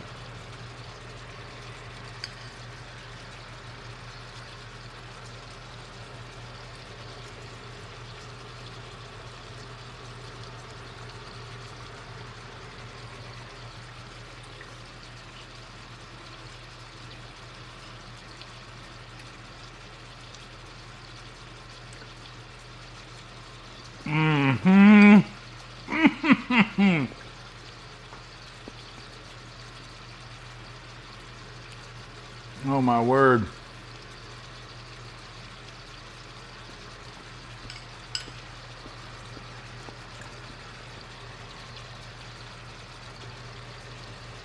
Bro, that's crazy.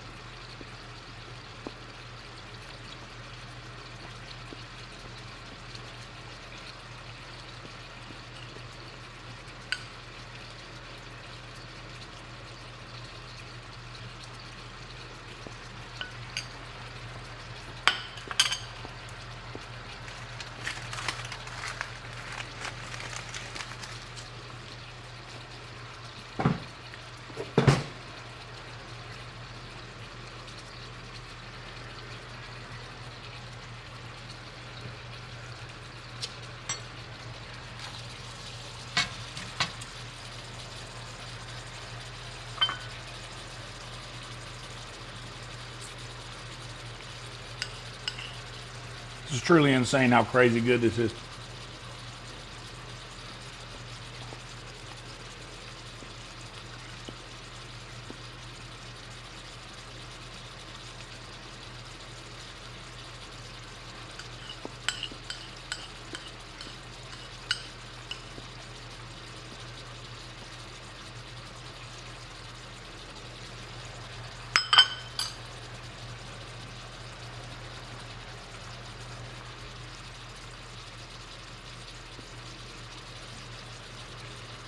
Oh yeah. Oh yeah, that'll do the trick.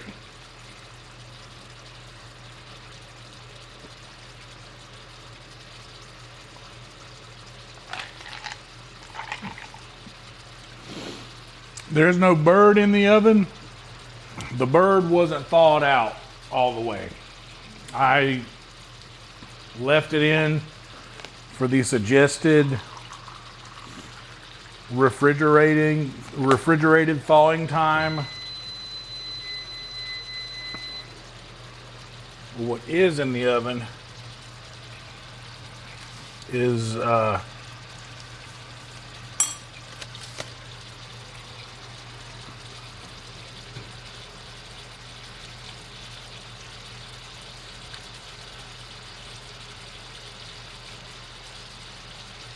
nice mac and cheese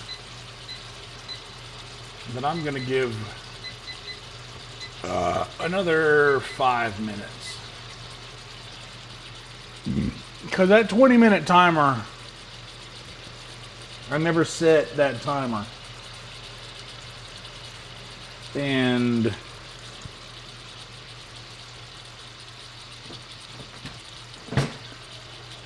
I feel like it went for 20 minutes and then I set it for another 10. I believe I would have to leave it in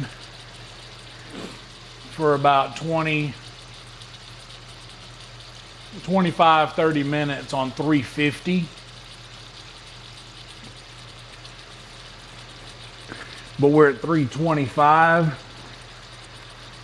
So honestly, closer to 30 to 40 minutes might not be too outlandish, because it's already done. What I want is it to create this nice crust. The flavor's there. Like, even in this bag here,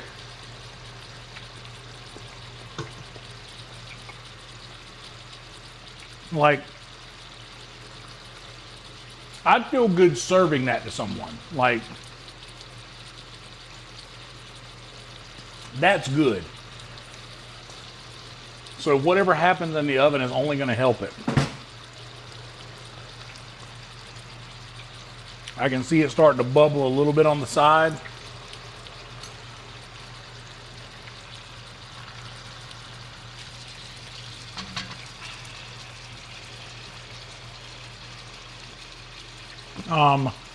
A word from the sponsors. What do you guys think?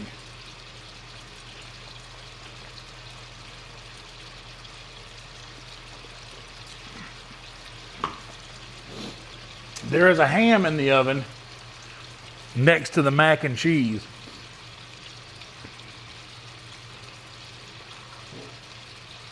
I appreciate the advice, Jason. There is no foil on it.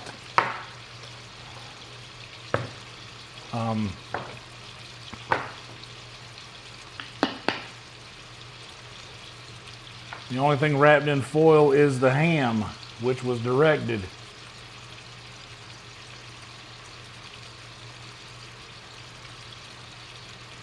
Because I'm looking for a more crispy crust than a creamy one, I decided to omit the foil in the beginning, which I guess I should have said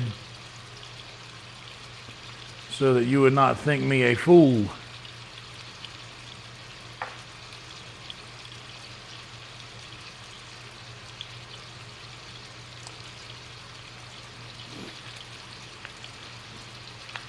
Oh boy.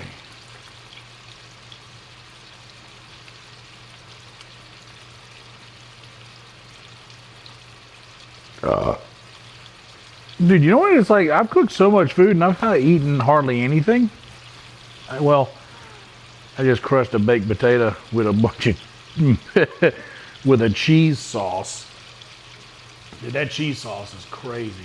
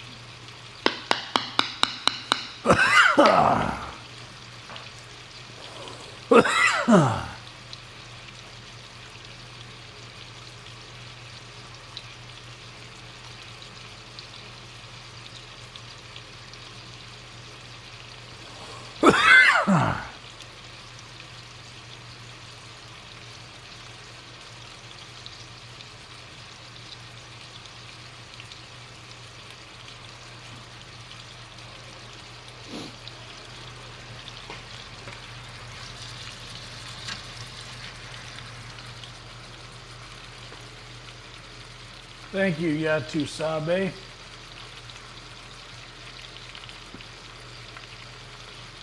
Yeah, that potato stood not a single chance. No chance in hell.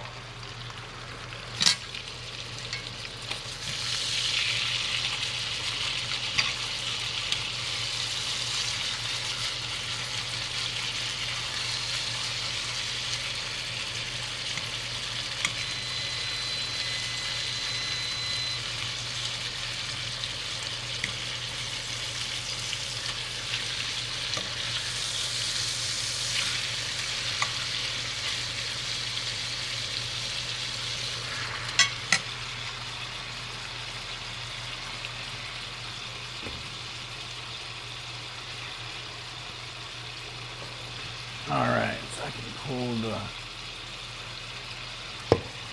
chickens over here. I'll have a spot for the mac and cheese to go down.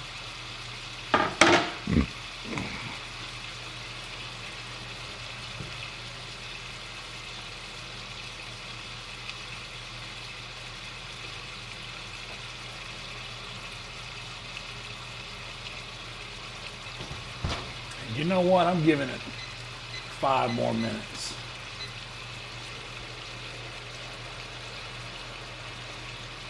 Because the ham has another 30 minutes left.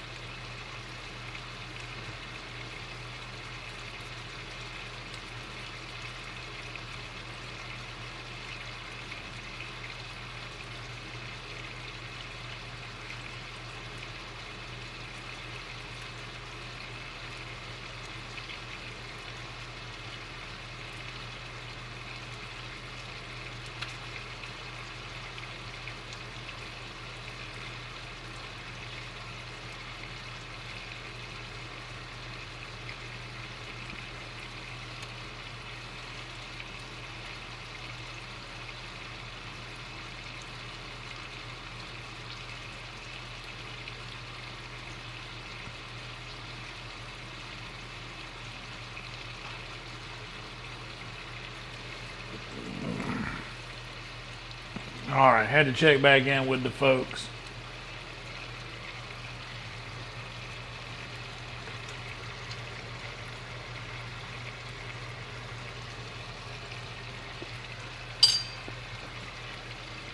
Cheese and potatoes belong together.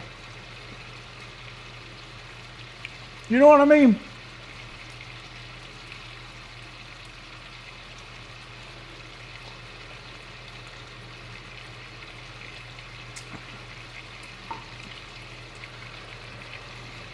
Cheese and potatoes are just supposed to be together.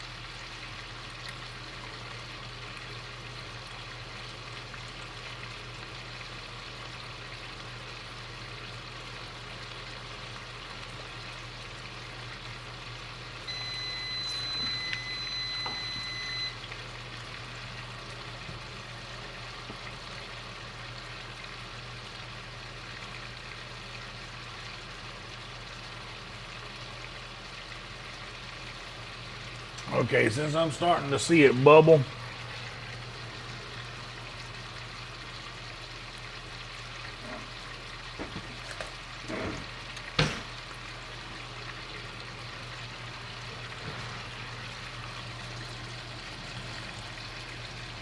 good Lord, this is heavy.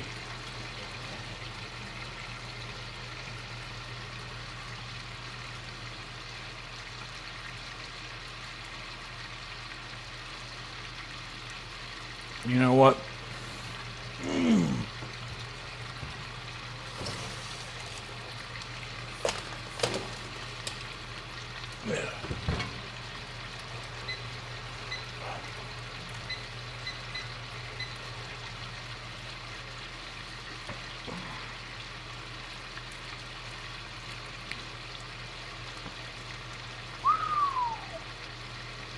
I'm not going to be able to pick this up and show it to you.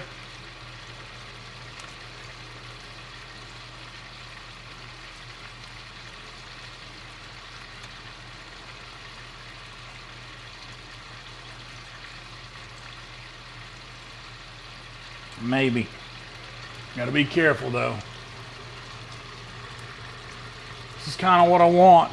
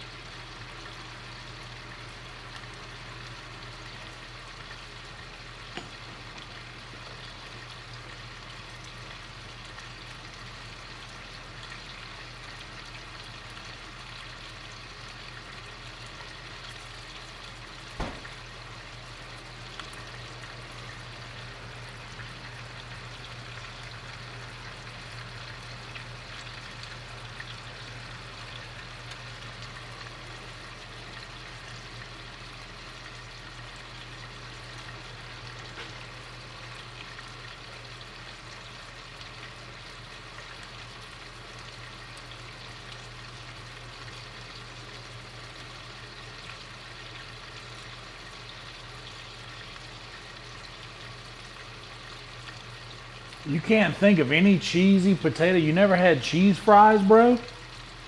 You never had cheese fries?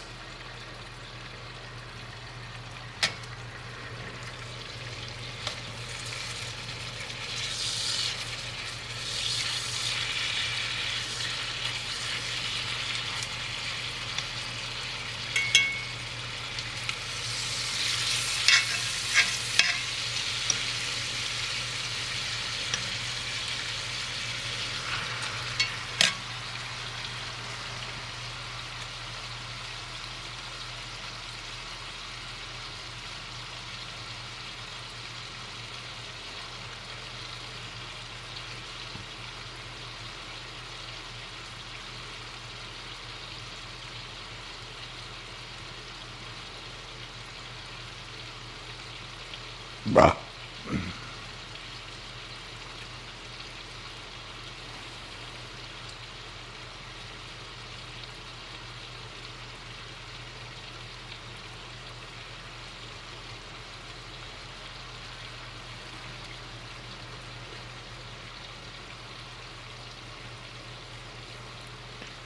Why do they keep saying the chat disconnected? Is it doing that for y'all too?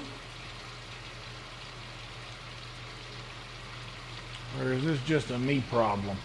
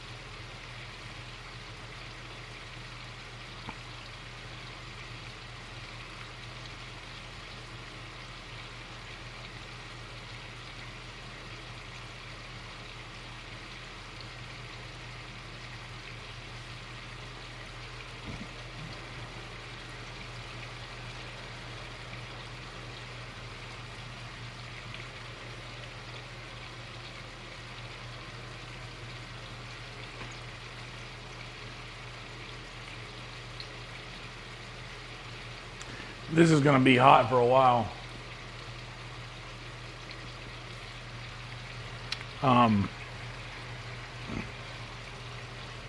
But until then,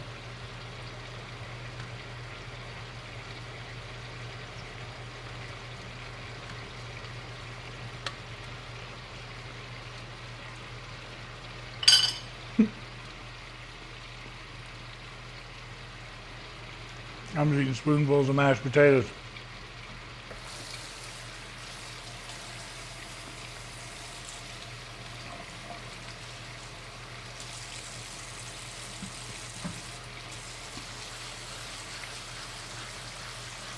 That's weird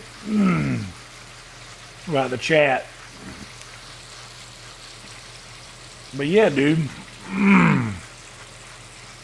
Cheesy scallop potatoes in the oven, like cheese fries. Any kind of fried potato can hold cheese very well. But like a baked potato with cheese,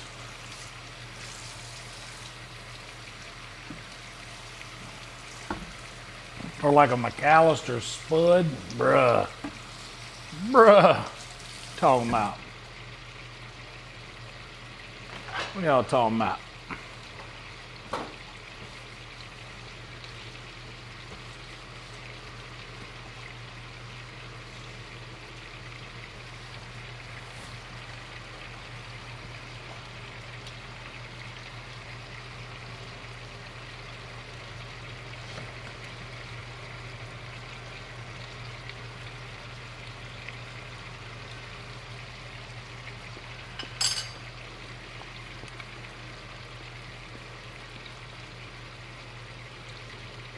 That cheese combination is dangerous.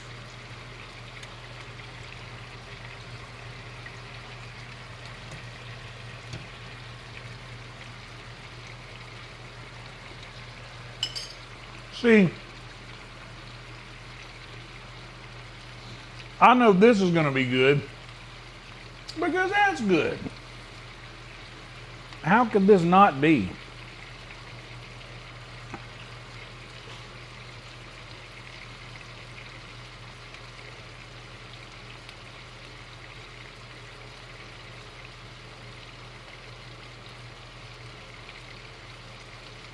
Oh man.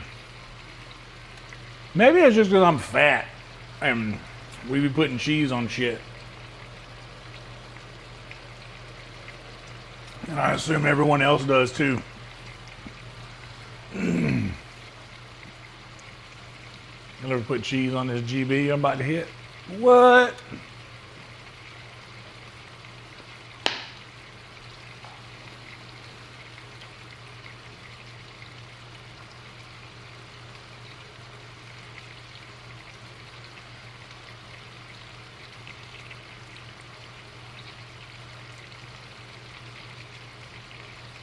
Yeah, we got the sizzle mic going over there. Y'all can hear it sizzle. Y'all can hear it.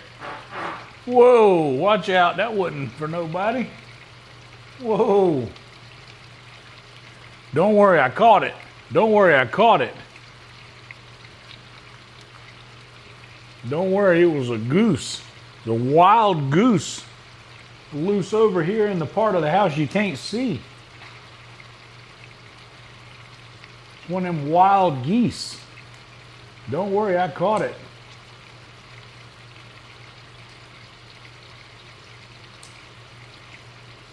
Hell yeah, that's literally what I did to start with. I just took a bite out of it. I just hit it with a little olive oil and some salt before I threw it in the oven.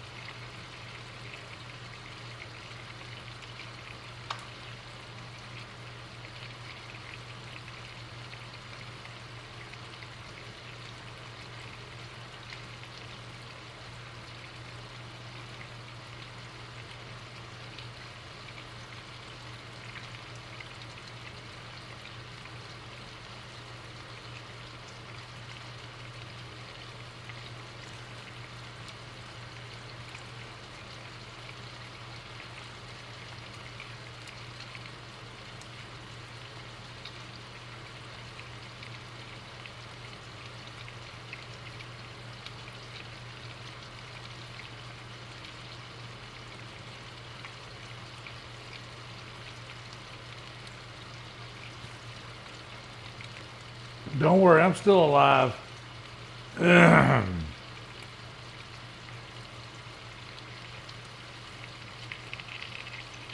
just hadn't sat down for an extended period of time.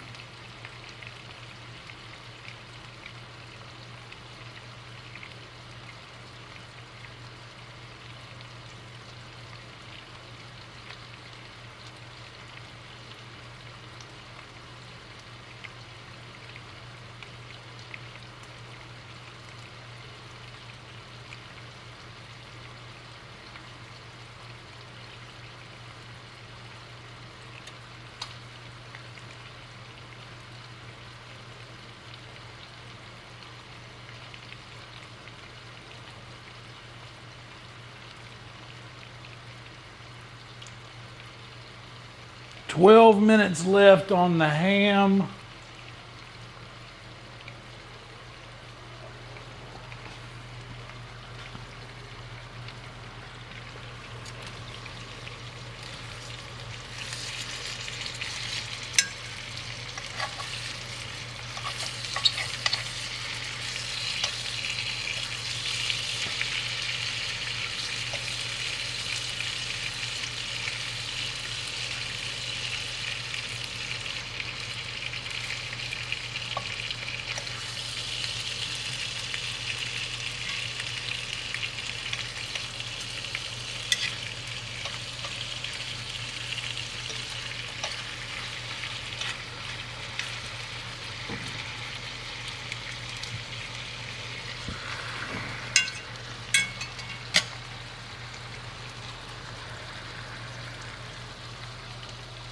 Oy.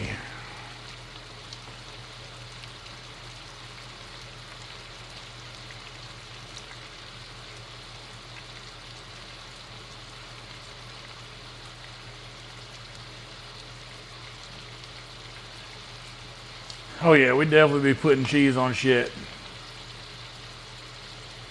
That's what I'm saying. Baked potatoes come with cheese. Like that's why it was weird when he was like, "Yeah, I never had cheese on potatoes," and I'm like, "Bro, what? They for real belong together. Like for real belong together."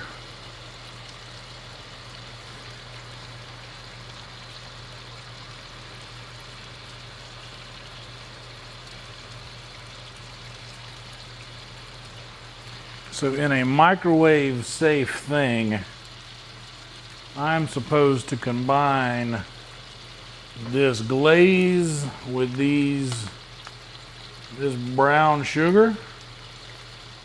Okay.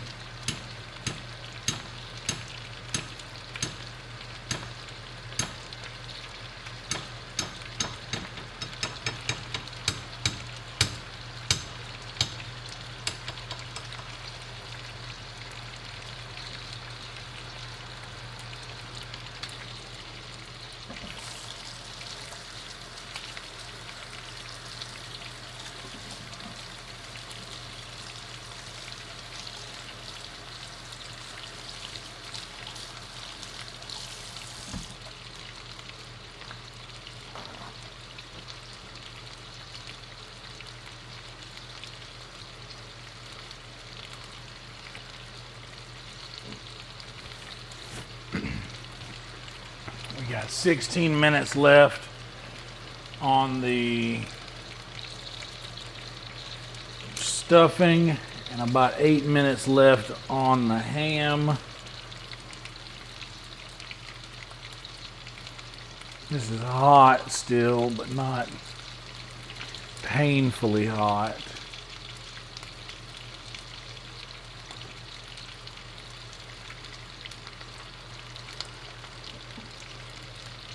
Get that there.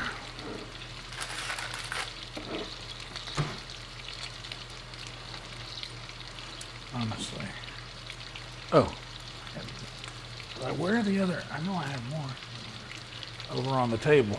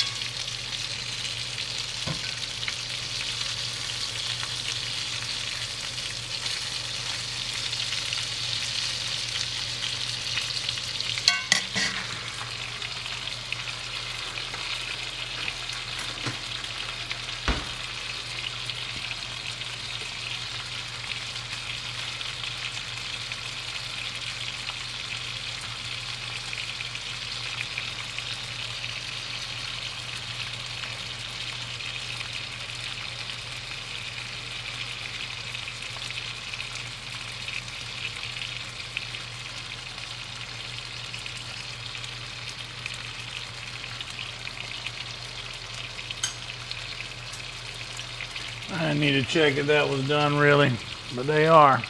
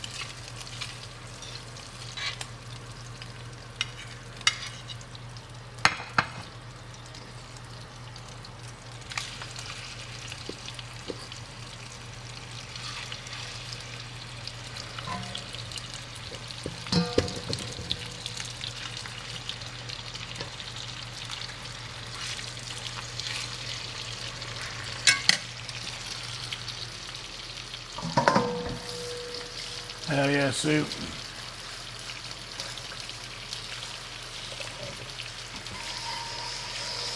It's all right. It's going good. Everything so far has turned out like the thing it was supposed to turn out. The baked mac and cheese looks like baked mac and cheese. The mashed potatoes are perfect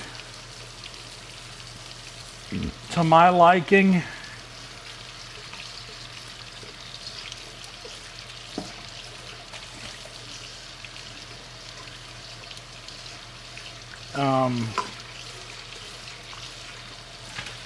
The ham's about to come out in just a minute.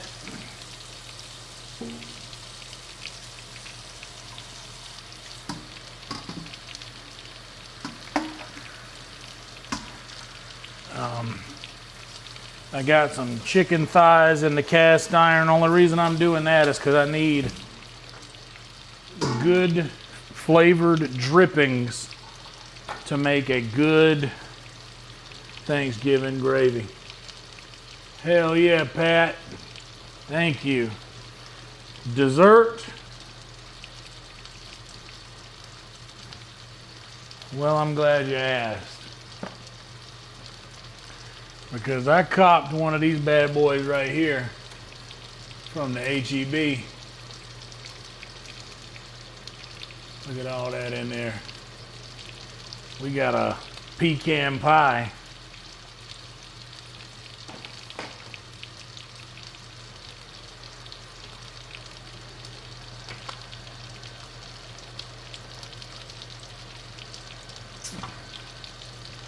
I need to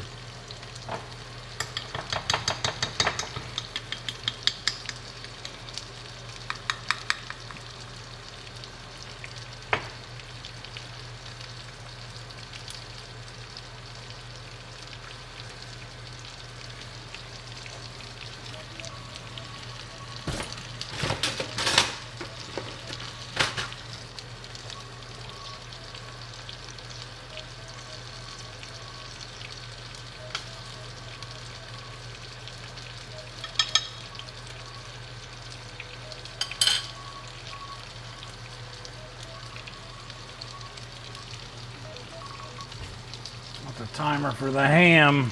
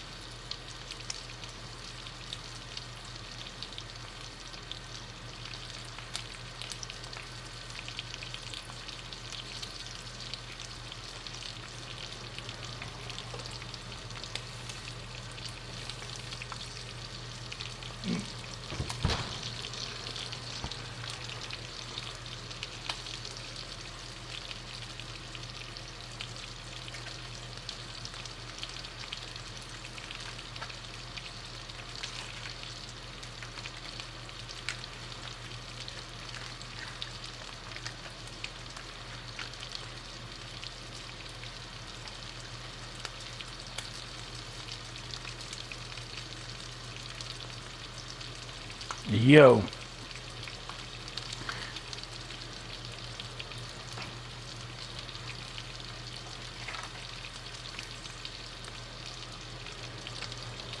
Ham.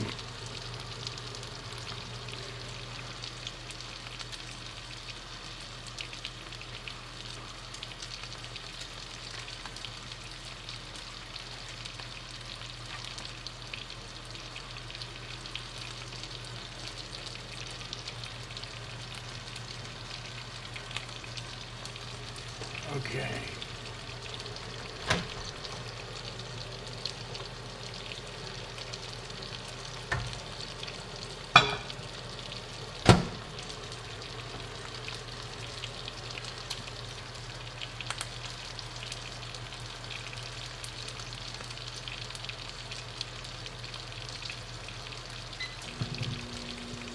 Just do 30 seconds to start with.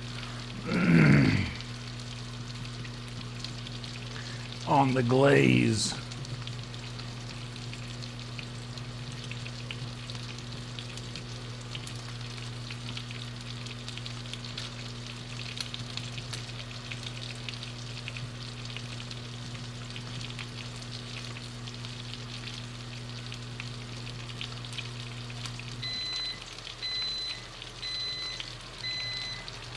Oh yeah, you can't be doing Thanksgiving without a proper pecan pie, right?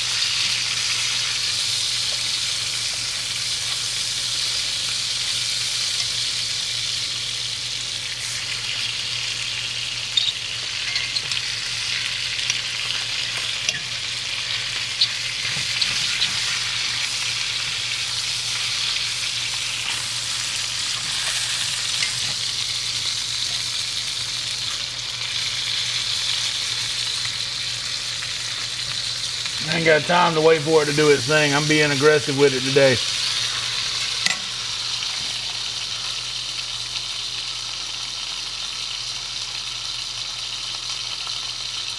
Yo.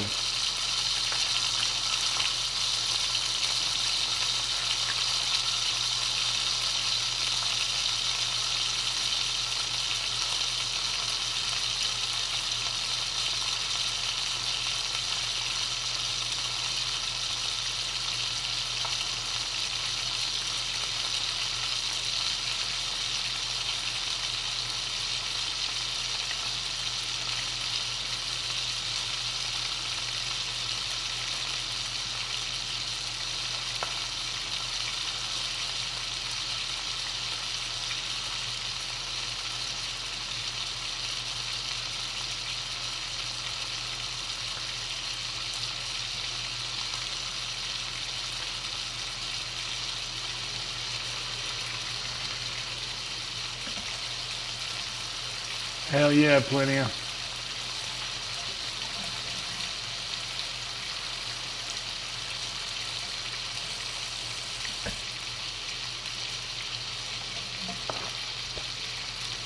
Boneless, skinless chicken thigh, to me, is the best cut of poultry available.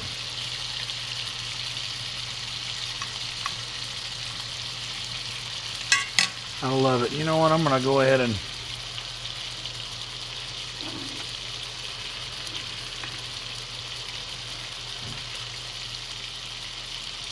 get me a gravy mix going.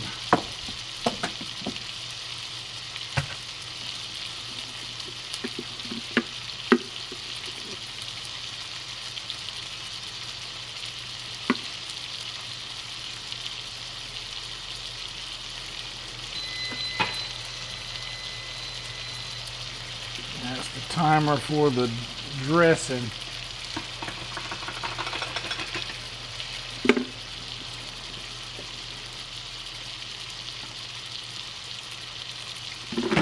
Because I don't drink it no more, and my nose has a very acute sense of smell, all I can smell is the bourbon in that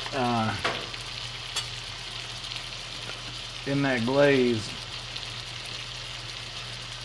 And to be honest, I'm usually not a fan of that.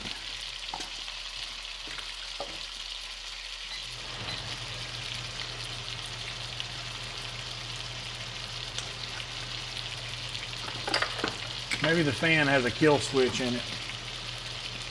It just stopped on its own.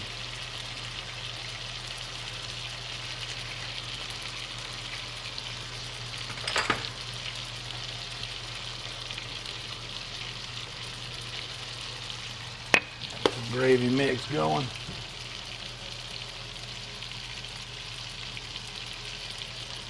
And now,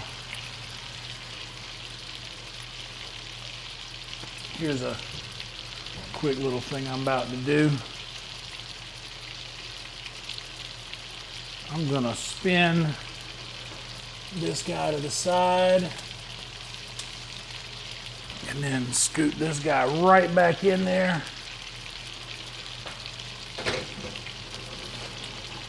For just a second and broil for 1.5 minutes. I can take that out and put it right there.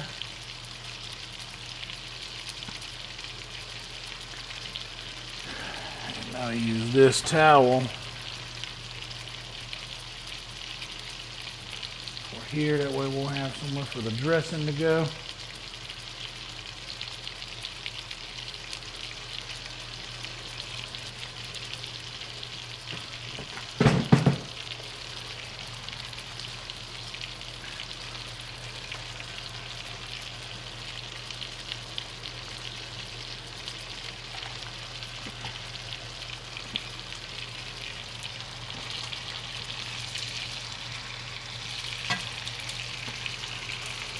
Wonder how far away we are.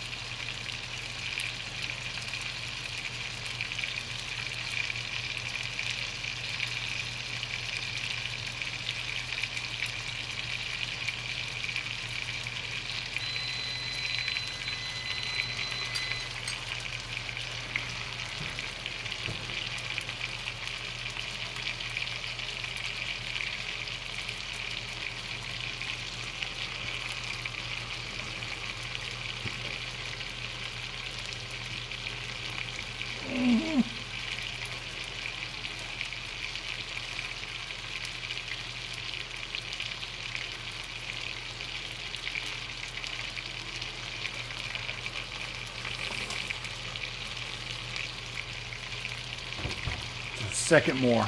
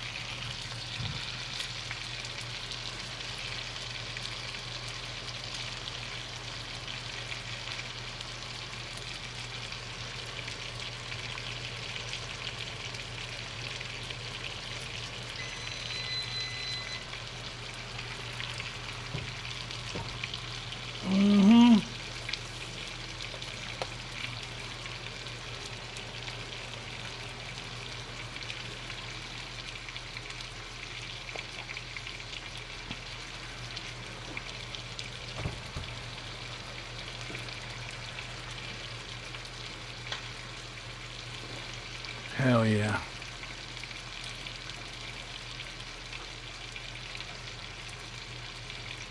Oh yeah, that's good and crispy on top. That's what I wanted. And the Ritz crackers feel more crispy right now as well.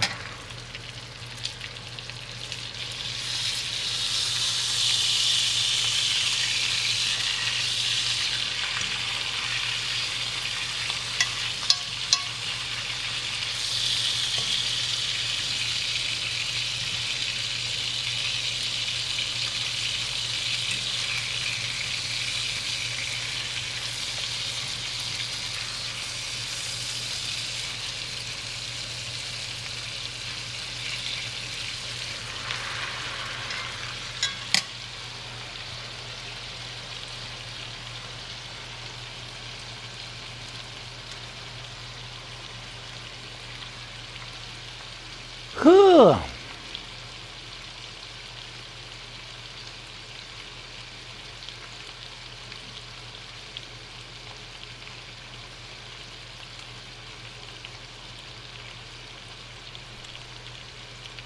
Yeah, I think it's the peach bourbon. I didn't know that's what it was. I thought it was just Black Forest ham. But it came with that packet. Had no idea what it was. And now I know.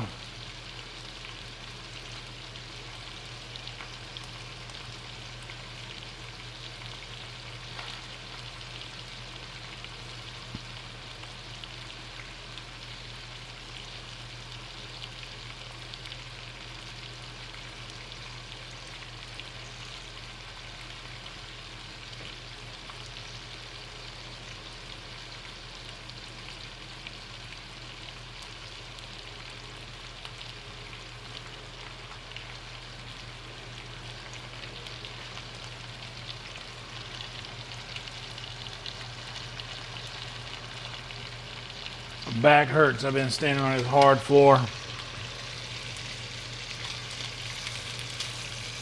Need to get a rug for this kitchen, like a...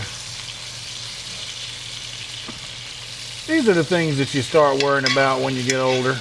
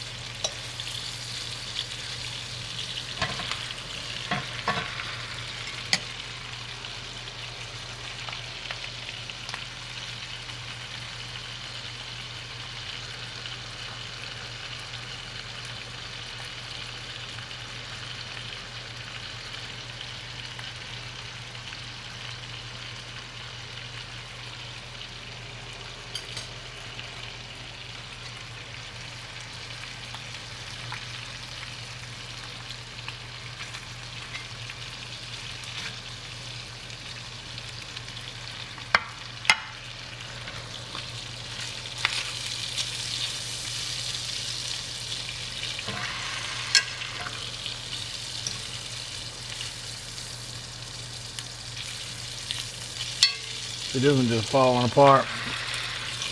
It is done, baby. This one's done right here. It's all done.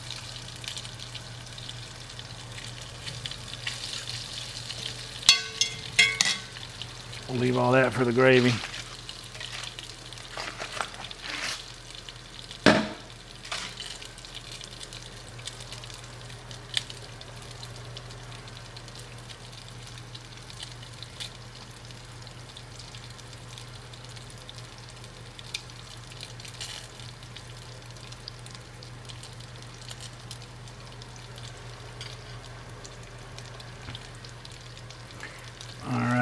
You know what? I ain't even got time to. I ain't got time to mess around with this.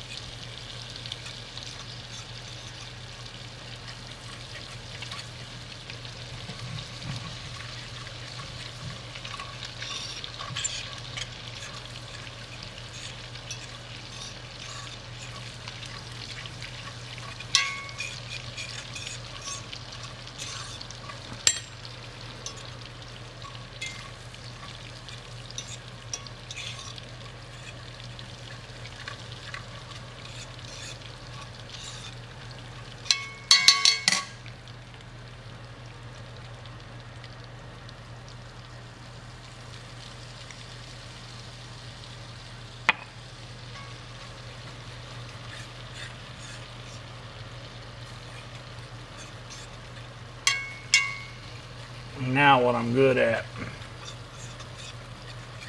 what I'm best at.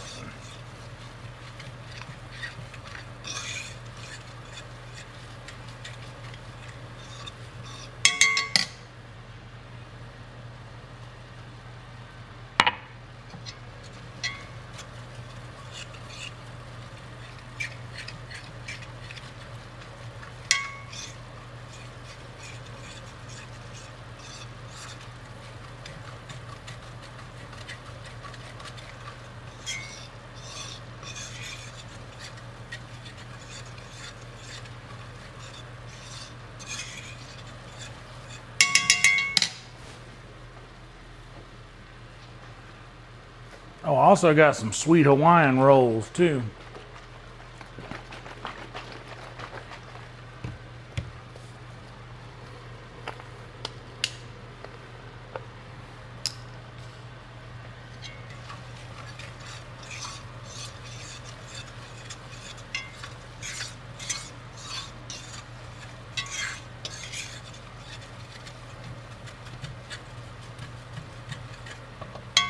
Ooh, you know, I need to take a sip of my gravy potion.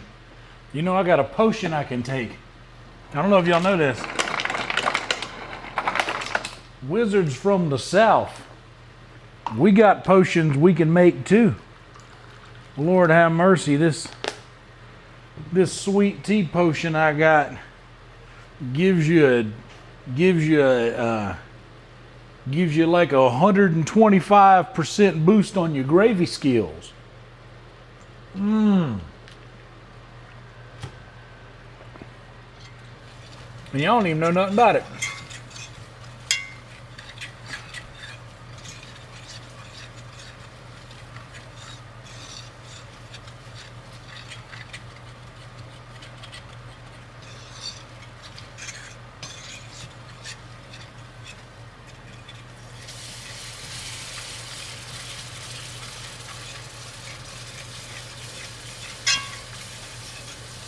Lord have mercy. Y'all getting this? Y'all picking up what I'm putting down over here?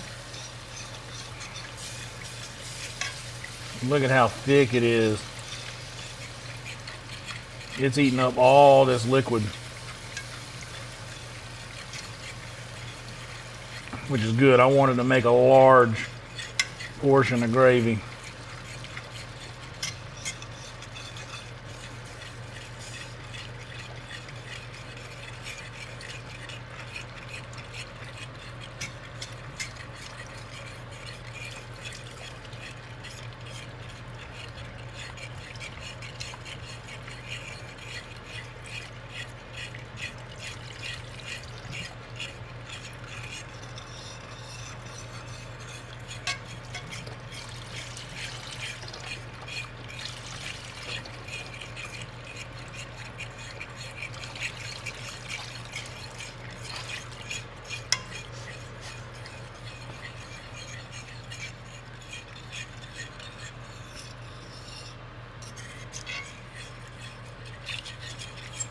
Now see all that liquid there?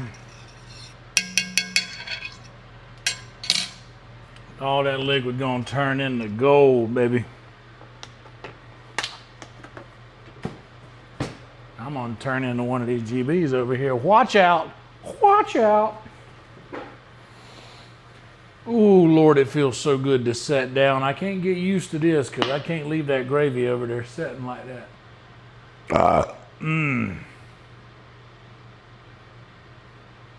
Because by the time I see it start making a fuss on the TV I got over here, the delay won't mean that I should have already been doing something about it.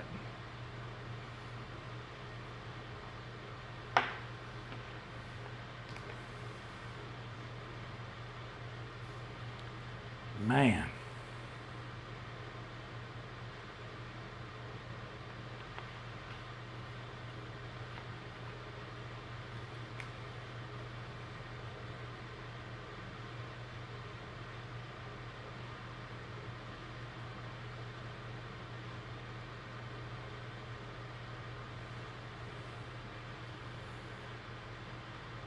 All right, y'all ready?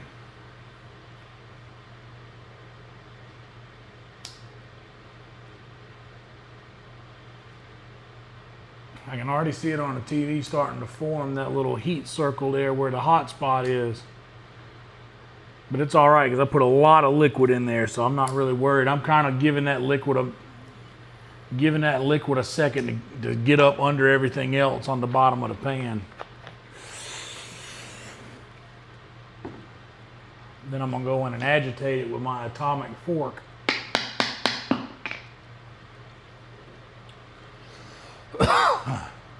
Y'all think I'm playing about this sweet tea potion now. I tell you, if you drink some of my sweet tea while you're cooking, it'll come out better.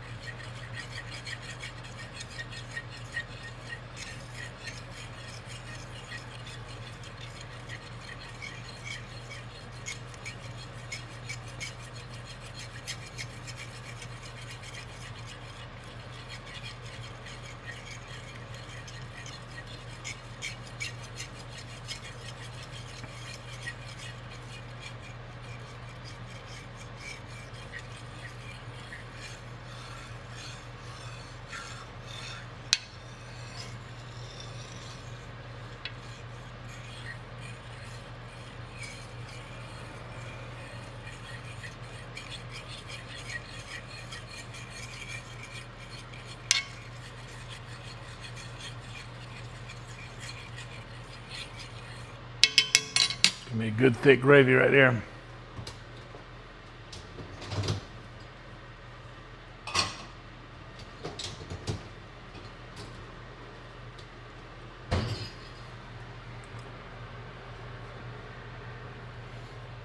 And that gravy will really enjoy them potatoes, as will that stuffing.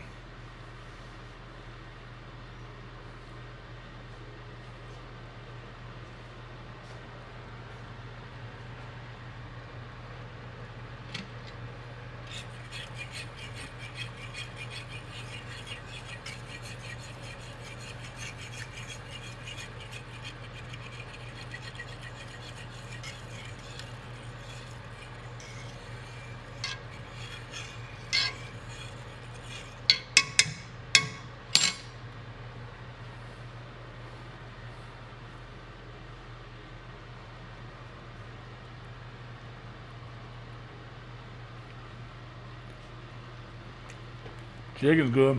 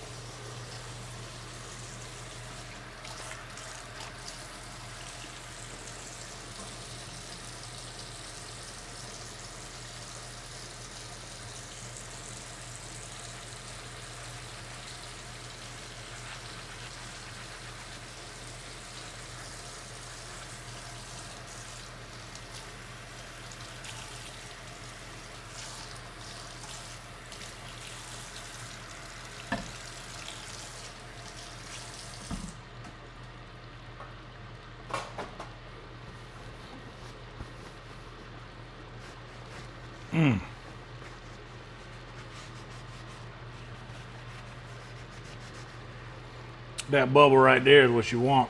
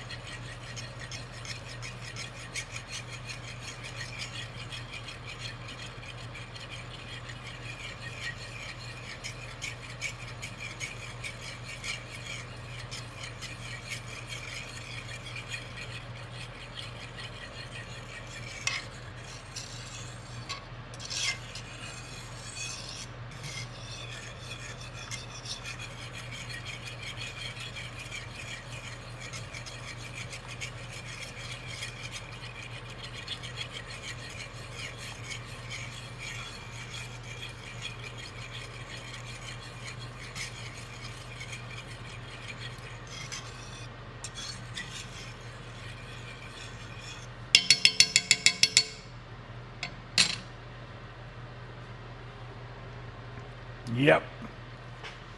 The bubble's good. That's right. We love you back, Hi-Fi. Y'all are all right.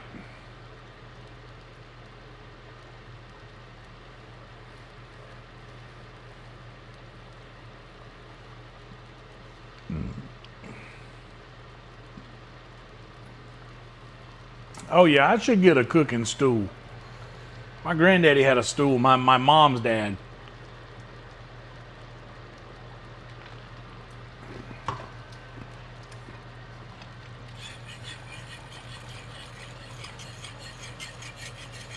All right. So, gravy's always moving the goalpost one way or the other.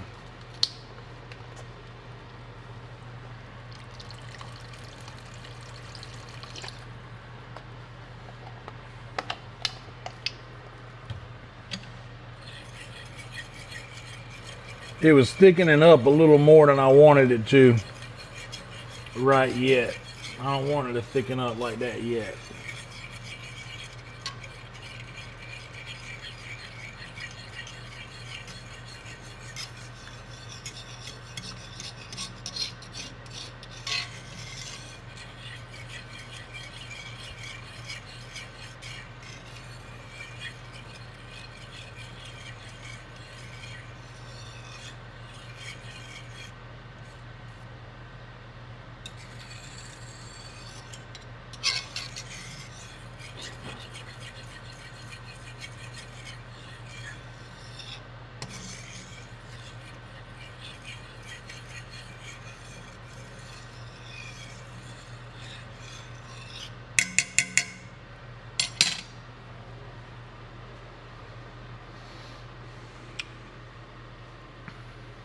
Honestly, man, I could kind of.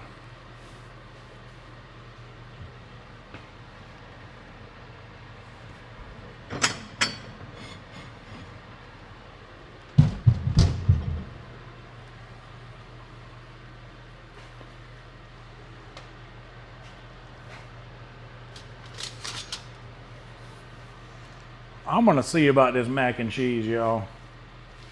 Ooh, y'all hear that?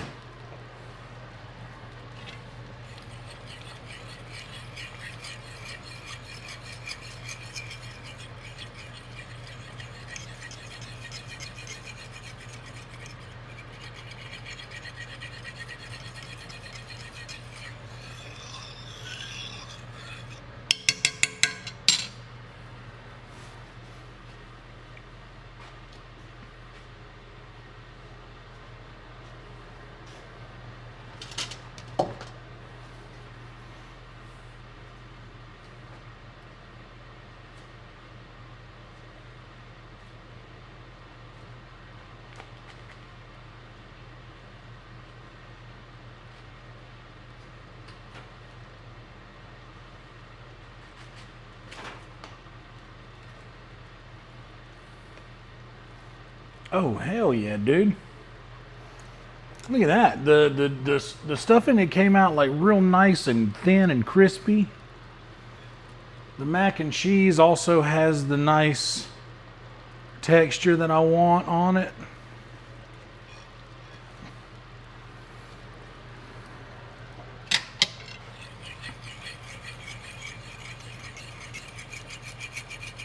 This gravy already seems done.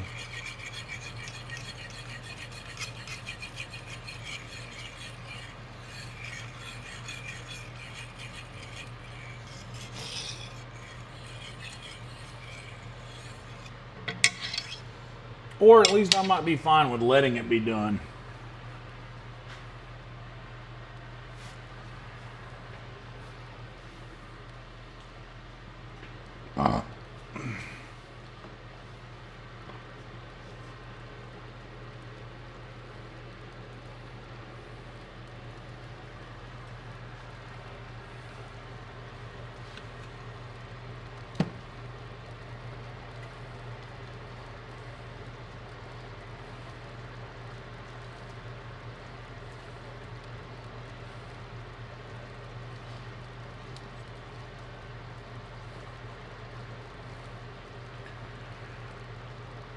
Make a little boat in my taters for my gravy.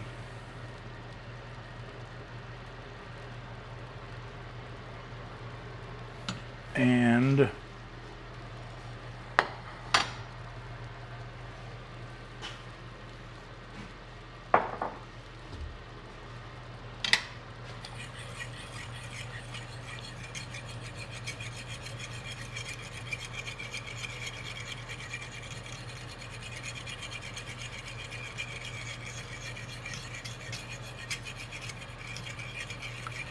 this is a good time to drop the heat down.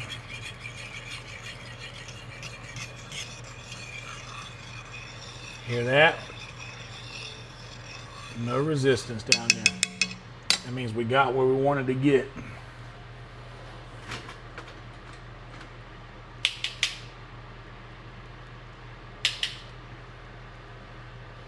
This is the one I want to use. They're as good as any, I guess.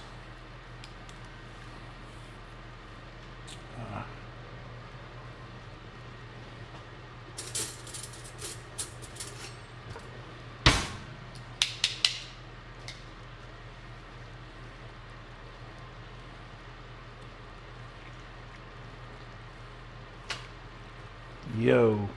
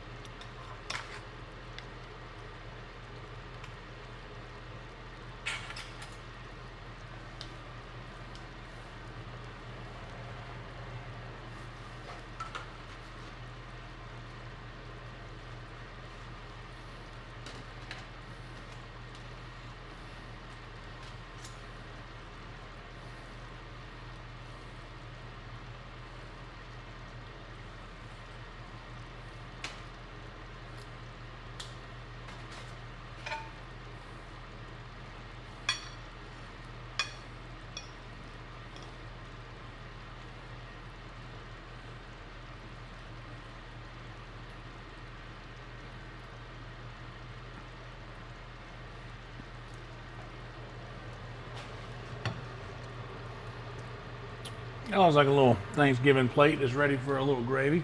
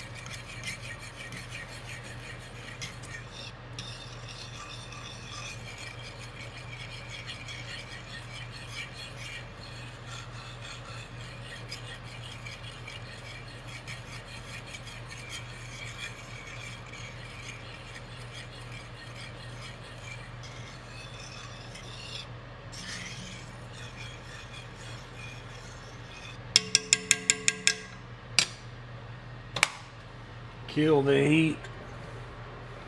These taters can stand to go over here.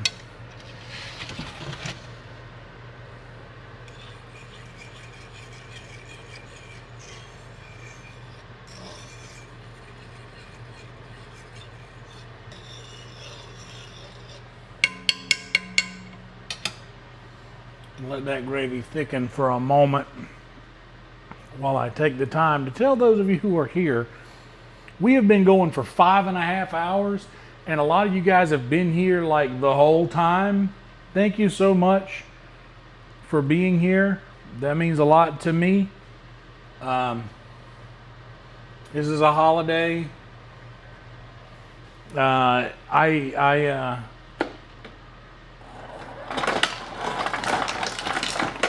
I combat that whole not liking to be around people thing by hanging out with you guys most nights. And this night is no different. So I truly appreciate you all being here and hanging out with me on this day that generally I kind of hate. You know, I don't really like holidays or Thanksgiving or anything like that, or any family related holiday. Just don't like it.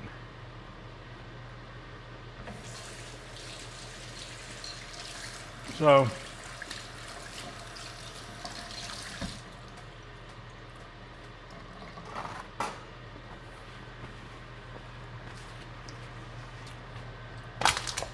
thank you. Basically all I'm getting at. And happy Thanksgiving.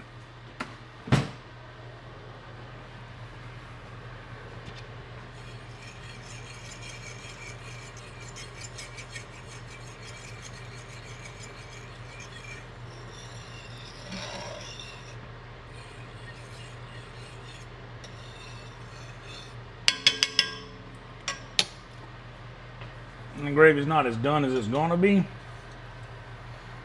but it's as done as it's gonna be before I have some of it.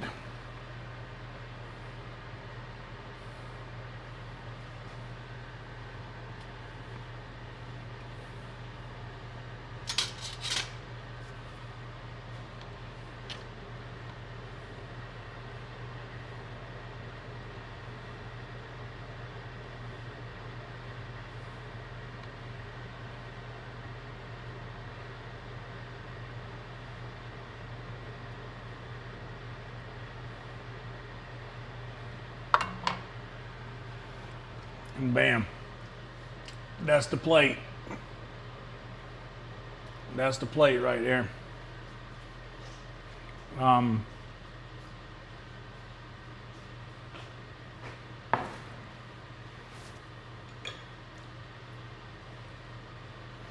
Maybe this one.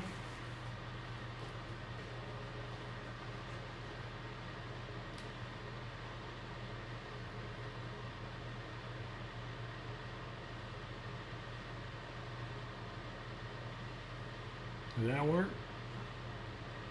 That should work.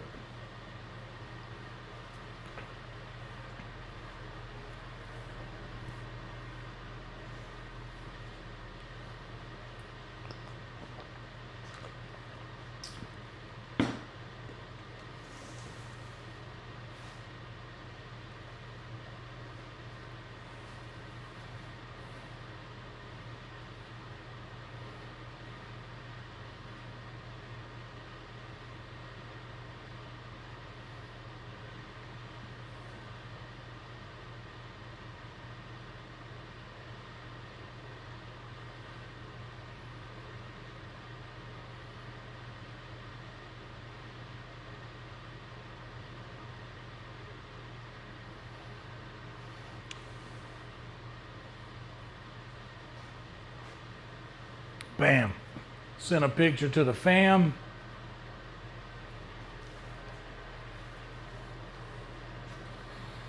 And yeah, I think I got everything that everything I need, everything.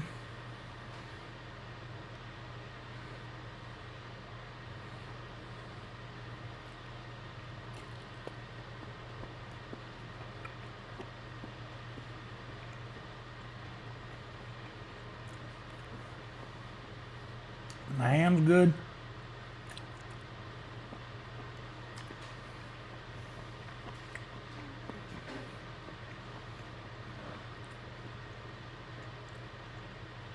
Glaze is different, but I don't mind it. It's basically just on the crust anyway.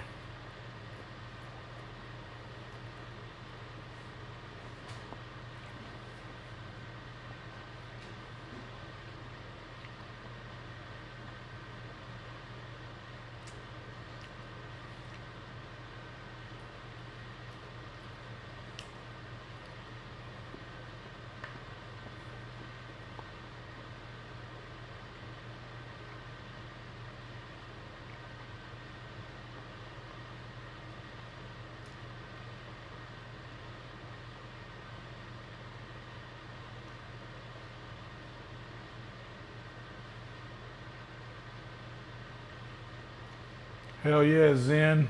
Nothing wrong with a crab leg.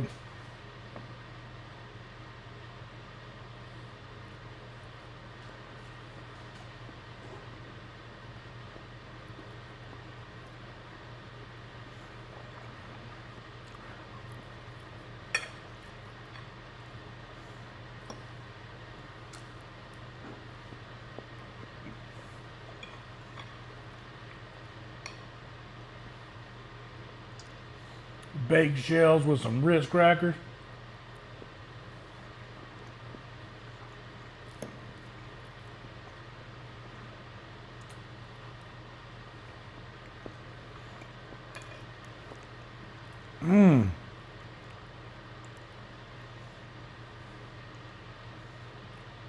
Dude, the shells are right.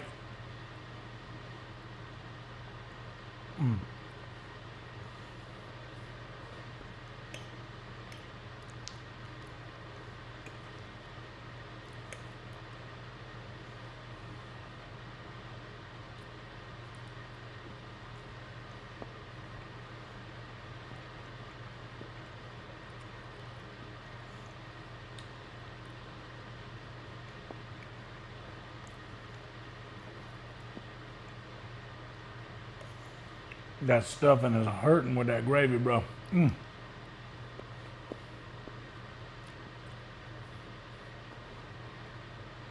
Napkins, that's what I forgot.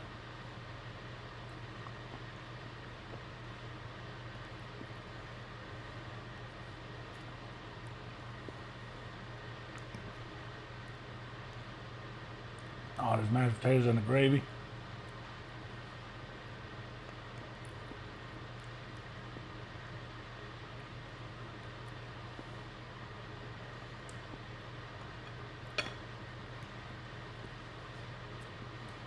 That's just banging right there, bro.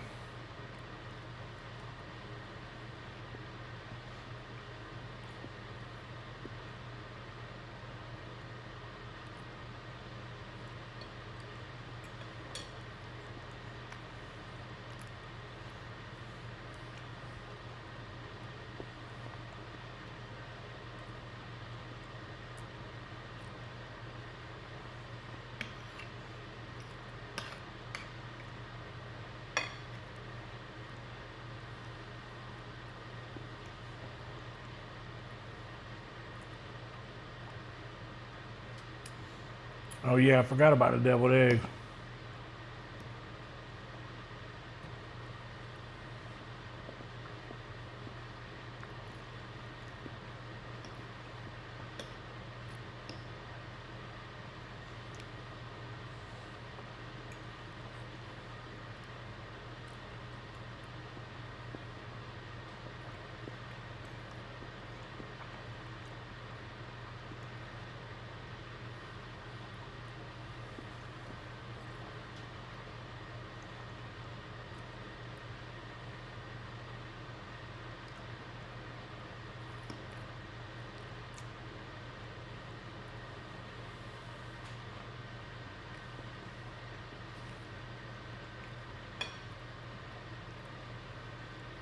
The mac and cheese, though.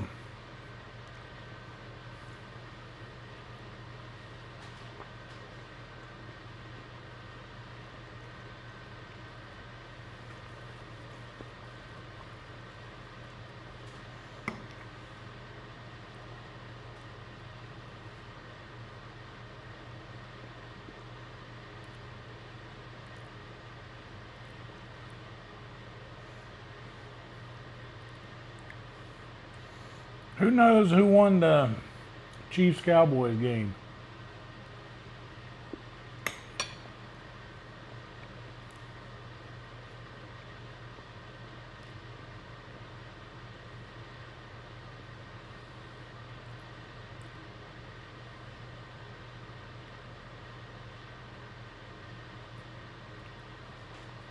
Damn, the Cowboys beat the Chiefs. The mighty Kansas City Chiefs.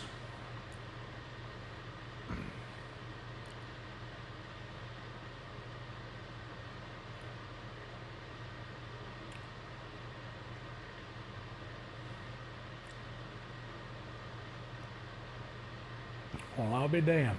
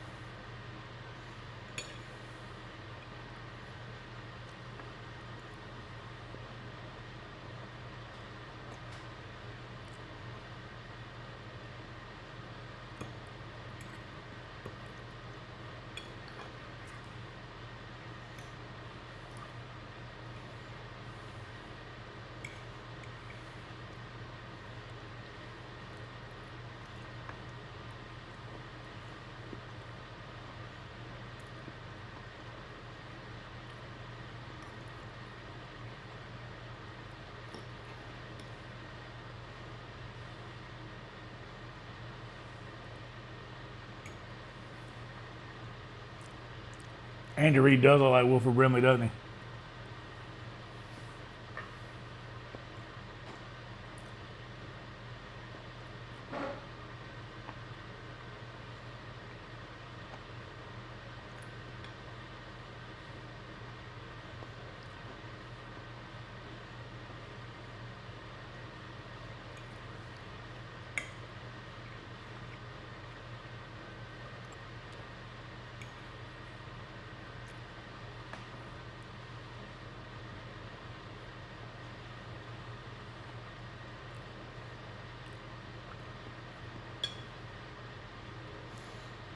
And you know what?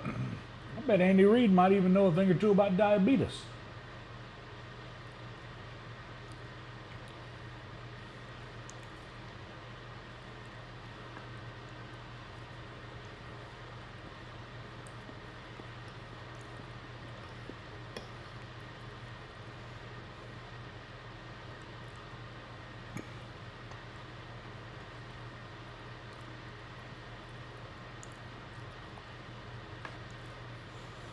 The perfect amount of skin in the potatoes, by the way.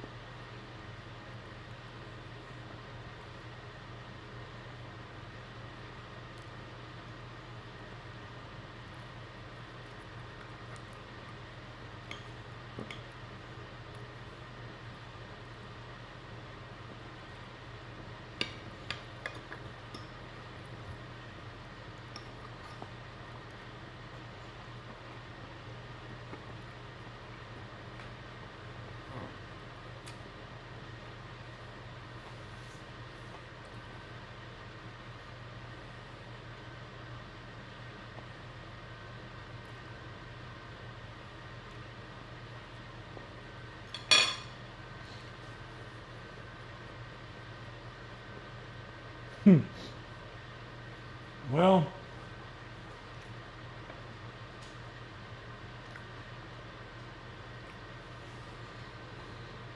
I reckon the good news is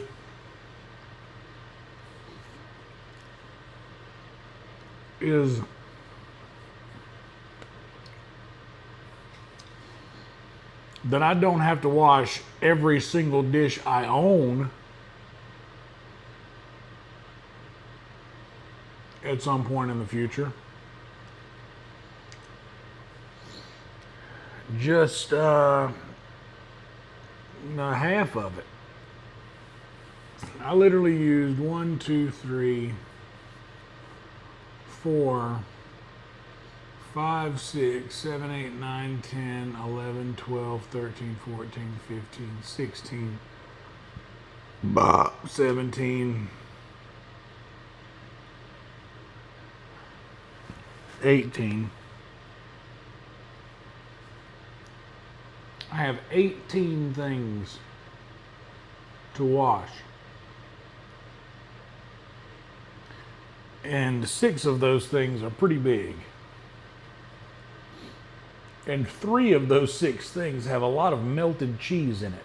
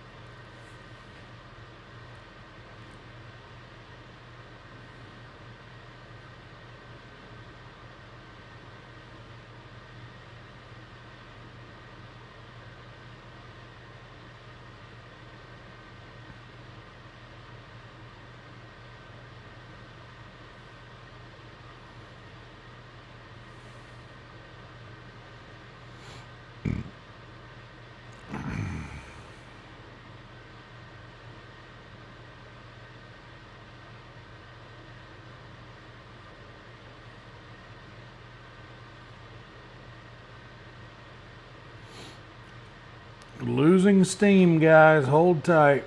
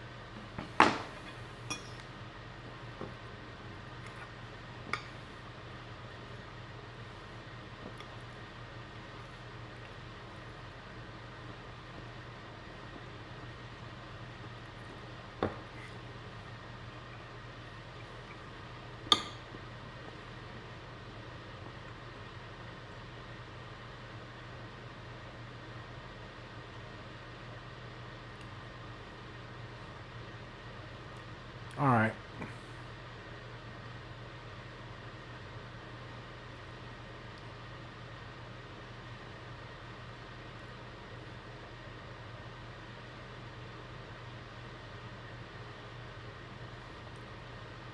As far as the glaze goes,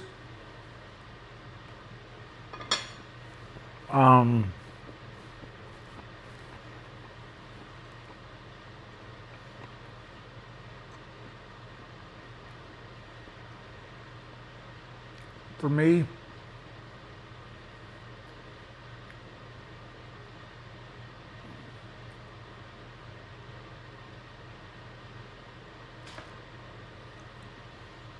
I feel like it's the bourbon more than the peach.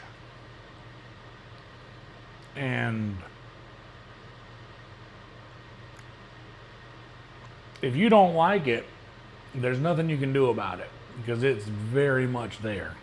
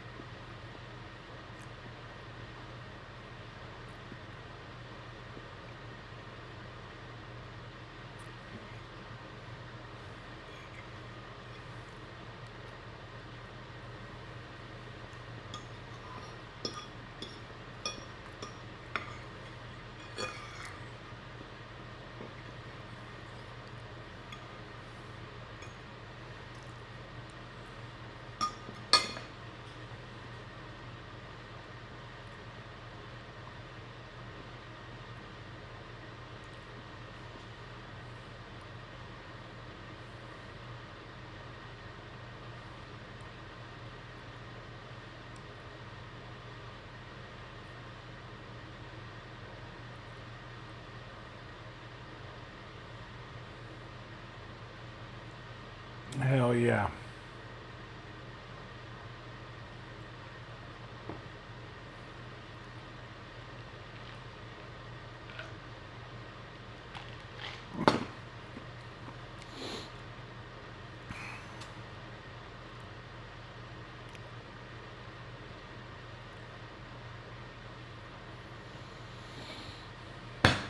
Okay, so I've got to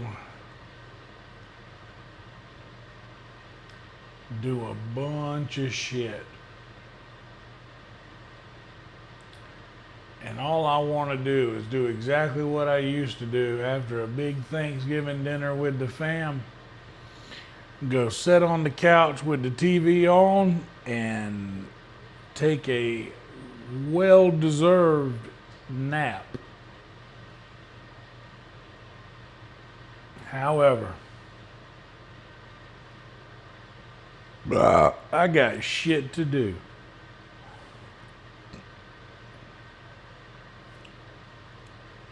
Yeah.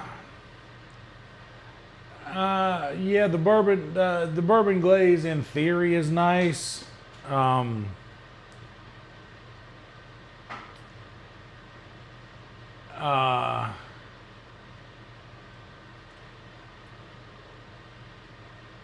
If you still drink bourbon, which I don't, and therefore I don't see the point.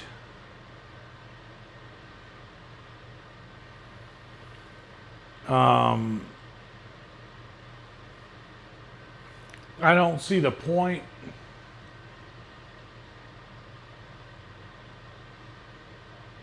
You know? I really just don't see the point in using it as a flavor,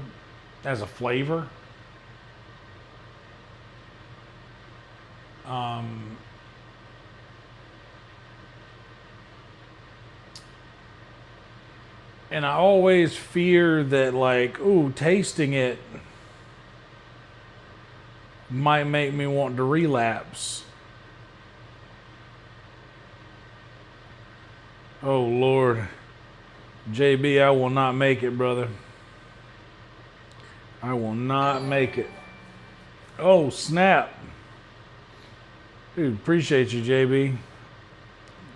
Thank you for being a member, buddy.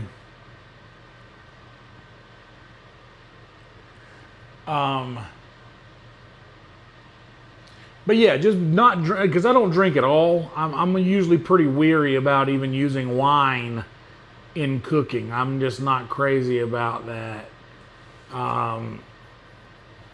But I had the bourbon glaze. I'm like, why not? What's the worst that can happen?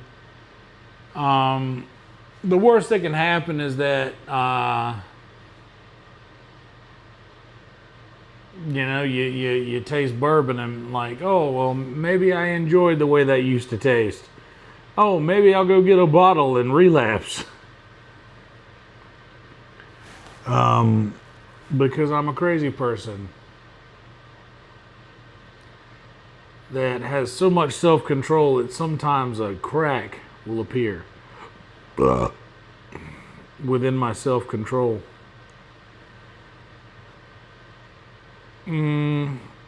It's not bad. I'm not even, I shouldn't even be, because I think the way I'm talking about it makes it sound like I don't like it. I like it. But, yeah, I don't see the appeal.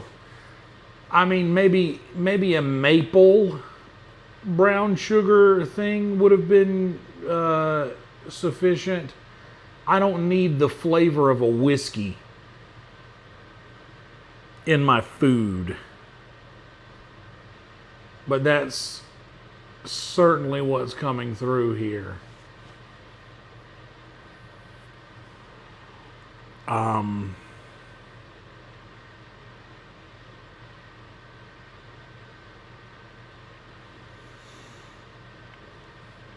Hell yeah, JB. Relapse for me, brother. Because, Lord, I want to just about every day.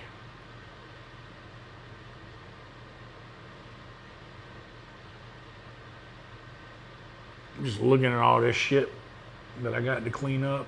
I don't want to do any of it.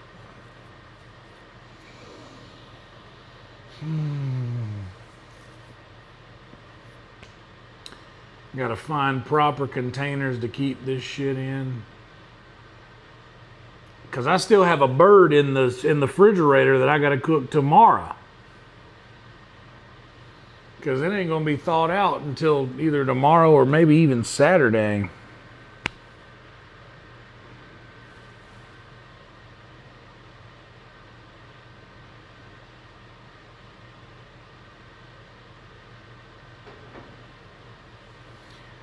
Yeah, I don't know.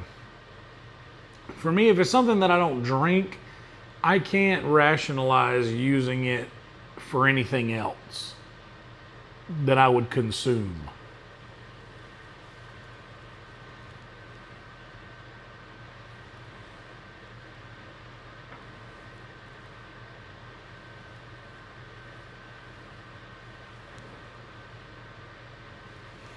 Yeah, like a bourbon flavor something, I get it, but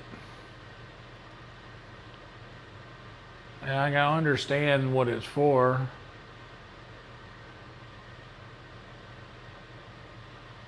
And I understand that some people might, because that's like, the Jack Daniel's flavor barbecue sauce. Is it better than regular barbecue sauce? No, it's not. But is it a way for somebody to be like, oh, this barbecue sauce got Jack Daniels in it? Bruh. I might have just offended somebody that likes Jack Daniel's barbecue sauce. And if I did, I apologize. That's not my intention. But that's kind of how I feel it. It's like a... that's how most people... this stuff got Jack Daniels. Woo! Woo! Jack Daniel's barbecue. Woo! Oh, this ham got bourbon in it. Woo! In my mind, that's the person that enjoys stuff like that. Jack Daniel's barbecue sauce.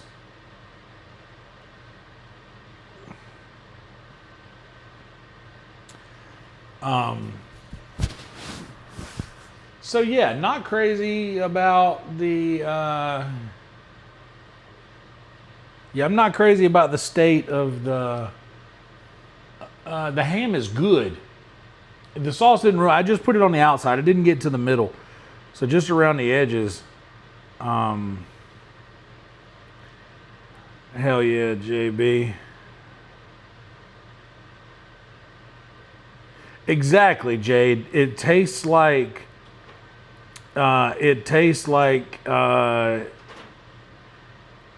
I get you. I get it, Jason. You can like it if you want. I don't. Whether it has good flavor or not, if part of that flavor is an alcohol, I don't want that. I don't want that in my food. Even when I drank, I didn't like the Jack Daniel's barbecue sauce. I just don't like. To me, it's like for something that a kid who can't buy booze will buy a Jack Daniel's barbecue sauce and be like, "Oh, is this gonna get me fucked up?"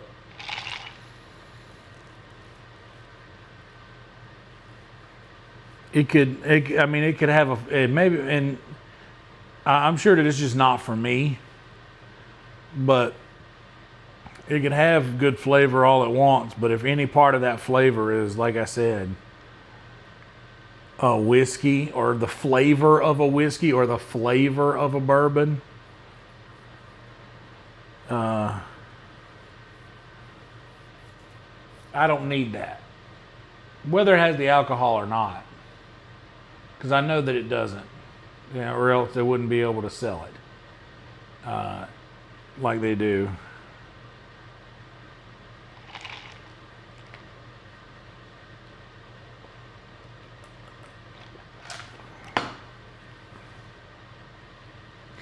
The wood chips, that might be a different story.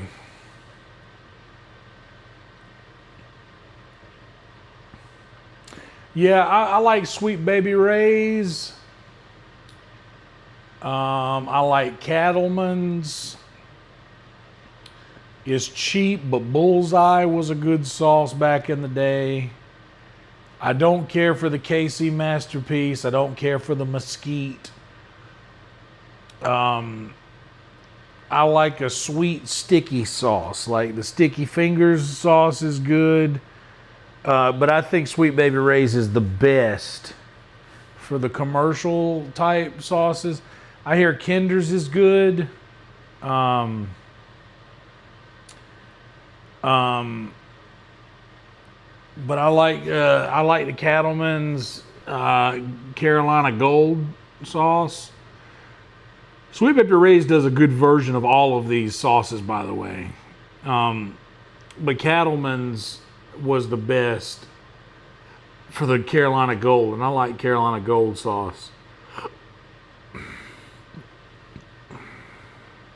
Yeah, that's the go-to.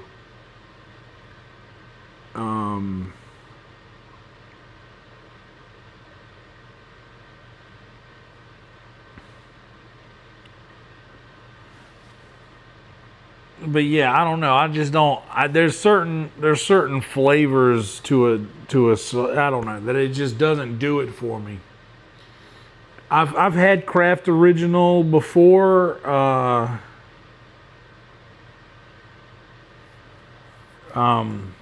Yeah, I've had Kraft Original before, but I've got Kraft Original somewhere there with like KC Masterpiece. There's something about it that's not right. That for me.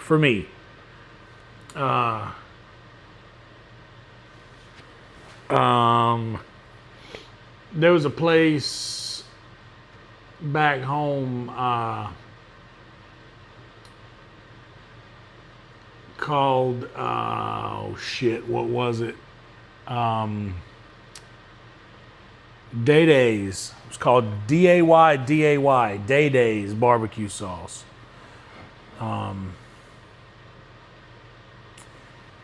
JADE's was the best, bro. And I don't even fuck with vinegar-based barbecue sauces like that. JADE's was a vinegar-based sauce done right. Like, it was incredible. It was a little barbecue spot in Lakeview, South Carolina. JADE's was great. They used to run a food truck for Blue Crab Festival and Shrimp and Jazz Festival every year, but all they did was turkey legs and ribs. They would do turkey legs and ribs. You get it dipped in barbecue sauce or regular. But dude, JADE's was great. Kinder's is good. I haven't had their barbecue sauce, but I've had their teriyaki sauce the last time I tossed some drumsticks in the teriyaki, and that turned out great. Those were good. I'll vouch for Kinder's on that metric. But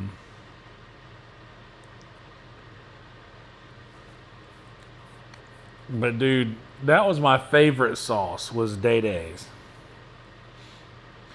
But yeah, I don't like a gimmick. I don't want a gimmick sauce. And that seems like that's what's happening with the it seems like that's what happens with a lot of those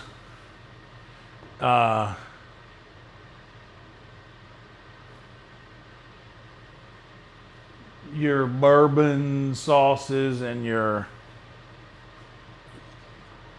Jack Daniel's sauce. Maybe a little more tea. Okay, now that I'm looking at it from up here instead of over there, this isn't going to be so bad.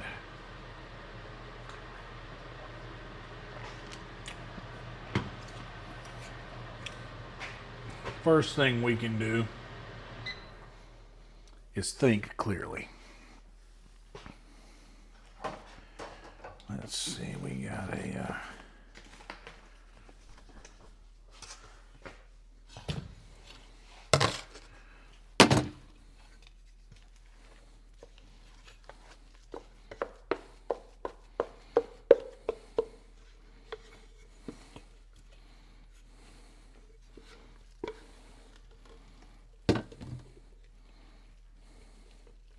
big scoop.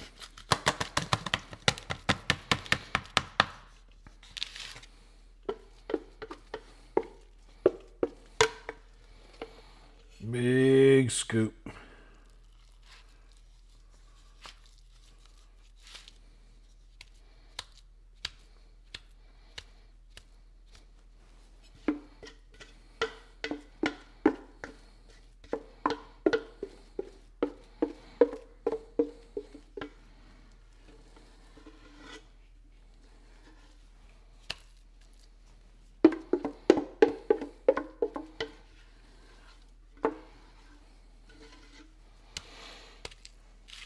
The easiest way to tackle any set of problems is to start tackling it. Sticky Fingers, Carolina Sweet, and Memphis. Sticky Fingers is a good sauce. I like Sticky Fingers.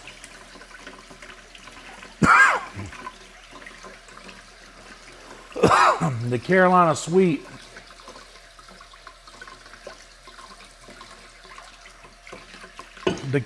Sweet is I think my favorite for obvious reasons. It's and not just because it's a Carolina sauce, but dude, it's that mustard based sweetness is so good, man.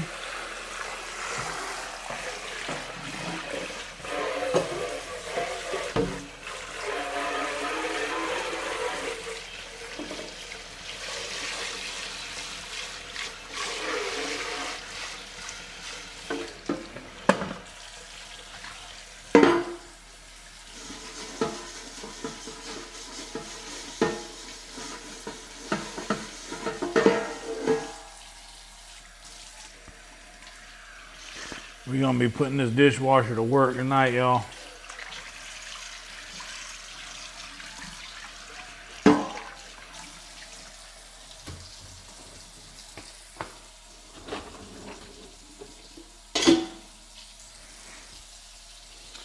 That stuff I'll have to hand wash though. Could probably fit this plate in there.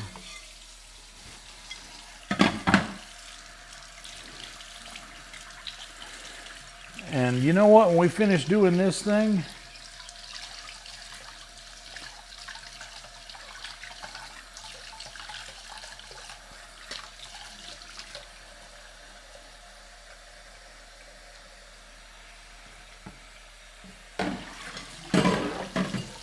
yeah, dude, if you ken to somebody work at the barbecue place, we call that winning. We call that winning. Thank you, Jason.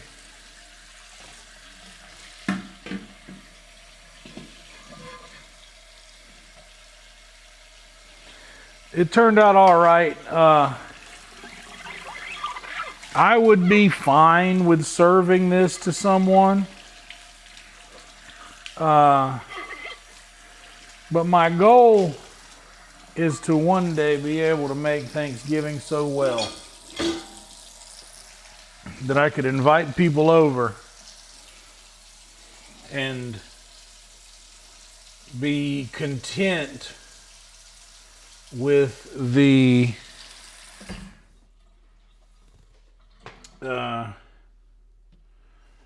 food that I would serve them, that I would be confident that they would like it. And I have not gotten there yet with the Thanksgiving stuff. I feel pretty confident. I think I feel pretty confident in like my normal stuff. Like if I'm doing burgers and dogs, making chili from scratch, wings, party foods and stuff like that, that I got. I can handle that all day. But the Thanksgiving dinner is a different thing altogether to tackle.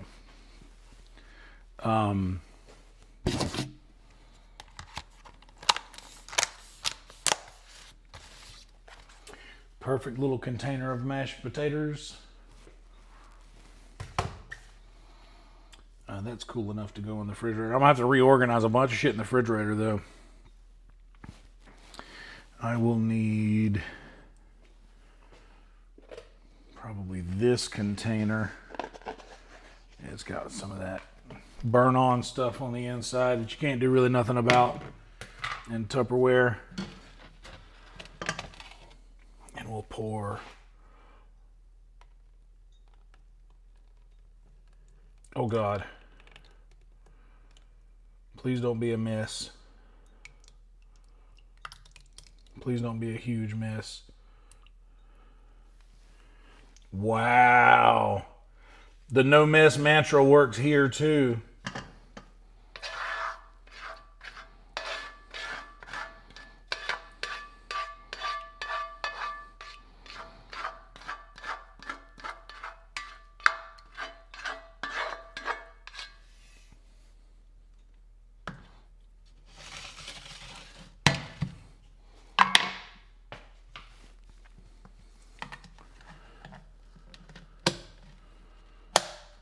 I made a lot of gravy. That's all the gravy we got left. Look at that. A whole container of gravy. Ooh, I'm in heaven. So there's 2 dishes compiled and ready to go.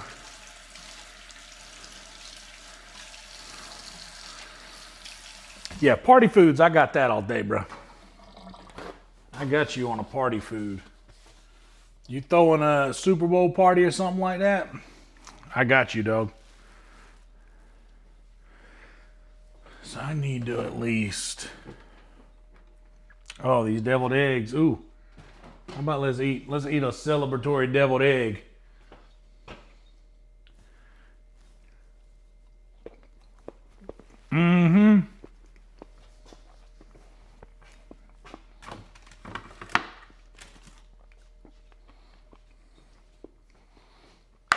They all right?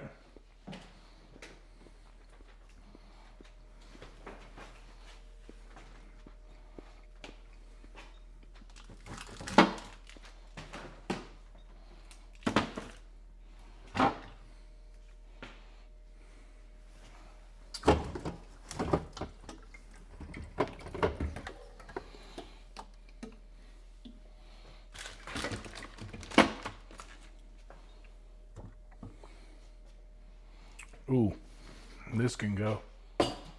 Old heavy cream.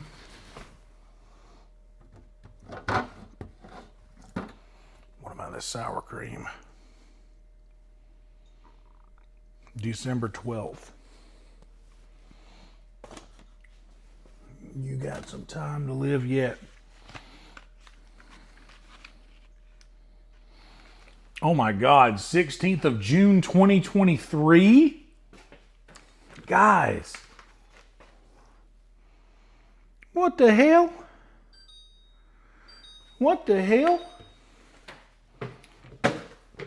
These are things that I don't ever touch because I don't use this stuff. Strawberry jam, now that's mine.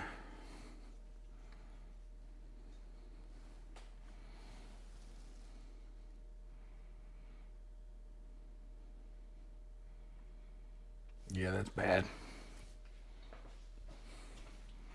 These two can go. I know, hush. I'm making way. Calm down.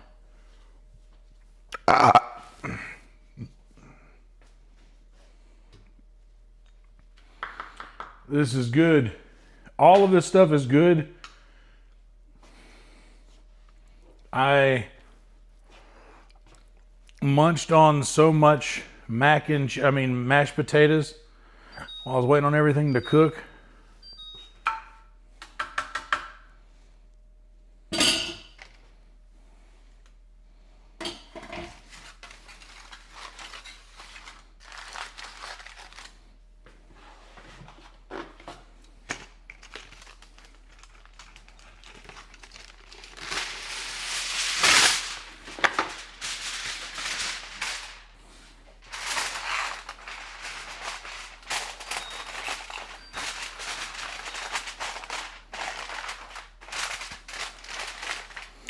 Really, I'm just trying to get this thing put away.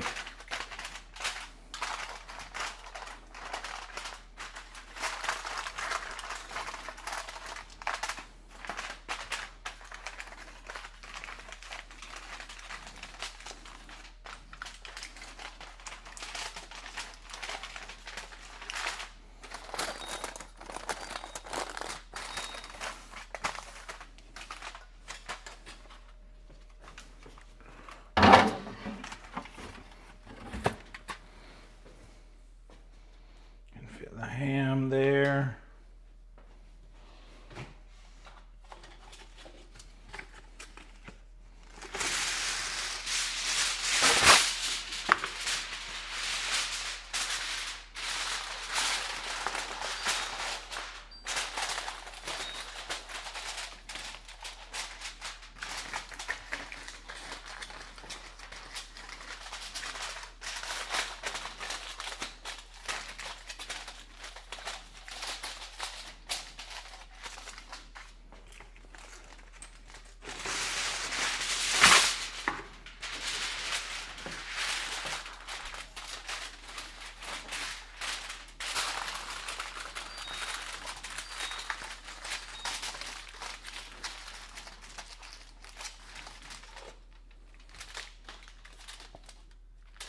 Okay, the middle's still hot.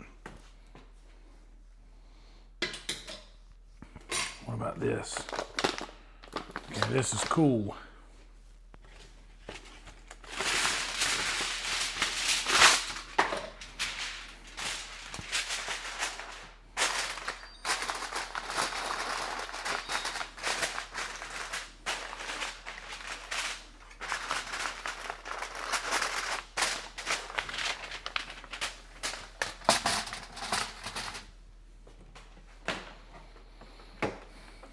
Okay, those two things can fit in there. The mac and cheese, we'll figure it out.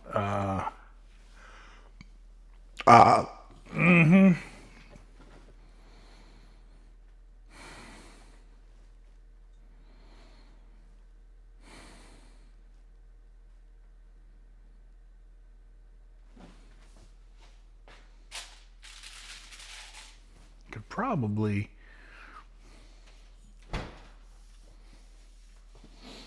Oh, I know exactly what I'll do. I'll set a cutting board on top of one of these, on top of this glass dish here, and then I can sit something else on top of that. That's exactly what I'll do. Innovation. We're being innovative over here.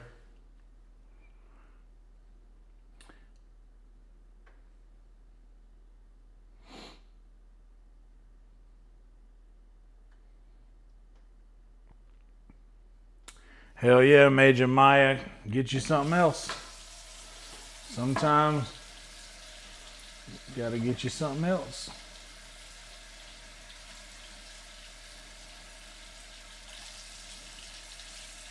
Oh, wait. Oh, I got a spoon in there for that. I didn't need it.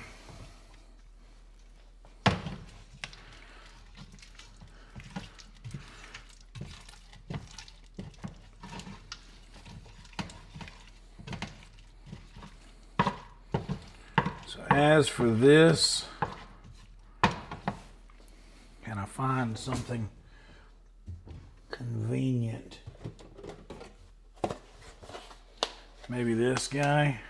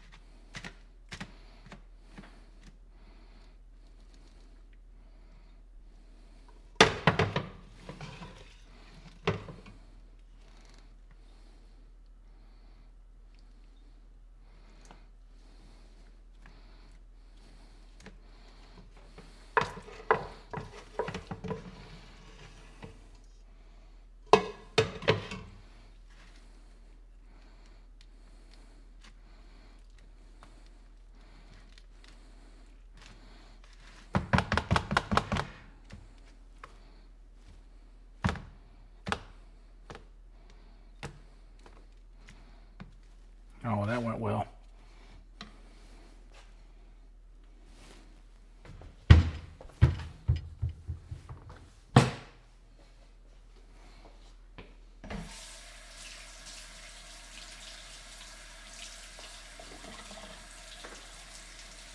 Hell yeah, pretzels and rum.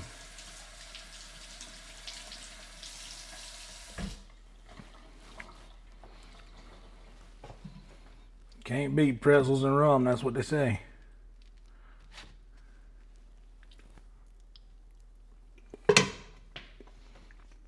I was really happy with the cheese sauce, man. That was the thing that impressed me the most out of the things that I created today. Was that damn cheese sauce, dude. It was so good. Here's what I got to do here. There's so much.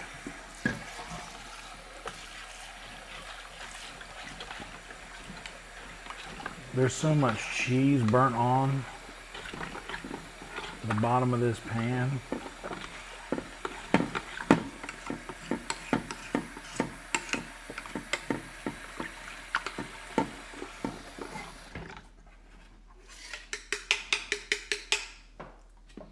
Let me dump this into the, I need to dump the sink strainer first.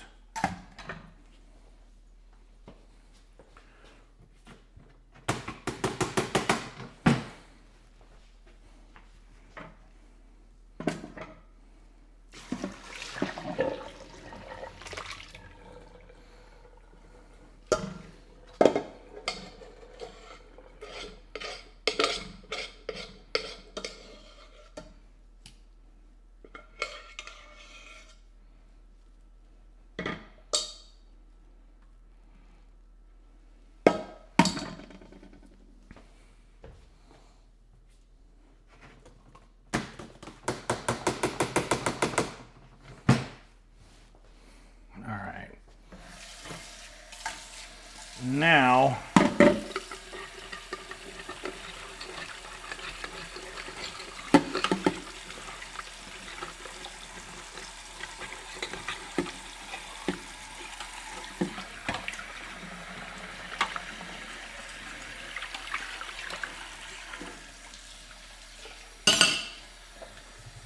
hot water and high pressure.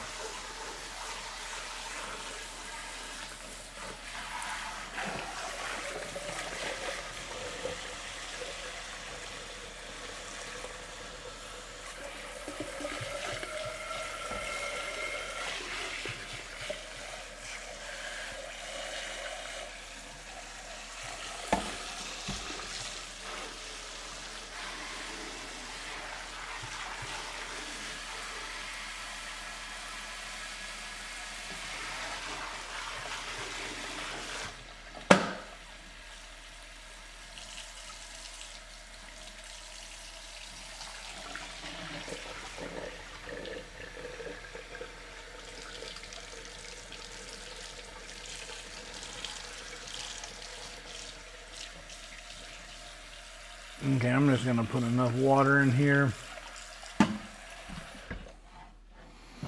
to cover that bottom part.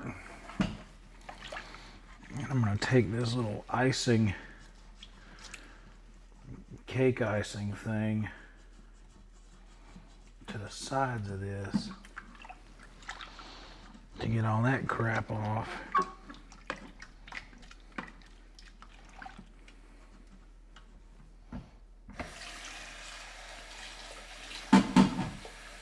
Give it one more.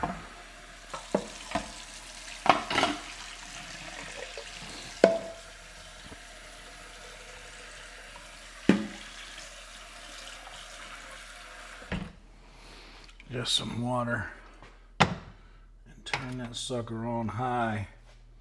By the time I get done washing this pot, that stuff on the bottom of that might be a little bit easier to handle.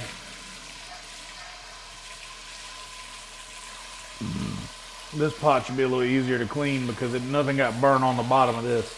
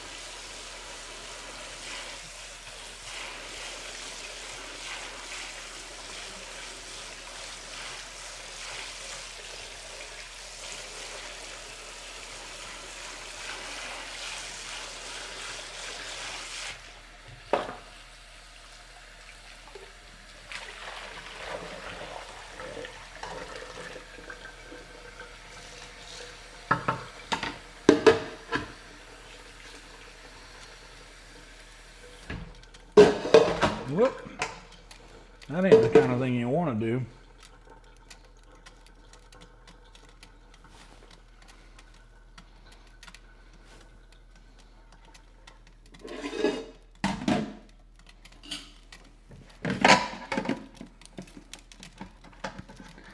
See, now this little cake icing thing is pulling all this stuff off the side.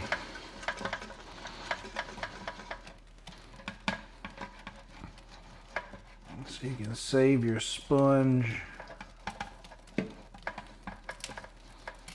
and steel wool a lot of trouble.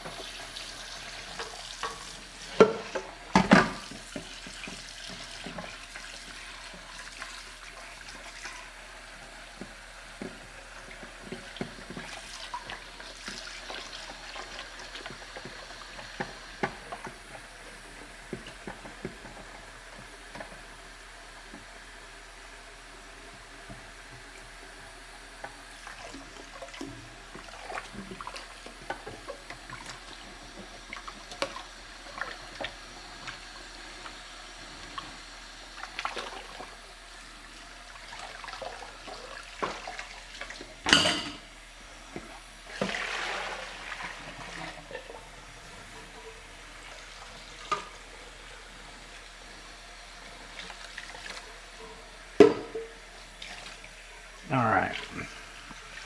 Now it's close enough for me to feel all right with bringing some steel wool in for the last minute demolition.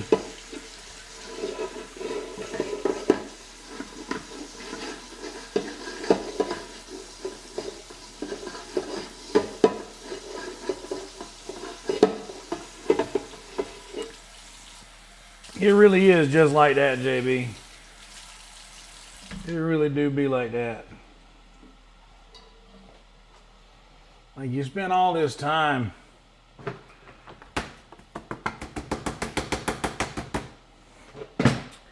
for literally just a moment of enjoyment. Just a moment, you know?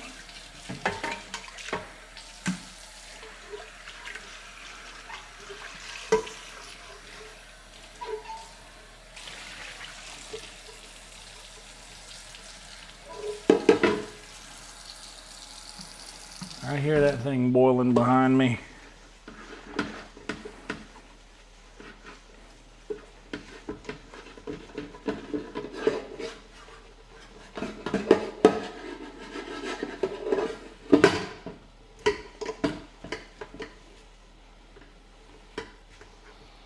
Okay.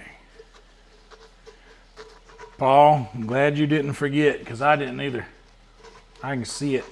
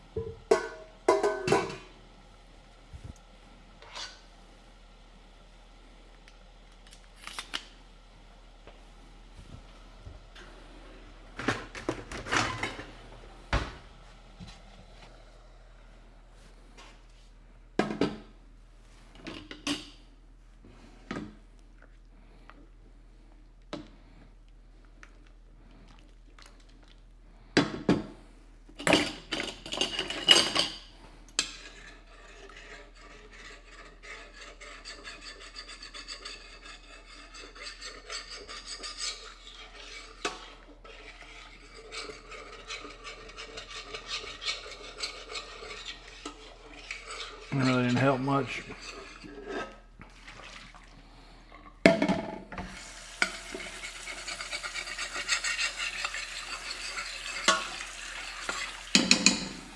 We're just gonna have to old school it.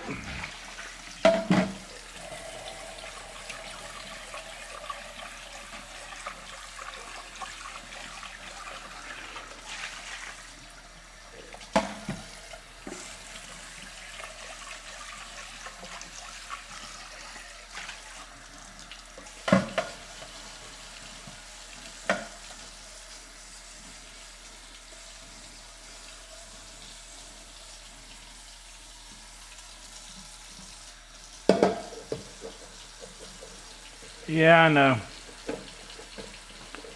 I didn't know if I was gonna, thought I might break this back up and put it back on there.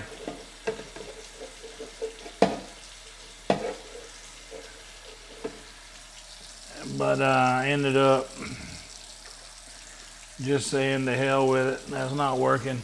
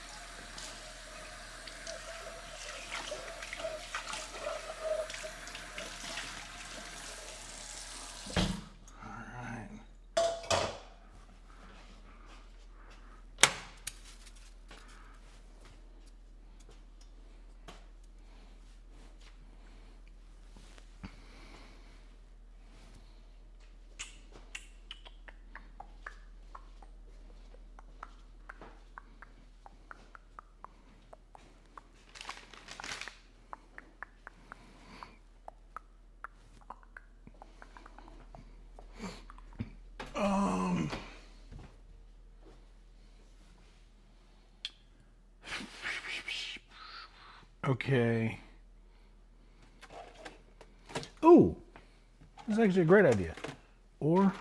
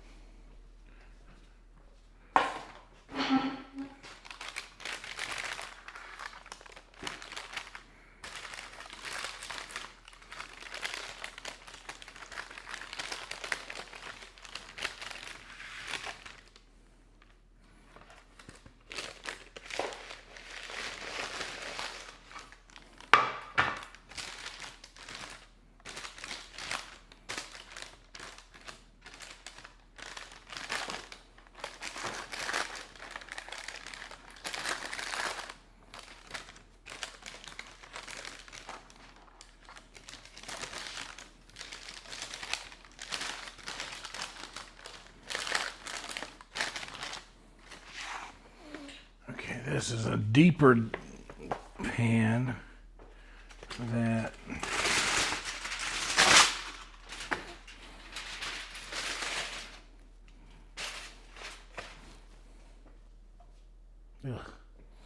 a deeper pan that can hold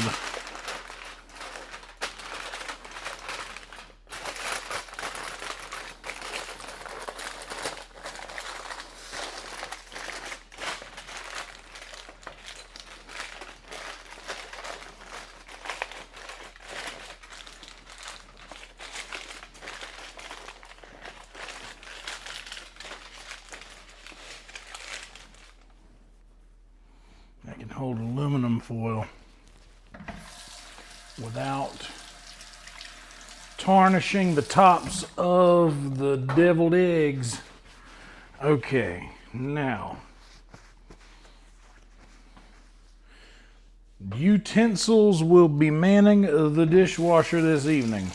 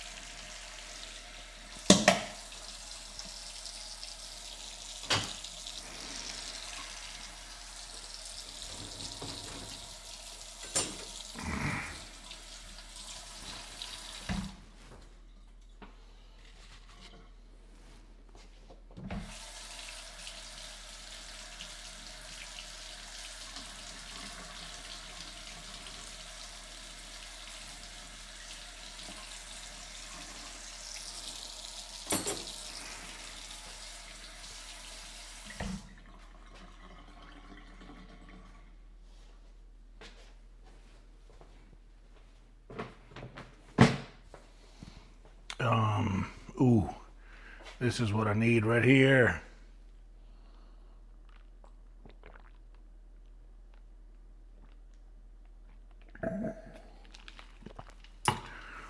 Hell yeah. Son Nathan Ramos, happy Thanksgiving, brother.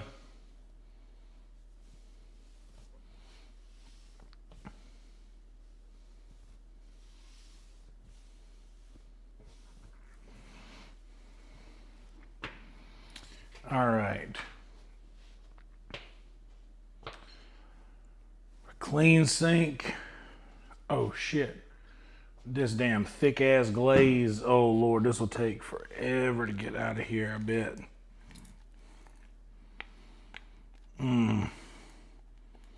All I can smell, it smells like straight bourbon, dude. Oh, this is gross. You know what? We're gonna use all of our brains today.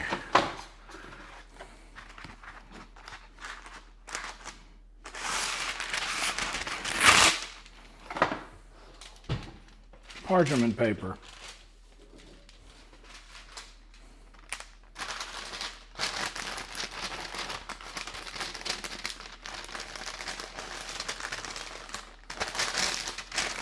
Find sharp edge and fold. And do so again and again.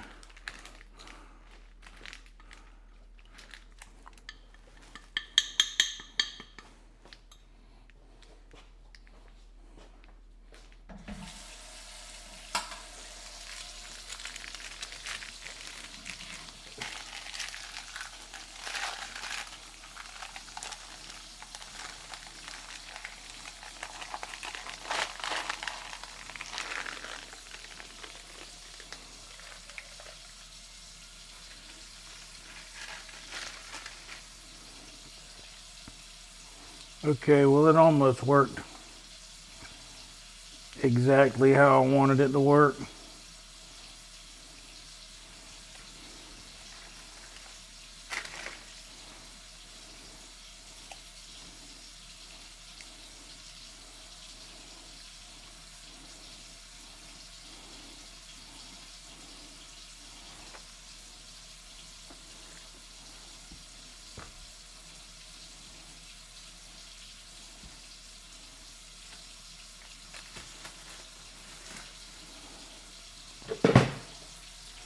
Dropping on the damn floor. Gross.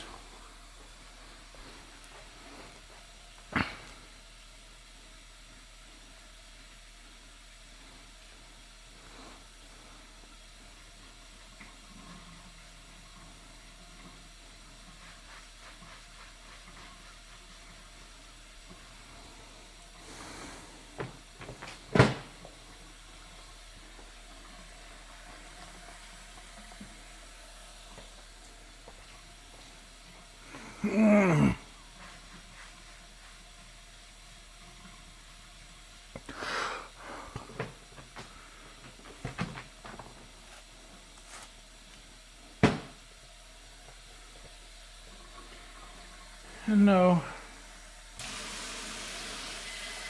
I didn't forget that I also have a whole plate of chicken thighs.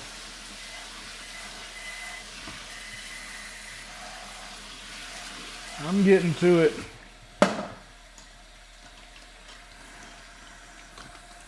I ain't even eating no turkey. Wonder if it's something other than the turkey that'll make you tired in Thanksgiving food. Wonder if it's the pound of butter or the 15 different types of cheeses that you put in your mac and cheese. What if it's stuff like that?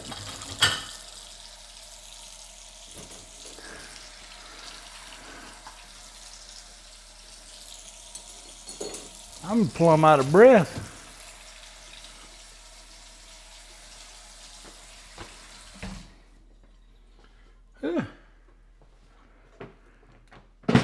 Good Lord. Look at that. Look at that Look there.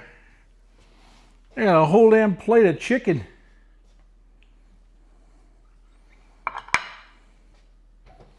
Figure out what to do with that. Is this mac and cheese still hot in the middle?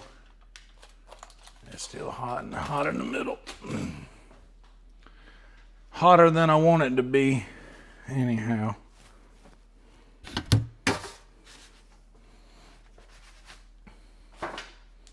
Some baked potatoes.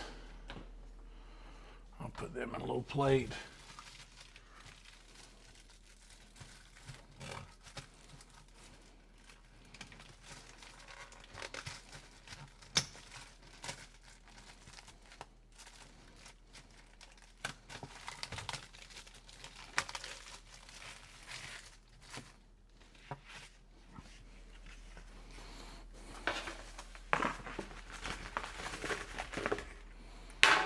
Put them in a paper plate and they can go about anywhere in here. I can honestly sit back there on top of the ham.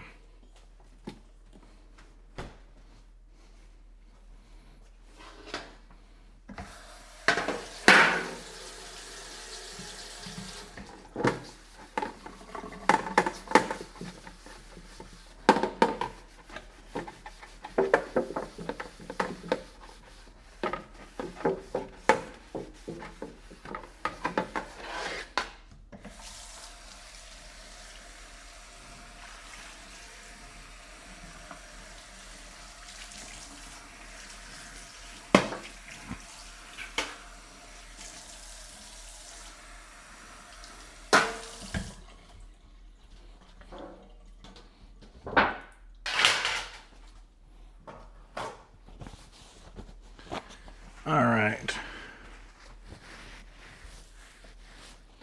Now, say I were to, let's see how much of this shit I can reorganize here. Yuck.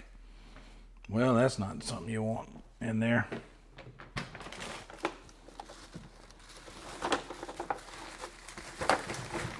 One thing, I never even opened the drawers down here, so I don't even know what's in there. But I know whatever it is, every bit of it can be thrown away because none of it looks good. That's about what it looks like.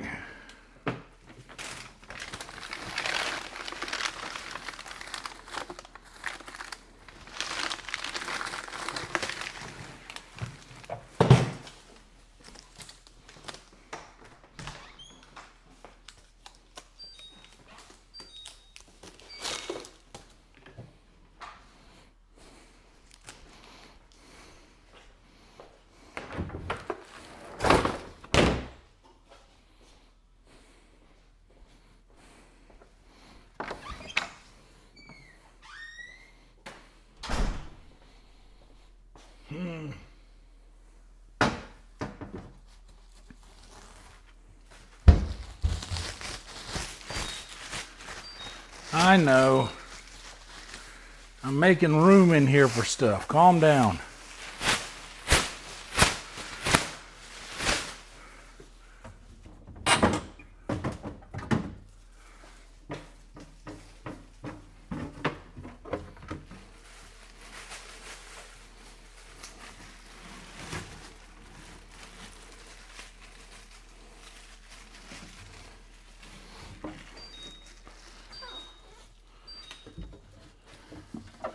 Oh, this is all gonna go all much easier once I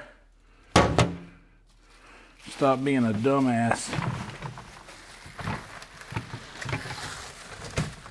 See, my brain isn't even working. It's like I can't figure out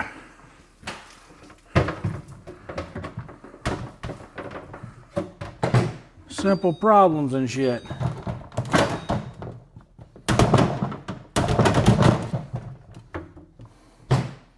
Now, put this thing back in here.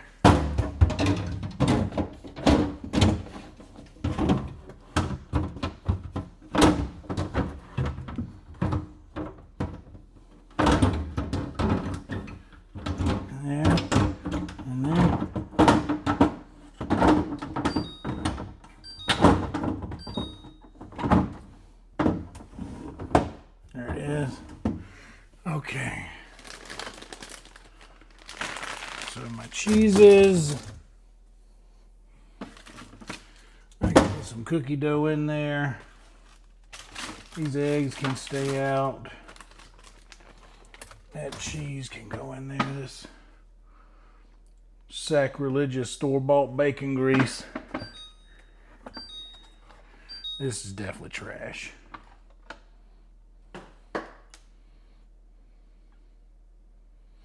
That's good. That's trash. It's all fucking...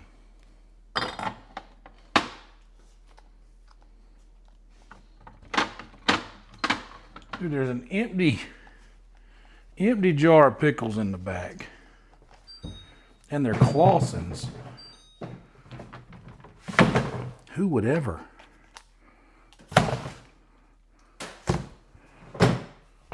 Clausen?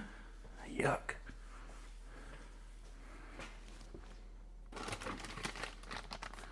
That cheddar can go.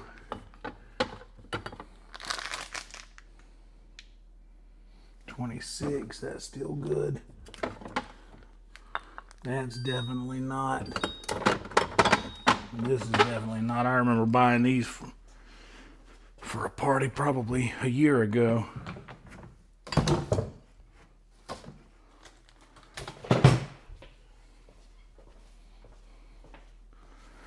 If you don't ever clean out your refrigerator, at least do it on Thanksgiving. You know, that's what they say. This sauce has been in there so long, there ain't no way it's good. Yep. It's gonna be a heavy fucking bag. That's bacon shit. Can go down in there.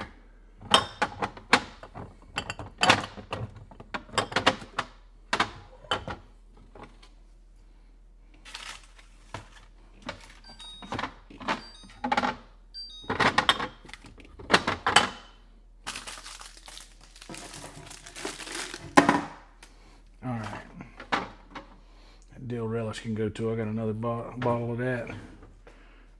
Okay. This shit. A lot of glass.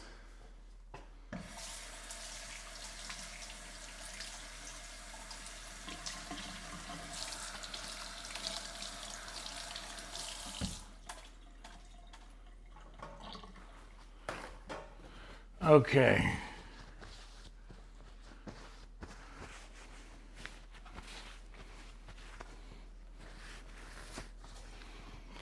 Now.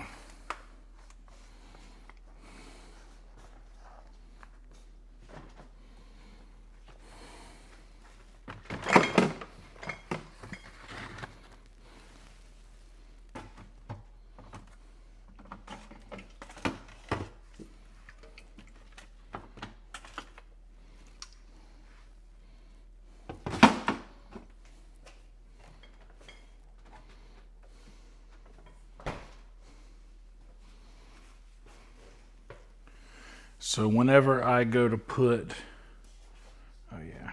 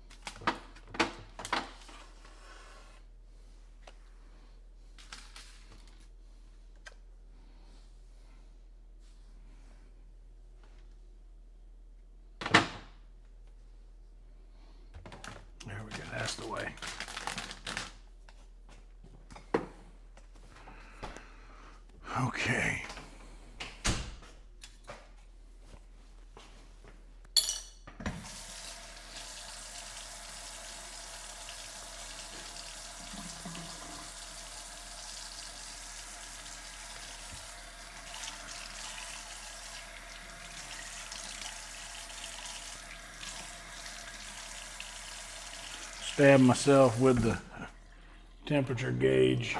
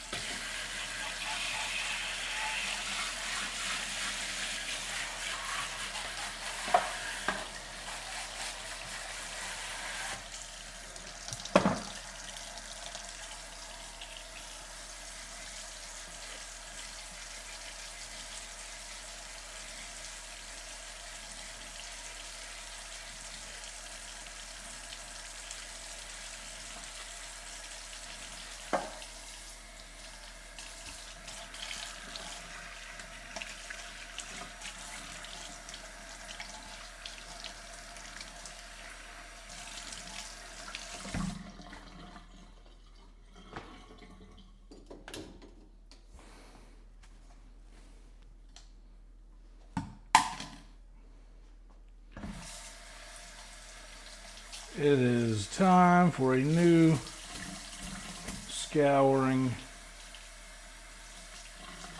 pad.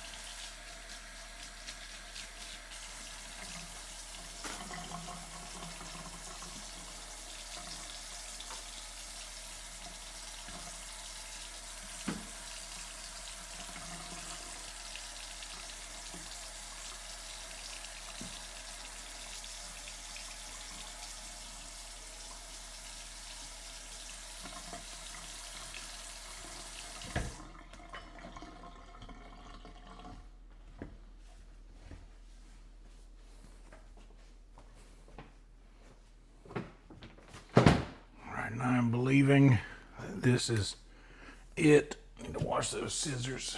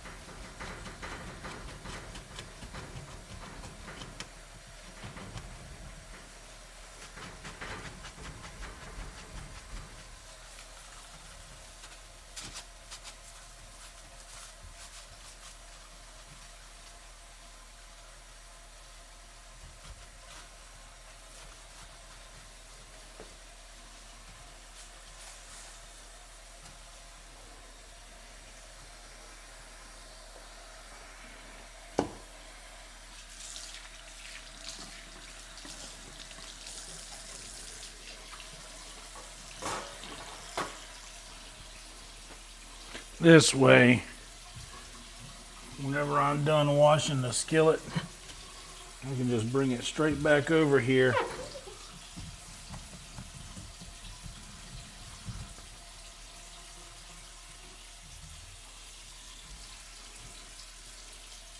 To dry off.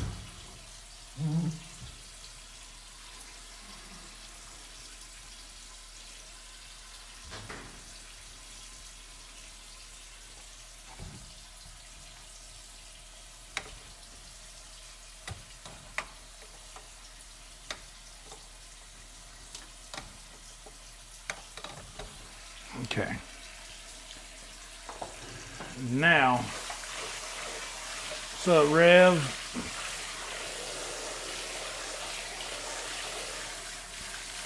I don't mind Swiss cheese in its place. Like a nice mushroom Swiss burger, I'm down with that. But if we're talking pound for pound, yeah, mozzarella, Parmesan, Romano, Pecorino. Those are all good. But I've said 1,000 times, if I can only pick one cheese, rest of my life, gun to my head, one cheese for the rest of your life, I'm going American. Sue me.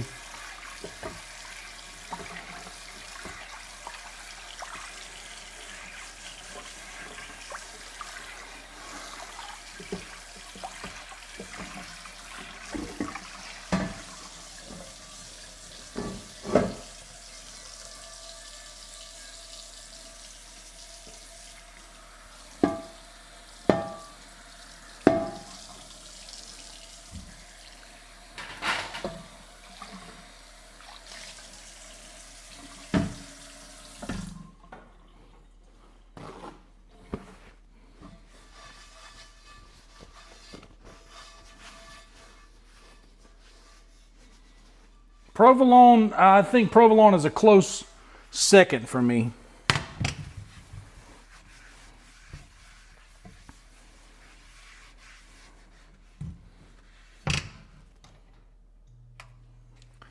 Click that button just until I hear the heat come on. Damn, I am sweating, y'all.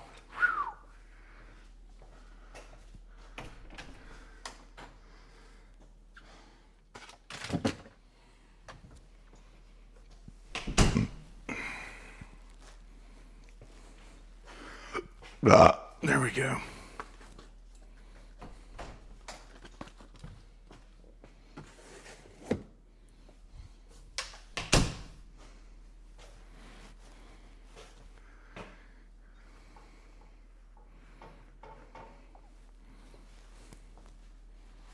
It's like, I think I eat burgers more than other things with cheese. And like, for all the things that I use cheese for, American cheese would do fine. Cheddar doesn't necessarily work for a burger. Like, it kind of does, but not really.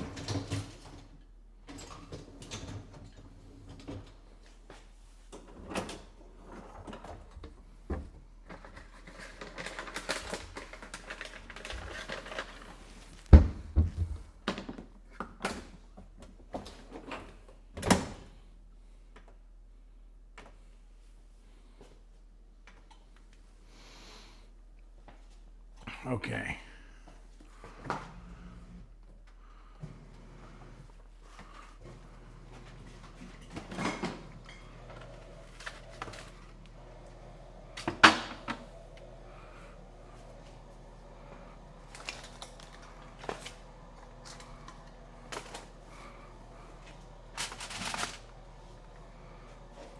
These are both light dishes compared to this heavy one here, and it's cool enough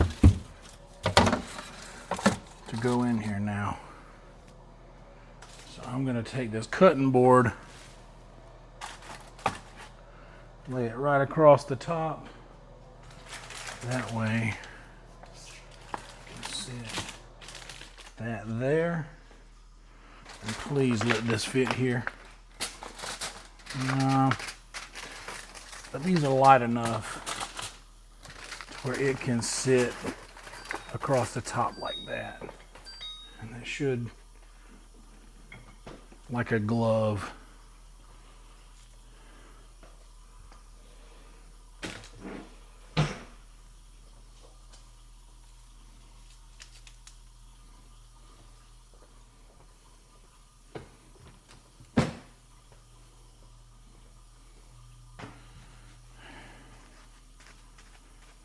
Just like that.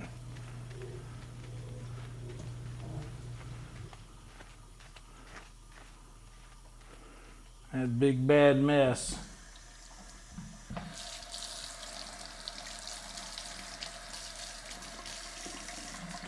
That we were terrified of is now no more.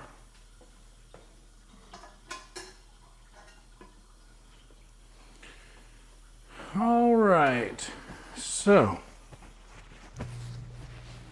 now it would appear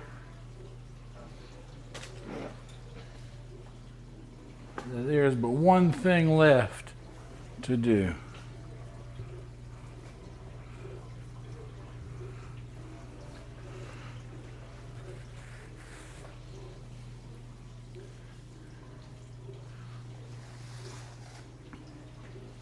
And that, folks, I'm going to break my rule here.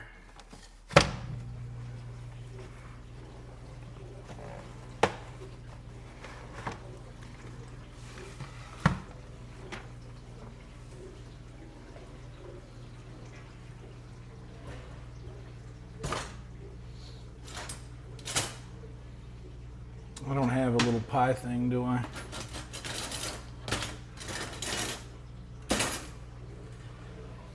I don't think I do.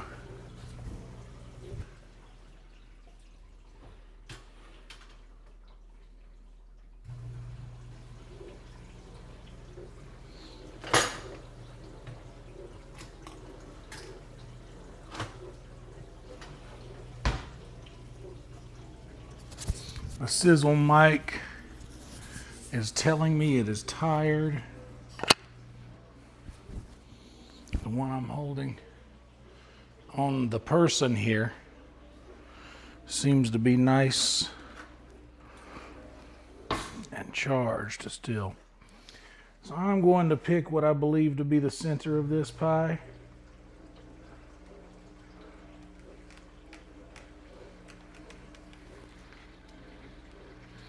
And come out here.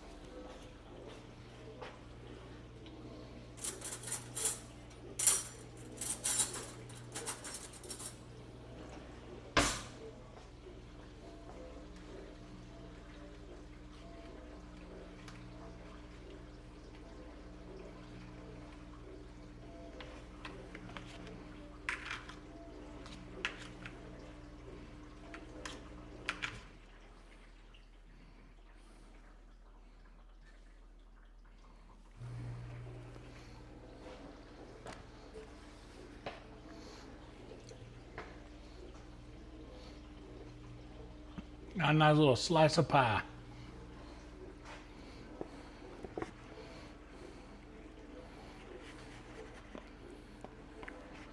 Falling apart.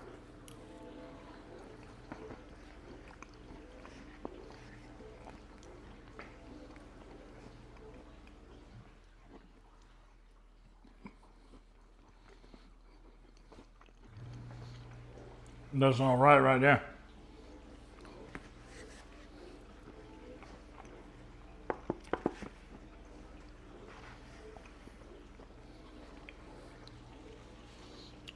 That's all right there.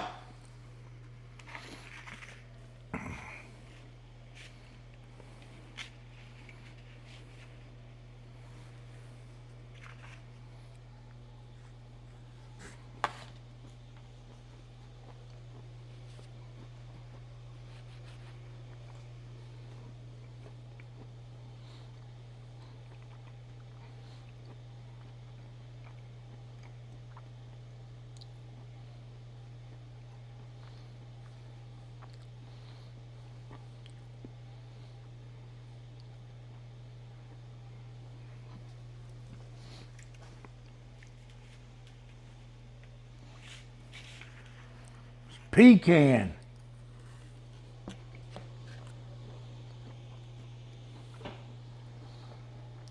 Pecan. Pecan is what the Yankees call it.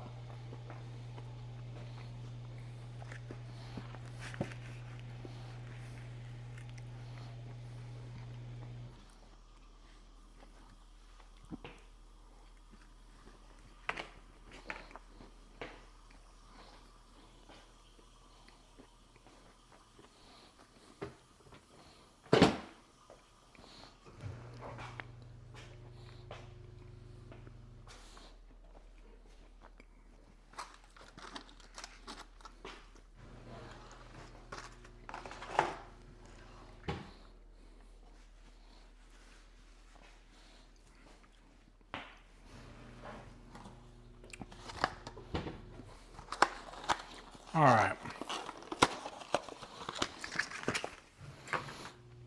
Now the kitchen's in better shape than it was before I started with it.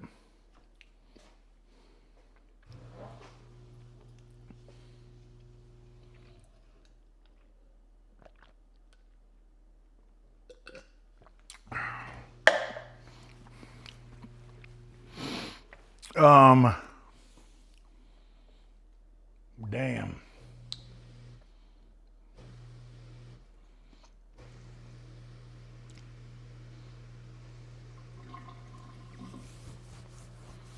I got to think.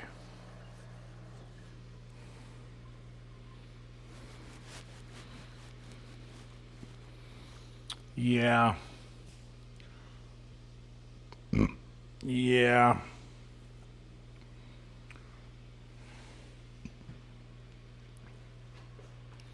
I reckon the first thing I could do is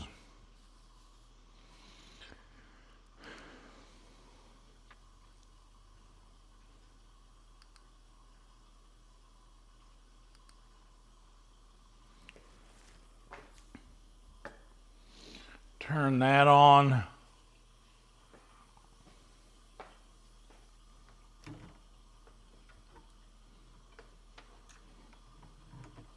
Oh shit. Wrong one. Gotta take this shit apart. I'm just gonna, little by little, bring this back here. Hold on.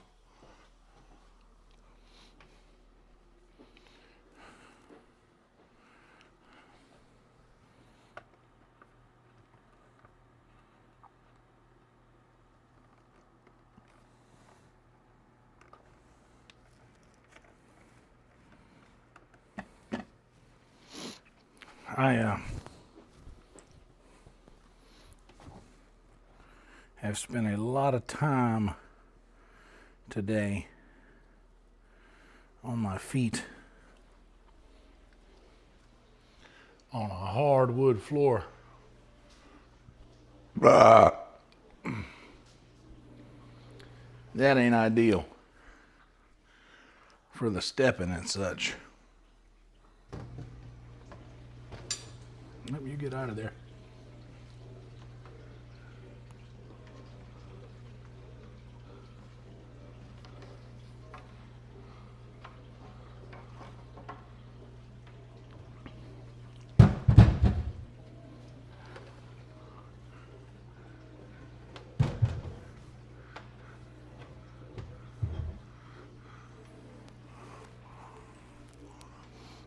I'm gonna wrap up these cables here and get all this stuff unplugged.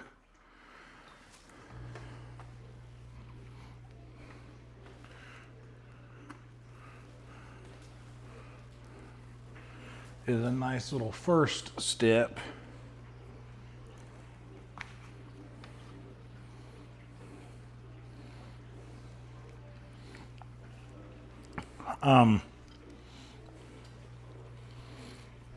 Bro, I get it, you know? I remember, you know, my grandmother spent all day cooking. And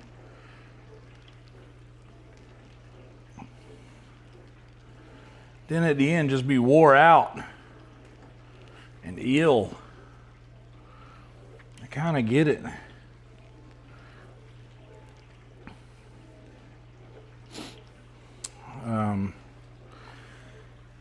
I would almost maybe just say to hell with a gaming stream tonight. Take tonight off as Thanksgiving, just chill. But only problem with that is I don't have very many days left in this month, and I'm not exactly where I want to be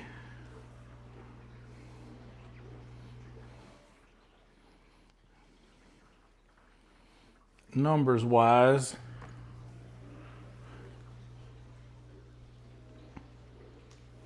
So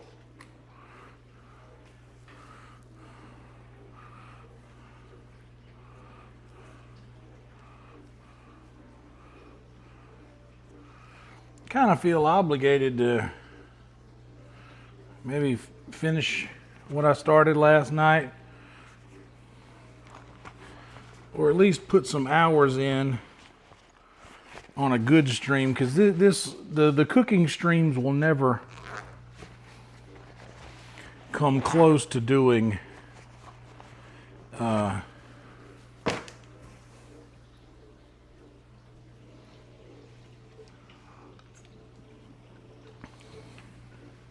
what the other ones will, what the gaming thing will. In fact, here's what I'm gonna do.